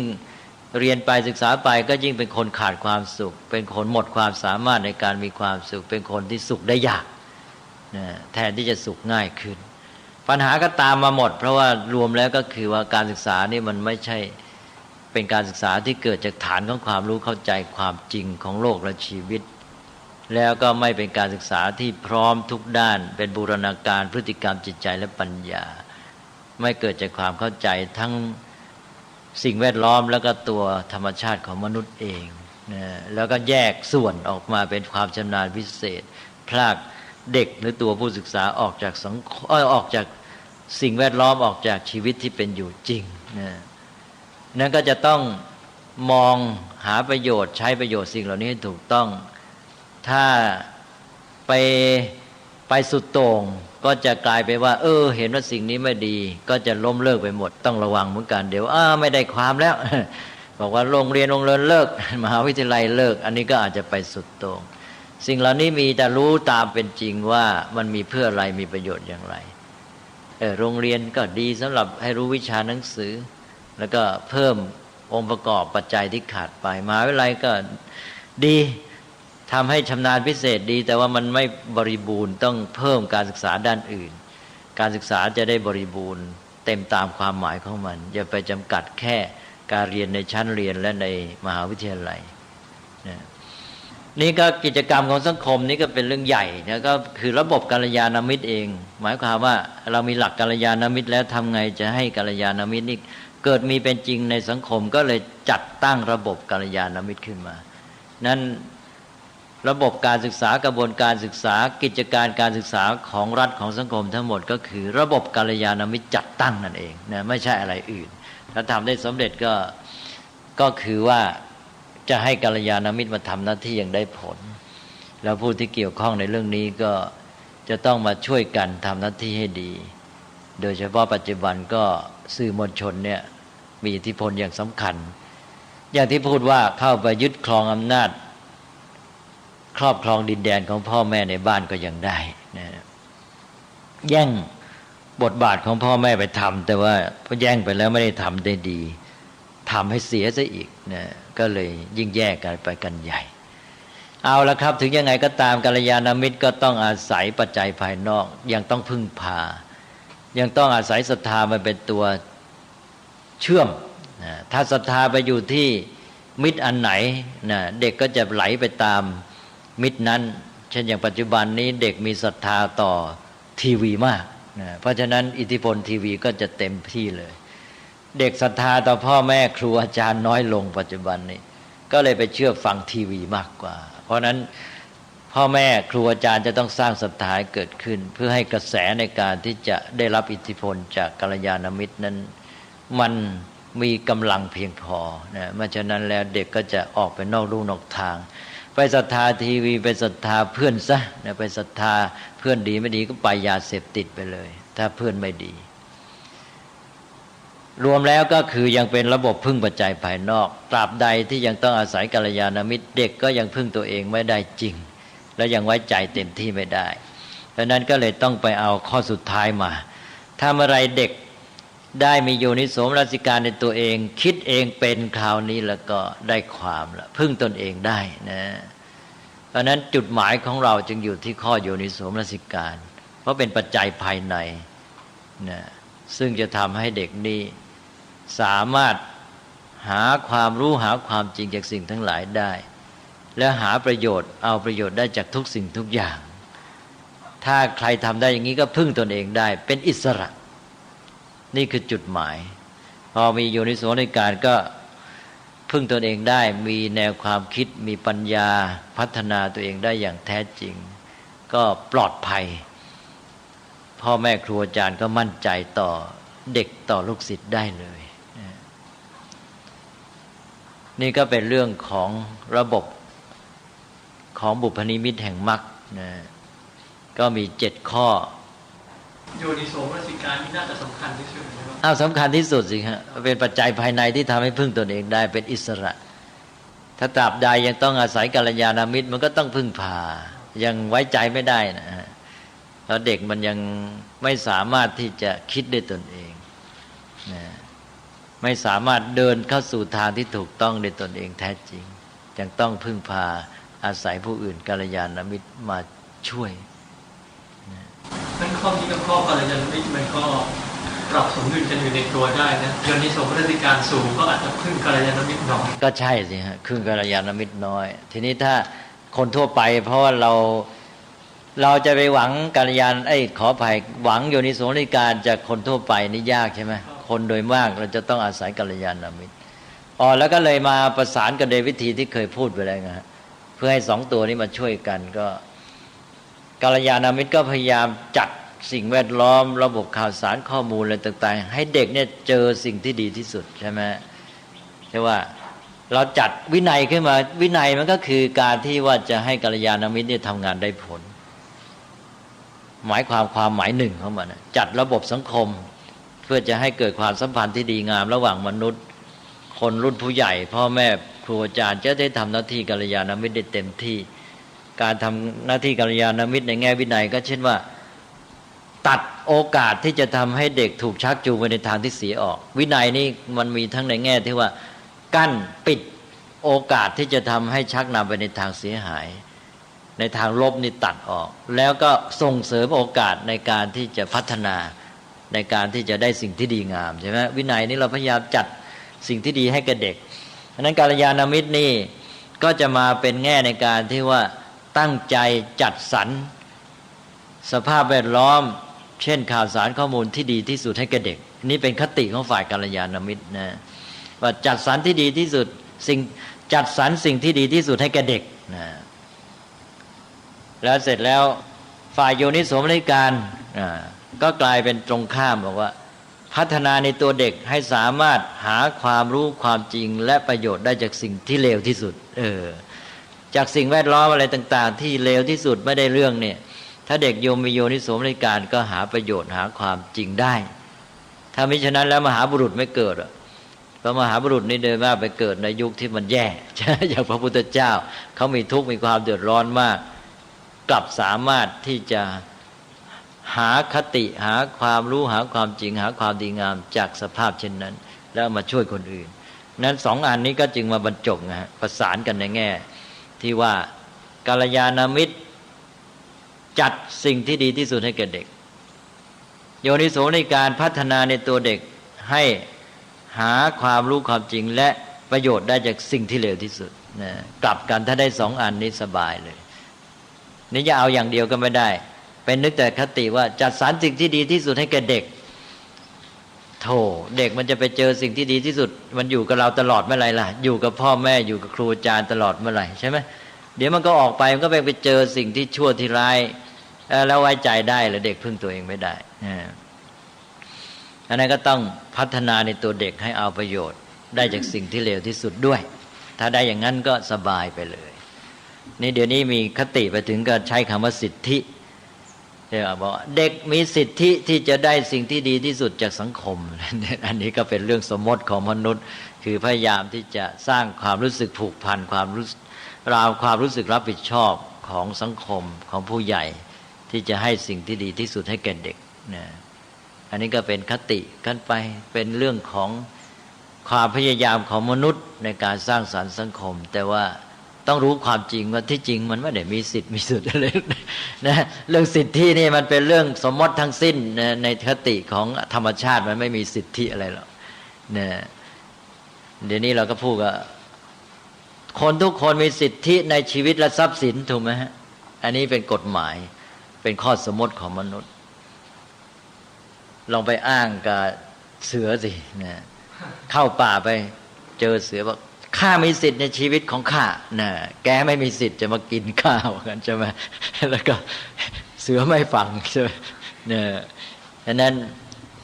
จะไปอ้างสิทธิ์นะสร้างสิทธิ์อะไรก็ตามที่ดินที่เดินเนี่ยไฟป่าน้ำท่วมไม่ฟังทั้งนั้นเนี่ยไอ้นี่ของดินที่ดินของข้าที่ดินแปลงนี้ฉันมีสิทธิ์ฉันเป็นเจ้าของแกจะมายุ่งน้ำป่ามาโครมคลามหมดต้นไม้ไม่ฟังทั้งนั้นใช่ไหมสิทธิโดยธรรมชาติมันไม่เกี่ยวกันสิทธิเป็นเรื่องของมนุษย์ผู้เจริญแล้วมาบัญญัติกันเพื่อให้สังคมของตนอยู่ได้ดีนะเป็นความสามารถพิเศษของมนุษย์เป็นเครื่องหมายของอารยธรรมดังนั้นพุทธศาสนาจึงให้ความสำคัญแก่สมมตินี่เป็นความสามารถพิเศษของมนุษย์นะฮะไม่ใช่สิ่งเหลวไหลแต่ว่ารู้ด้วยว่ามันไม่ได้จริงตามธรรมชาติแท้แต่ว่าถ้ามนุษย์ไม่มีความสามารถในสมมติในอารยธรรมไม่เกิดสมมตินี่เป็นความสามารถพิเศษของมนุษย์ทำให้เกิดอารยธรรมสัตว์ชนิดอื่นมันรู้จักสมมติเมื่อไหร่ใช่ไหมมันไม่รู้จักมันก็อยู่ไปตามธรรมชาติพื้นฐานอย่างนั้นแต่มนุษย์นี่มีความสามารถสมมติตั้งวินัยที่เป็นสมมติอันใหญ่ที่สุดขึ้นมาทำให้มีระบบระเบียบการในสังคมมนุษย์ทำให้อารยธรรมเกิดขึ้นเจริญงอกงามนั้นสมมตินี่แหละเป็นลักษณะพิเศษของมนุษย์เป็นความสามารถสร้างสรรค์อารยธรรมแต่ก็เป็นตัวสำคัญที่ทำให้มนุษย์พลาดพอมนุษย์สร้างสมมติขึ้นมาด้วยความสามารถพิเศษของตัวเองแล้วเกิดติดหลงสมมติแปลกแยกจากความจริงในธรรมชาติอีกจบกันตรงนี้เลยเพราะหลงสมมติก็เป็นอันว่าถ้าเข้ามาถึงความจริงของธรรมชาติตอนนี้ก็คือความพินาศของมนุษย์แต่ถ้าตราบใดที่มนุษย์นี่ฐานยังอยู่ก็คือว่าเข้าถึงความจริงของธรรมชาติพร้อมกันนั้นใช้ความสามารถนั้นมาสร้างสมมติให้สอดคล้องกับความจริงของธรรมชาติด้วยความรู้เท่าทันเข้าใจเหตุผลในการสมมติของตนเองและอยู่ได้อย่างดีเขาเรียกว่าอยู่อย่างรู้ทันสมมติไม่หลงสมมติไม่เป็นท่าของสมมติเข้าถึงธรรมะคือตัวความจริงแท้ในธรรมชาติตลอดเวลาชีวิตสังคมก็อยู่ได้ด้วยดีปัญหาของอารยธรรมปัจจุบันของมนุษย์ก็คือว่าพอมีความสามารถพิเศษสมมติแล้วสมมติเลยไม่มาโยงกับความจริงในธรรมชาติแล้วหลงติดสมมติพาหายนะเข้ามาอย่างที่ต้องพูดว่าปัจจุบันเนี่ยกำลังเป็นอย่างนั้นนะมนุษย์นี่แม้แค่ทำงานทำการก็ติดอยู่ในแค่สมมติและไม่สามารถโยงระบบการทำงานของตนเองในอาชีพเนี่ยไปเข้าถึงความจริงแท้ในธรรมชาติได้อย่างที่ยกตัวอย่างบ่อยๆเช่นว่ากฎธรรมชาติว่าทำสวนปลูกต้นไม้ทำให้ต้นไม้เจริญงอกงามนี่กฎธรรมชาติใช่ไหม กฎมนุษย์นี่สมมติซ้อนขึ้นมาว่าทำสวน1 เดือนได้เงินเดือน 5,000 บาทใช่ไหมนี่กฎมนุษย์การทำสวนเป็นเหตุการได้เงินเดือน 5,000 บาทเป็นผลนี่เป็นกฎมนุษย์สมมติแล้วก็การทำสวนเป็นเหตุต้นไม้เจริญงอกงามเป็นผลนี่เป็นกฎธรรมชาติ2 อันนี้ซ้อนกันอยู่เราตั้งกฎสมมติขึ้นมาว่าให้ทำสวน1 เดือนได้เงินเดือน 5,000 บาทเพราะอะไรเพราะเรารู้ความจริงของธรรมชาติว่าทำสวนแล้วต้นไม้เจริญงอกงามไอ้สิ่งที่เราต้องการคือต้นไม้เจริญงอกงามถูกไหมเมื่อเราต้องการต้นไม้เจริญงอกงามเราก็ต้องทำสวนแต่นี้มนุษย์ฉลาดเพื่อจะให้การทำสวนนี่เป็นจริงเป็นจังมีคนทำหน้าที่มีการแบ่งงานกันทำแล้วเขาไม่ต้องกังวลเรื่องความเป็นอยู่เขาได้ตั้งใจทำงานทำสวนเต็มที่เราก็เลยตั้งกฎสมมติของมนุษย์ซ้อนขึ้นมาว่าทำสวน1 เดือนได้เงินเดือน 5,000 บาทแกไม่ต้องไปห่วงเรื่องทำมาหากินแล้วแกตั้งใจทำสวนไปนะก็เลยกฎมนุษย์นี่เป็นกฎสมมติขึ้นมาด้วยเหตุผลที่ต้องการผลตามกฎธรรมชาติกฎมนุษย์ก็ไปเสริมกฎธรรมชาติทำให้เราได้ผลที่ต้องการตามกฎธรรมชาติใช่ไหมนี่คือถ้าหากว่ามันเป็นไปตามนี้ผลที่ต้องการก็เกิดขึ้นนี่คืออารยธรรมมนุษย์ที่สามารถสร้างกฎสมมติมีระบบการทำงานเป็นวินัยทำให้คนเนี่ยทำงานทำสวน1 เดือนได้เงินเดือน 5,000 บาทนี่เป็นความสามารถพิเศษของมนุษย์แต่ว่าต้องโยงไปถึงความจริงของธรรมชาติก็คือว่าแกจะได้หายห่วงกังวลเรื่องการหาเงินหาทองมาเลี้ยงตัวเองเลี้ยงครอบครัวแกได้ตั้งใจทำสวนแต่คนที่ทำสวนนั้นจะต้องมีใจที่มุ่งผลตามกฎธรรมชาติคือทำสวนด้วยอยากให้ได้ต้นไม้เจริญงอกงามรักเหตุผลตามกฎธรรมชาติต้องการผลตามกฎธรรมชาติตราบใดที่คนทำสวนยังรักต้องการผลที่เป็นจริงตามกฎธรรมชาติคืออยากให้ต้นไม้เจริญงอกงามทำสวนด้วยความต้องการนั้นอยู่แล้วกฎสมมตินี้ก็จะมาหนุนให้เขาทำงานได้ผลจริงตามที่เราต้องการก็คือทำให้ต้นไม้เจริญงอกงามแต่ถ้าเมื่อไรคนสวนมาหลงสมมติ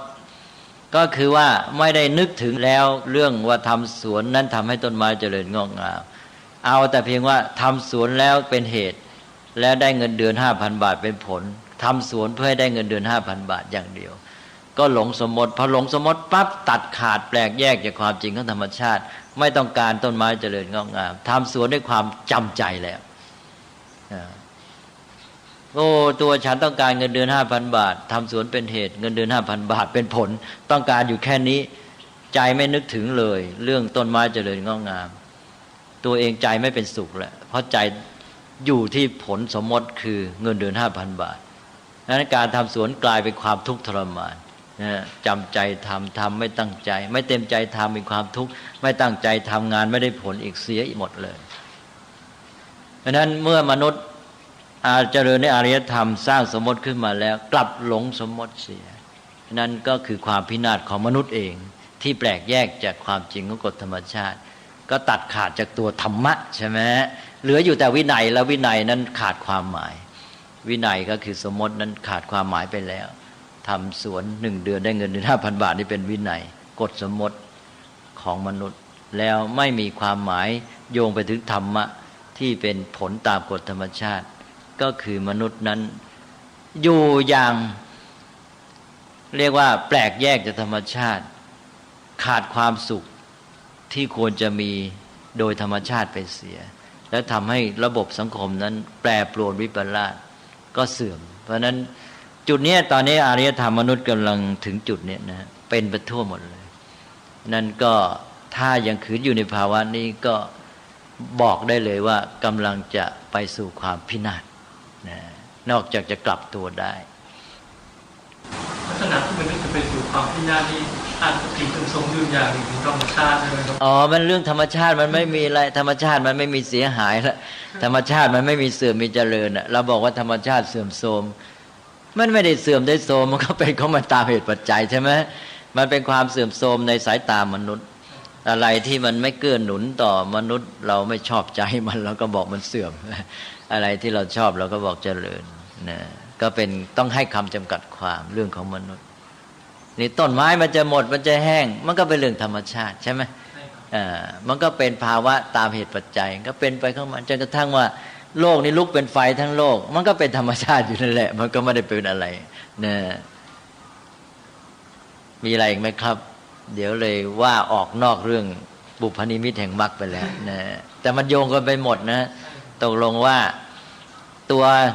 สำคัญ7อย่างนี่แหละเป็นตัวนำเข้าสู่มรรคนะซึ่งจะต้องมันเน้นอย่าไปลืมอย่าไปมองข้ามมันแล้วก็ในบรรดา7ประการนี้ตัวแรกกัลยาณมิตรนี่สำคัญในสังคมมนุษย์ในหมู่มนุษย์ที่จะให้อยู่ร่วมกันได้ดีก็จะต้องเน้นว่าทำไงจะสร้างระบบกัลยาณมิตรให้ได้นะมันหมายถึงทั้งสังคมนะครับไม่ใช่เฉพาะจุดใดจุดหนึ่งมันหมายถึงตั้งแต่ผู้ปกครองประเทศนี่แหละถ้าได้กัลยาณมิตรมาก็สบายไปเยอะเลยทำไงเราจะได้ให้ผู้ปกครองประเทศที่เป็นกัลยาณมิตรใช่ไหมนะมีคุณสมบัติของกัลยาณมิตรมีความเข้าใจหมู่มนุษย์ที่เขามาปกครองแต่ว่าท้ายที่สุดก็ในตัวแต่ละคนนี้ในขณะที่แม้สังคมไม่มีกัลยาณมิตรเลยไอ้เจ้าโยนิโสมนสิการมีในตัวใครคนนั้นก็ไปรอดคนนั้นก็สามารถจะบรรลุธรรมได้แม้แต่ในท่ามกลางของความเสื่อมโทรม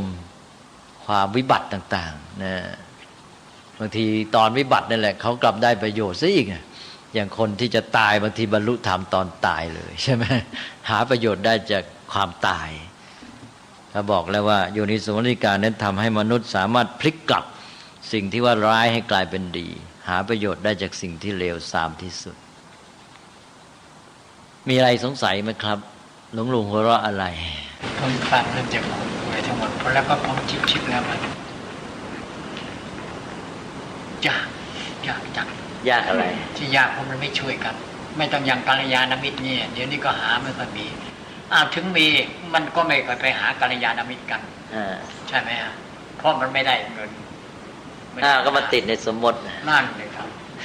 ยากมันยุ่งเกี่ยวไปหมดเวลาเนี่ยก็มาคิดก็เราไม่ได้พัฒนาคนในแนวทางที่มันถูกต้องเลย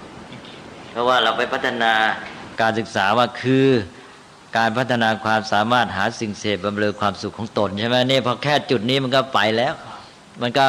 เรรวนหมดเลยเพราะตั้งจิตผิดแล้วทิฏฐิมันผิดเลยมันทิฏฐิสัมปทาไม่ได้แล้วข้อ5หายไปเลยเนี่ยว่าคือเรียนคืออะไรเรียนคือเพื่อหาเงินได้เก่งว่างั้นใช่ไหมเนี่ยการศึกษาผิดความหมายทิฏฐิมันผิดเลยที่คุณอาจารย์ระหว่างการตั้งเจตนาและการมีทิฏฐิอะไรควรจะต้องมาก่อนทิฏฐิมันเป็นตัวทำให้ตั้งเจตนามันเห็นอย่างไรมันเข้าใจอย่างไรก็ตั้งเจตนาตามนั้นใช่ไหมก็เหมือนอย่างในข้อกลับไปที่มรรคสัมมาทิฏฐิสัมมาสังกัปปะใช่ไหมสัมมาทิฏฐิมีความเป็นเข้าใจอย่างไรยึดถือเชื่ออย่างไรก็สัมมาสังกัปปะดำริคิดการไปตามนั้นใช่ไหมถ้าเป็นมิจฉาทิฏฐิก็มิจฉาสังกัปปะ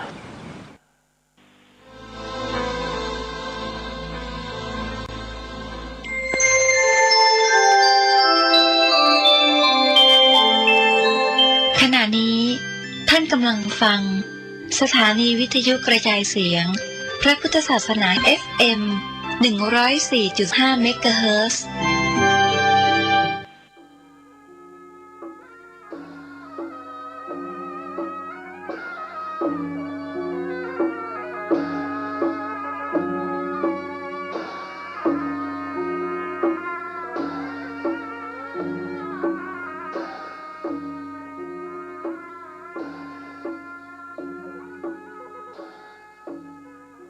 ขอความเจริญในธรรม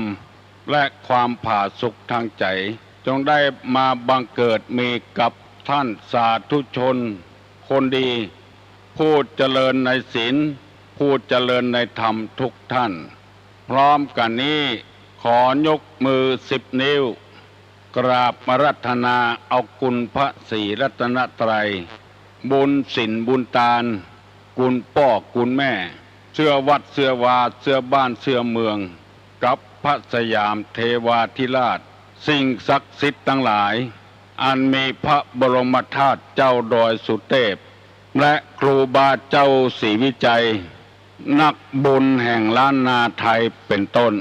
ได้มาปกปักรักษาท่านผู้ฟังทั้งหลายอัน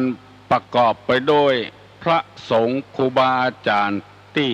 เคารพนับถือตลอดถึงพระเนนเถนเจ้าพ่อแม่พี่น้องลูกหลานเหลนวงศาคณาญาติตั้งใกล้ตั้งไก่พอให้ท่านทั้งหลายได้มีความสุขกายสุขใจ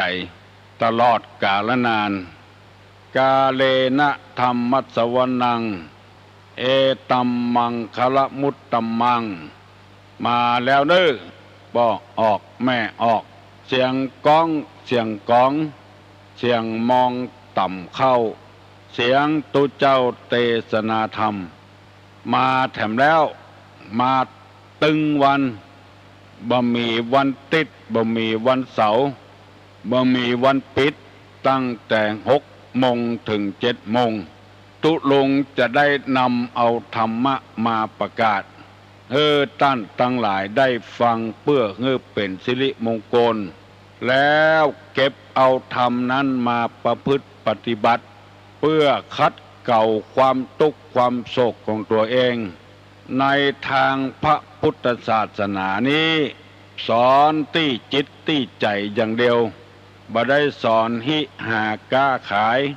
บ่ได้สอนให้มีความร่ำความรวยสอนให้แก้ทุกข์ที่ใจเพราะคนเฮาตึงวันนี้มีความบ่สบายที่ใจมีแล้วก็ยังให้มีแถมได้แล้วก็แค่ได้แถมบ่มีความสบายใจสักเตื้อจึงได้นำเอาธรรมะในทางพระพุทธศาสนามาประกาศถึงวันเพื่อให้ท่านผู้ฟังทั้งหลายได้พ้นจากความทุกข์ที่ว่านี้บ่ได้หมายถึงความทุกข์บ่มีหยังกินบ่มีหอบมีเฮือนบ่มีลูกบ่มีเมียบ่ใจเจืออันคือทุกข์ตั้งใจรัฐบาลแก้ทุกข์ความจริงนั้นคนเฮาได้อยู่ดีกินดีแม้อยู่ในเรือนจำก็ยังได้อยู่ดีกินดีนอนโดย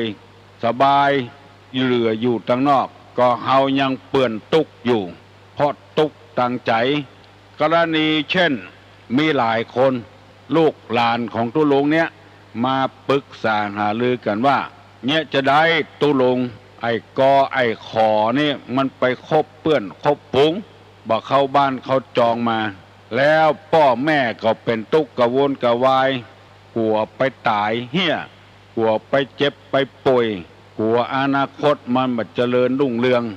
พ่อแม่ก็เลยเป็นทุกข์ไปโดยตามนั้น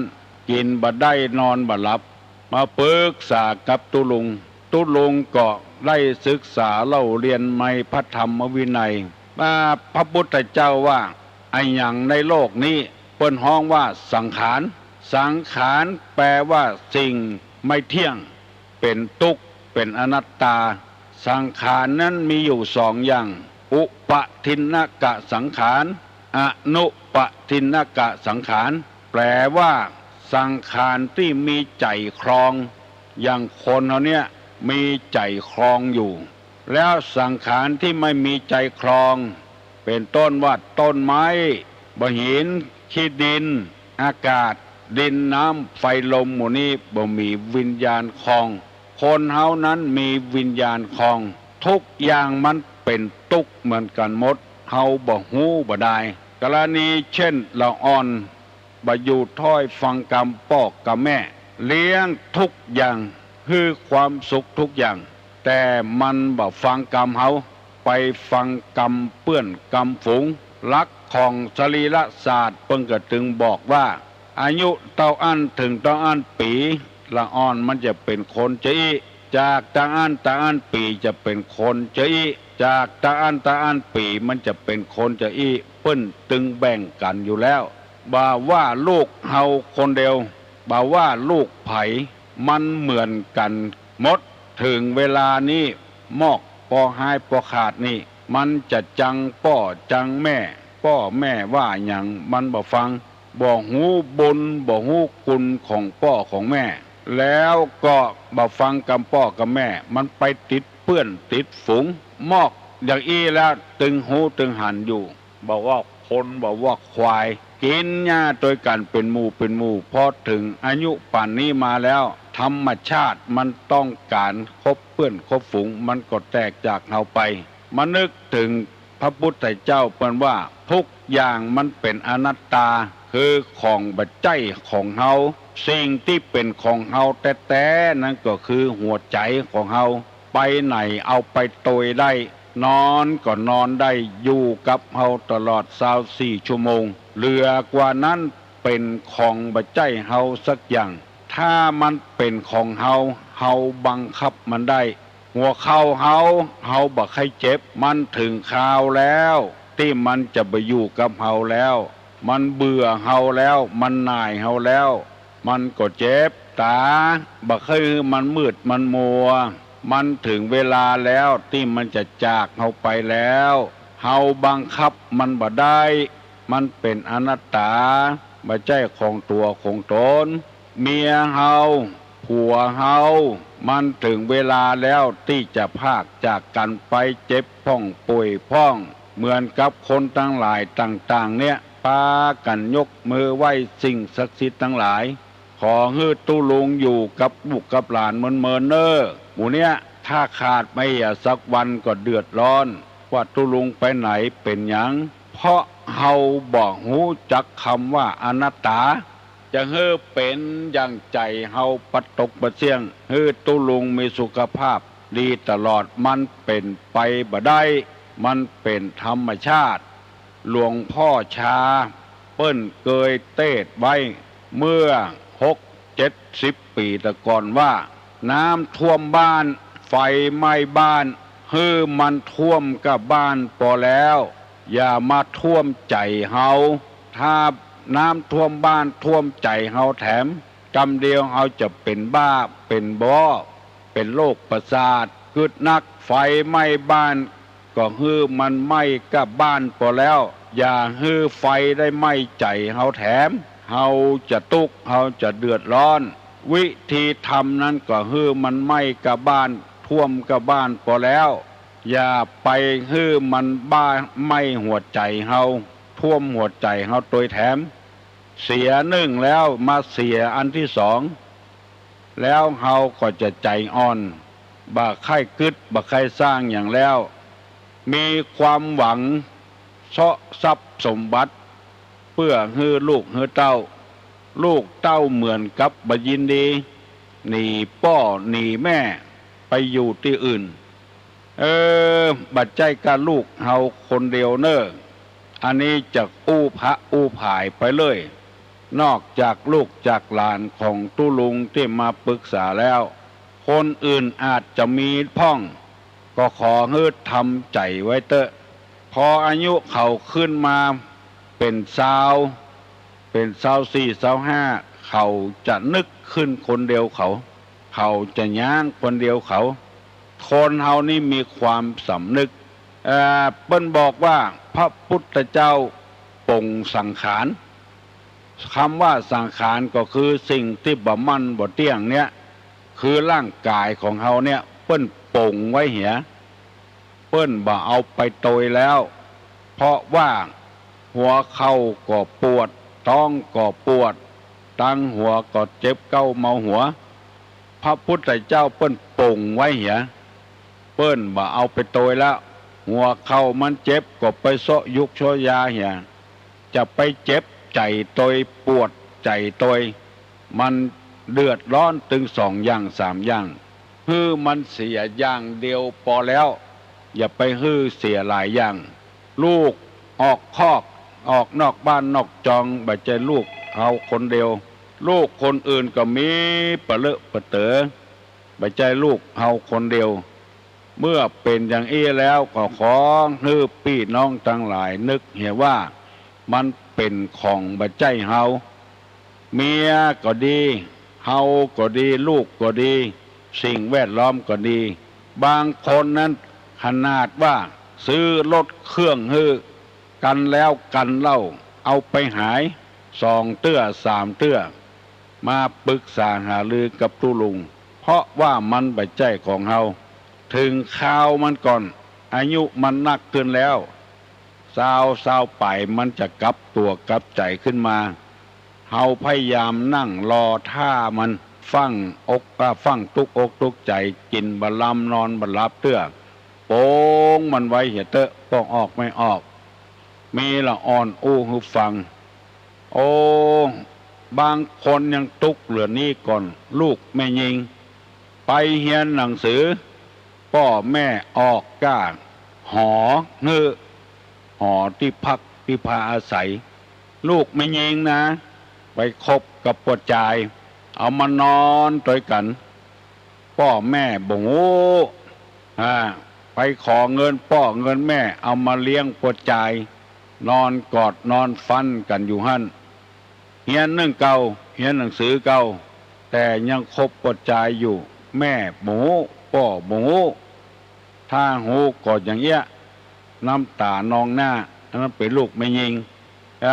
มีรถเครื่องเหตุกันคือปวดใจขี่ไปส่งถึงเวลาโรงเรียนเลิกปวดใจขี่มาบ้านมาหอเมื่อคืนมาไปเซาะทำงานในบาร์ในครับรับจ้างเปิ้น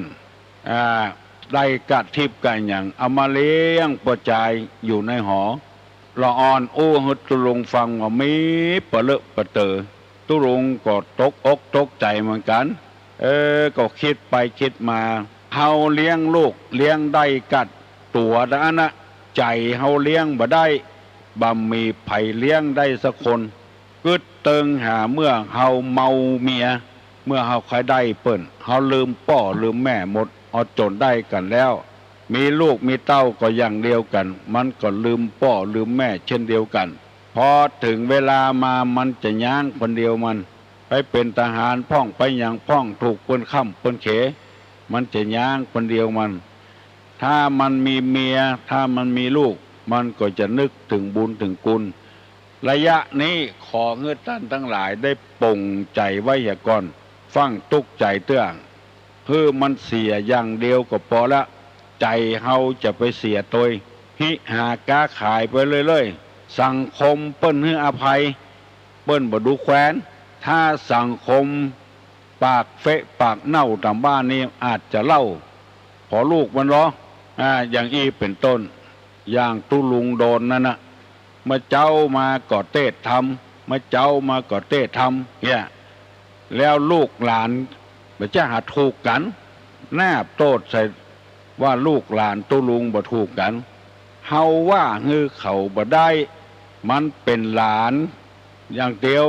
แต่ว่าจิตใจนั่นเฮาเลี้ยงเขาบ่ได้เรื่องบ่ถูกกันเป็นเรื่องของเขาหมู่สังคมกำปากเละเฟะนี่มันถึงมีแต่เฮาจะไปสนใจขอฝากขอฟังพี่น้องทั้งหลายไว้วันนี้จะได้นำเอาปอนของนางพุทธดีมาเสนอให้พี่น้องคองหิ่งทั้งหลายได้ฟังเมื่อตะวานี้ได้ว่าไปอยู่2 ข้อ1ขอเงื้อมีในตาดำเหมือนลูกหวางลูกฟาน2ขอเงื้อมีขนเกี้ยวดำสนิทข้อที่3ขอเงื้อมีชื่อว่าพุทธดีมาถึง3 ข้อคำว่าพุทธดีแปลว่าสัมผัสหรือถูกต้องอยู่ที่ไหนของถูกกับเปิ้นลงกับเปิ้นจะไปผิดไปเถียงไผจะไปต่อล้อต่อเถียงไผมีเมียก็คือถูกกับเมียมีลูกก็คือถูกกับลูกมีผัวก็คือถูกกับผัวอันนี้เปิ้นฮ้องกันว่าพุทธดีเป็นข้อที่3ขนาดพุทธดีจะลงมาเกิดในเมืองคนยังขอปอนจากพระอินทร์มันจะสมใจบ่สมใจนั่นเป็นเรื่องแถมเรื่องเฮาเป็นปุถุชนคนธรรมดานั่นเฮาบ่ได้ขอปอนมาจากไผปล่อยมันเตอะไฟไหม้เฮือนให้มันไหม้กระเฮือนพอแล้วจะไปไหม้ใจเฮาทำใจปกติเหียสงบเหียอย่าไปฟุ้งจะไปฟ้านกับมันกินบ่ลอนกินบ่ลำนอนบ่หลับมันไปตายที่ไหนก็ปล่อยมันตายเหียตึกอะละก็มาเผาเหีย สังคมเปิ้นตึงอภัยให้เฮาเปิ้นตึงยันหันอกหันใจเฮาอย่าไปกลัวจะไปล่มไปจมกับมันวันนี้จะนำเอาปอนข้อที่ 4ของนางพุทธดีมาเสนอให้ท่านทั้งหลายได้ฟังปอนข้อที่ 4นี้เปิ้นว่าขอให้ได้ลูกผู้ที่ประเสริฐเนี่ยพอออกไม่ออกมาถึงปอนข้อเนี้ยขอให้ได้ลูกผู้ประเสริฐลูกผู้ประเสริฐนี้คือลูกผู้ที่มีศีลมีธรรมนางจะได้สมใจก็ยับบ่ได้สมใจก็ไผกูคนแม้แต่นางพุทธดีก็ต้องการคือลูกผู้มีใจประเสริฐคำว่าประเสริฐนี้บ่ใช่ว่ามีรูปร่างงามมีหน้าตาดีอย่างหมู่นี้บ่ใช่อย่างนั้นขอให้มีใจประเสริฐฮู้คุณพ่อฮู้คุณแม่คนใดที่มีลูกมีใจประเสริฐมันห้ำมันเฮียนอย่างที่เอาหันเกมทศกัณฐ์ละอ่อนอายุ5 ขวบทำหาเงินให้พ่อให้แม่เป็น4 ล้านได้บ้านแถมหลังหนึ่งมันหายากในโลกนี้มันบักให้มีถ้าบัดแต่บ่ว่านี่บ่ปะบ่ปบคนใดมีลูกอยู่ถ้อยฟังกรรมว่านอนสอนง่ายคนนั้นเป็นผู้ที่ได้รับปอนจากสวรรค์ลงมาส่วนมากนั้นมันจะบ่ได้เหมือนอกเหมือนใจเหมือนจะมีเหี่ยคนหนึ่งเพราะได้รับปอนมาโมนั้นมันเป็นธรรมดาคนทั่วไปเปิ้นก็เป็นเฮาก็เป็นมีหลายหนึ่งมาเดียวในเปิ้นตายไปเห็นแล้วพ่อเปิ้นนะแต่ลูกเปิ้นมีอยู่เปิ้นมานั่งอู้ตุลุงว่าเปิ้นห้องตุลุงว่าตุเอาบาเดียวเนี่ยบาตัวเนี้ยบากอบาขอเนี่ยลุงจะกกห่างปล่อยแล้วเนอะลุงบ่สนใจมันแล้วปล่อยมันเต็มที่เต็มทางตุลุงก็ว่าลุงเหยห้องเปิ้นเป็นลุงเนาะลูกเนี่ยเหมือนกับเฮาปลูกต้นไม้เฮาไข่กินหน่วยไข่กินผลมันเฮาถึงปลูกถ้าเฮาบ่ไข่กินหน่วยกินผลมันเฮาก็บ่ปลูกปลูกละปลูกขว้างอย่างเขาปลูกลำไยมันจะได้ขายตัวแล้วเฮาเป็นคนปลูกจะฮื้อคนอื่นมาหดน้ำต้นไม้ฮื้อเฮาไผจะมาใส่ปุ๋ยฮื้อเฮาเมื่อมันอับมันเฉาไปเฮาก็ช่วยหดน้ำใส่ปุ๋ยไปเท่าน้อยสร้างความหวังไว้เถอะมันอาจจะดีขึ้นมาวันใดวันหนึ่งเหมือนกับลูกเฮาเนี่ยถ้าเฮาหู้ว่ามันเป็นจะอี้แล้วเฮาจะเอาหัวนมยัดหูดังมันฮื้อมันตายเมื่อน้อยๆละแต่เฮาบ่หูเฮาถึงเลี้ยงมันมาเนี่ยนางพุทธดีก็ต้องการจะเอี้ยลูกผู้ใจประเสริฐกตัญญูต่อพ่อต่อแม่แล้วตุลุงก็บอกว่าลุงเหยฮื้อป่งเถอะ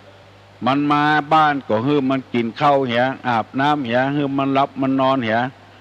บาถ้าว่าอย่างสักอย่างปล่อยมันมาอยู่เรื่อยๆเมินเข้าปากกดว่างลูก4 คน5 คนไปได้กินแหงกับลูกคนเนี้ยลูกคนที่มันจะกกห่างปล่อยเนี่ยกลับมาเป็นดีพ่อแม่จะไปวัดไปวาไปที่ไหนลูกคนเนี้ยเป็นคนเอารถมาฮับพ่อฮับแม่ไปกินไปตาลมันกลับตรงกันข้ามเน้อก็ออกไม่ออกเพราะลูกที่ใจประเสริฐนี้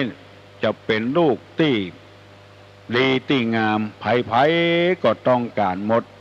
มันเป็นไปบ่ได้เหี่ยแล้วมันเป็นอนัตตาที่พระพุทธเจ้าเพิ่นว่ามันบ่ใจของเฮา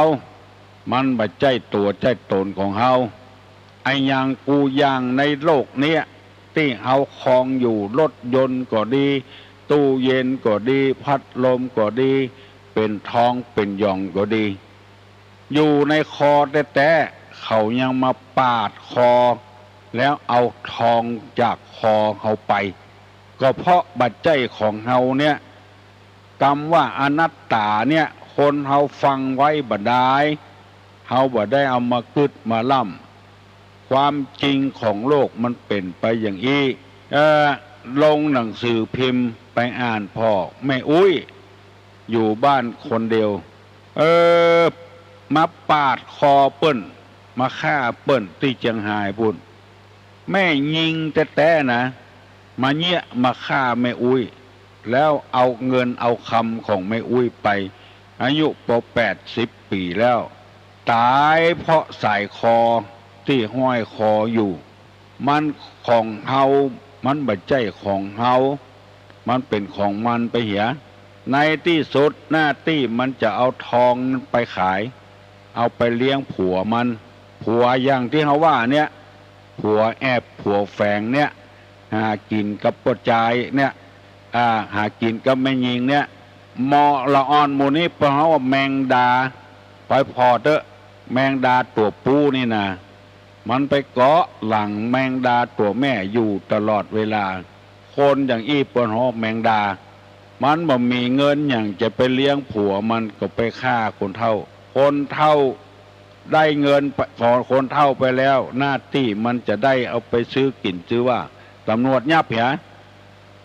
ทองนั้นก็คืนให้ลูกให้หลานของแม่อุ้ยไปเหียเนี่ยตัวมันก็ไปเข้าคอกเพราะมันเป็นอนัตตามาใจของเฮาสักอย่างมันเป็นเครื่องที่เฮาให้ความสะดวกกับเฮาบ่ได้เป็นครั้งเป็นคราวเป็นเตื้อบ่ได้ขอให้เข้าใจตามนี้คำว่าอนัตตาเนี่ยหัวเข้าเฮาบ่ให้มันเจ็บมันบังคับมันบ่ได้เขี้ยวบ่ให้มันเจ็บบ่ให้มันร้อนเฮาก็บังคับมันบ่ได้อันเนี้ยพระพุทธเจ้าเปิ้นจึงว่าอนัตตาเปิ้นก็เลยปรงสังขารเนี่ยมาเอาแล้วบ่ทุกข์บ่ทรมานมันต่อไปมันจะตายเมื่อใดก็ปล่อยมันตายมันจะเจ็บก็ปล่อยมันเจ็บเฮาบ่ทุรนทุรายเฮาก็ฟังธรรมฟังแตะฟังว่าเฮาบ่ได้เอามาใจไผๆก็ว่าฟังตุลุงตึงวันเน้อเฮาฟังบ่ได้เหมือนกับเฮาเก็บผักใส่ซาไว้บ่ได้เฮาบ่เอามากิน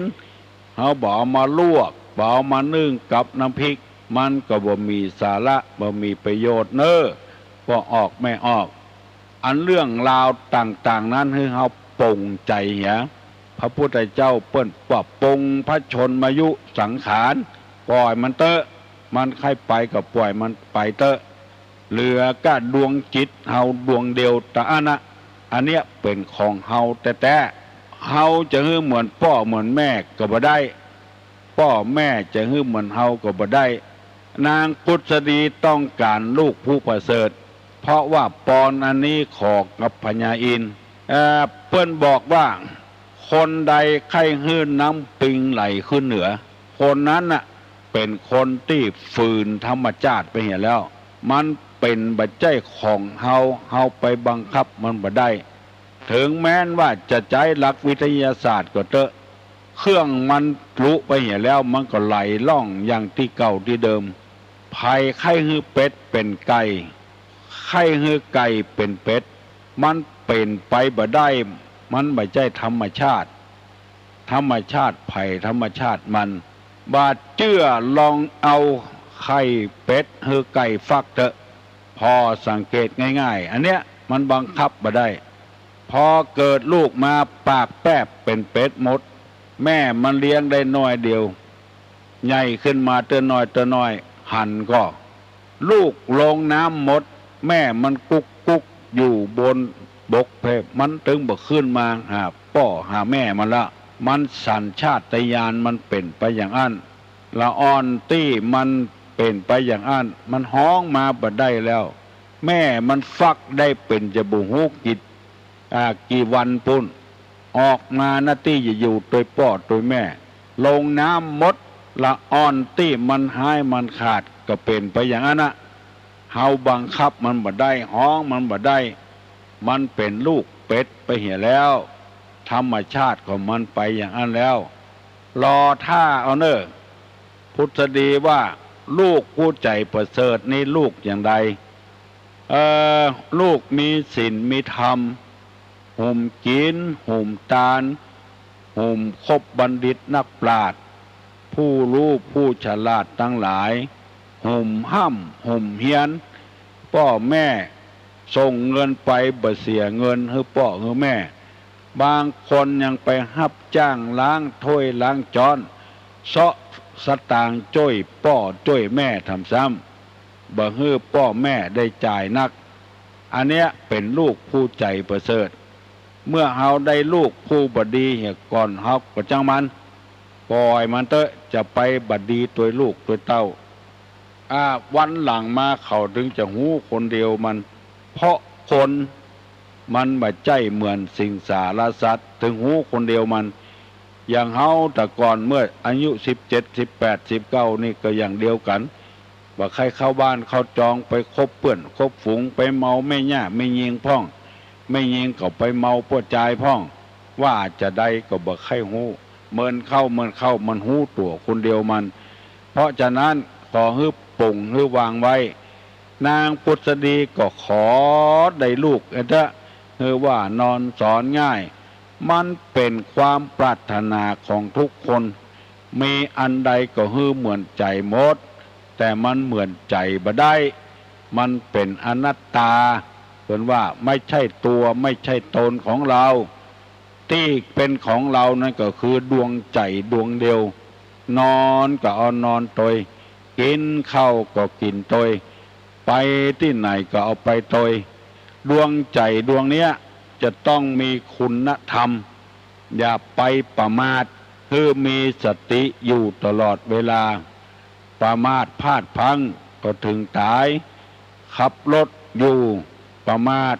เมาอู้กันก็ดีกินเหล้าแล้วขับรถก็ดีอันเนี้ยเป็นคนประมาทก็มีสติขั้วคล้องจิตของใจของเฮามันบัดใจของเฮาสักอย่างเน้อว่าออกไม่ออกแร่งเมินแร่งเข้มข้นไปติ๊กๆฟังไปติ๊กๆเตอะมันเป็นอนัตตาไม่ใช่ตัวของเราไม่ใช่ตนของเราบางทีไปเจ็บไปป่วยเพราะทรัพย์สมบัติบางทีไปเจ็บไปป่วยเพราะเข้าของเงินคำไปตายเพราะเข้าของเงินคำหิหาก้าขายได้รถปิกอัพถึงกันแล้วก็จะมั่งมีสีสุขแล้วไปตายรถไฟโจรเหี่ยเพราะความประมาทจงพยายามรักษาดวงจิตดวงใจนี้ไว้นักบางคนห่มกินห่มตาลแต่เหมือนเข้าไปอย่างอื่นไปเหี่ยใจเวไปเหี่ยก็มีก็เลยบอกเขาวัดเขาวางเหือล่มหมอดจอดตาบอดเมื่อเท่าฟังไปเตอะปอกออกแม่ออกฟังตุเจ้าฟังตุลุงฟังตุเจ้ากูโตนเปิ้นเตดเปิ้นจะว่าเจออีมดมันบ่แจ้ของเฮาวัดที่เฮาแปลงเฮาสร้างเหมาะแตะหมอว่าตายไปแล้วก็บ่ได้เอาไปโตยสักอย่างห้องเงินเดือนดาววัดบาอารามมันก็คนอื่นอยู่ต่อเหียคนอื่นก็บ่แจ้ของเขาก็อยู่อย่างนั้นนะเขาตายไปก็ยังมีอยู่เป็นคนอื่นต่อไปแถมมันมาแจ้ของไผ่สักคนพระพุทธเจ้าเปิ้นจึงมาเน้นเรื่องวัตถุทรัพย์สมบัติยิงกันฆ่ากันตั้งอิสราเอลกันอย่างกาฆ่ากันถึงวันเพราะว่าบ่ได้เอาธรรมะมาใส่ใจจะยึดเอาบ้านนี้เมืองนี้ชนะไปแล้วบ่เมินก็ตายเหมือนกันมีตุเจ้าสองตนเคยผิดหัวกันตายไปหาตึงกู้บ่มีอย่างมาผิดกันแล้วเพราะคนเฮาประมาทเมาแก่งเมาแย่งกันเมาทำลายชีวิตชีวากันปอกออกแม่ออกอู้ไป เอาปอนสัพพโลคาวินิมุตโตสัพพสันตาปวัตติโตสัพพเวลามติกันโตนิพุตโตจตุวังภวะสัพพิติโยวิวัจจันตุสัพพโรโควินัสสตุมาเตภวะตวนตะราโยสุขีติคายุโกภวะอภิวาตานะสีลิสนิจังวุธาปจายิโนจัตตาโลธรรมาวัฏันติอายุวันโนสุขังปะลัง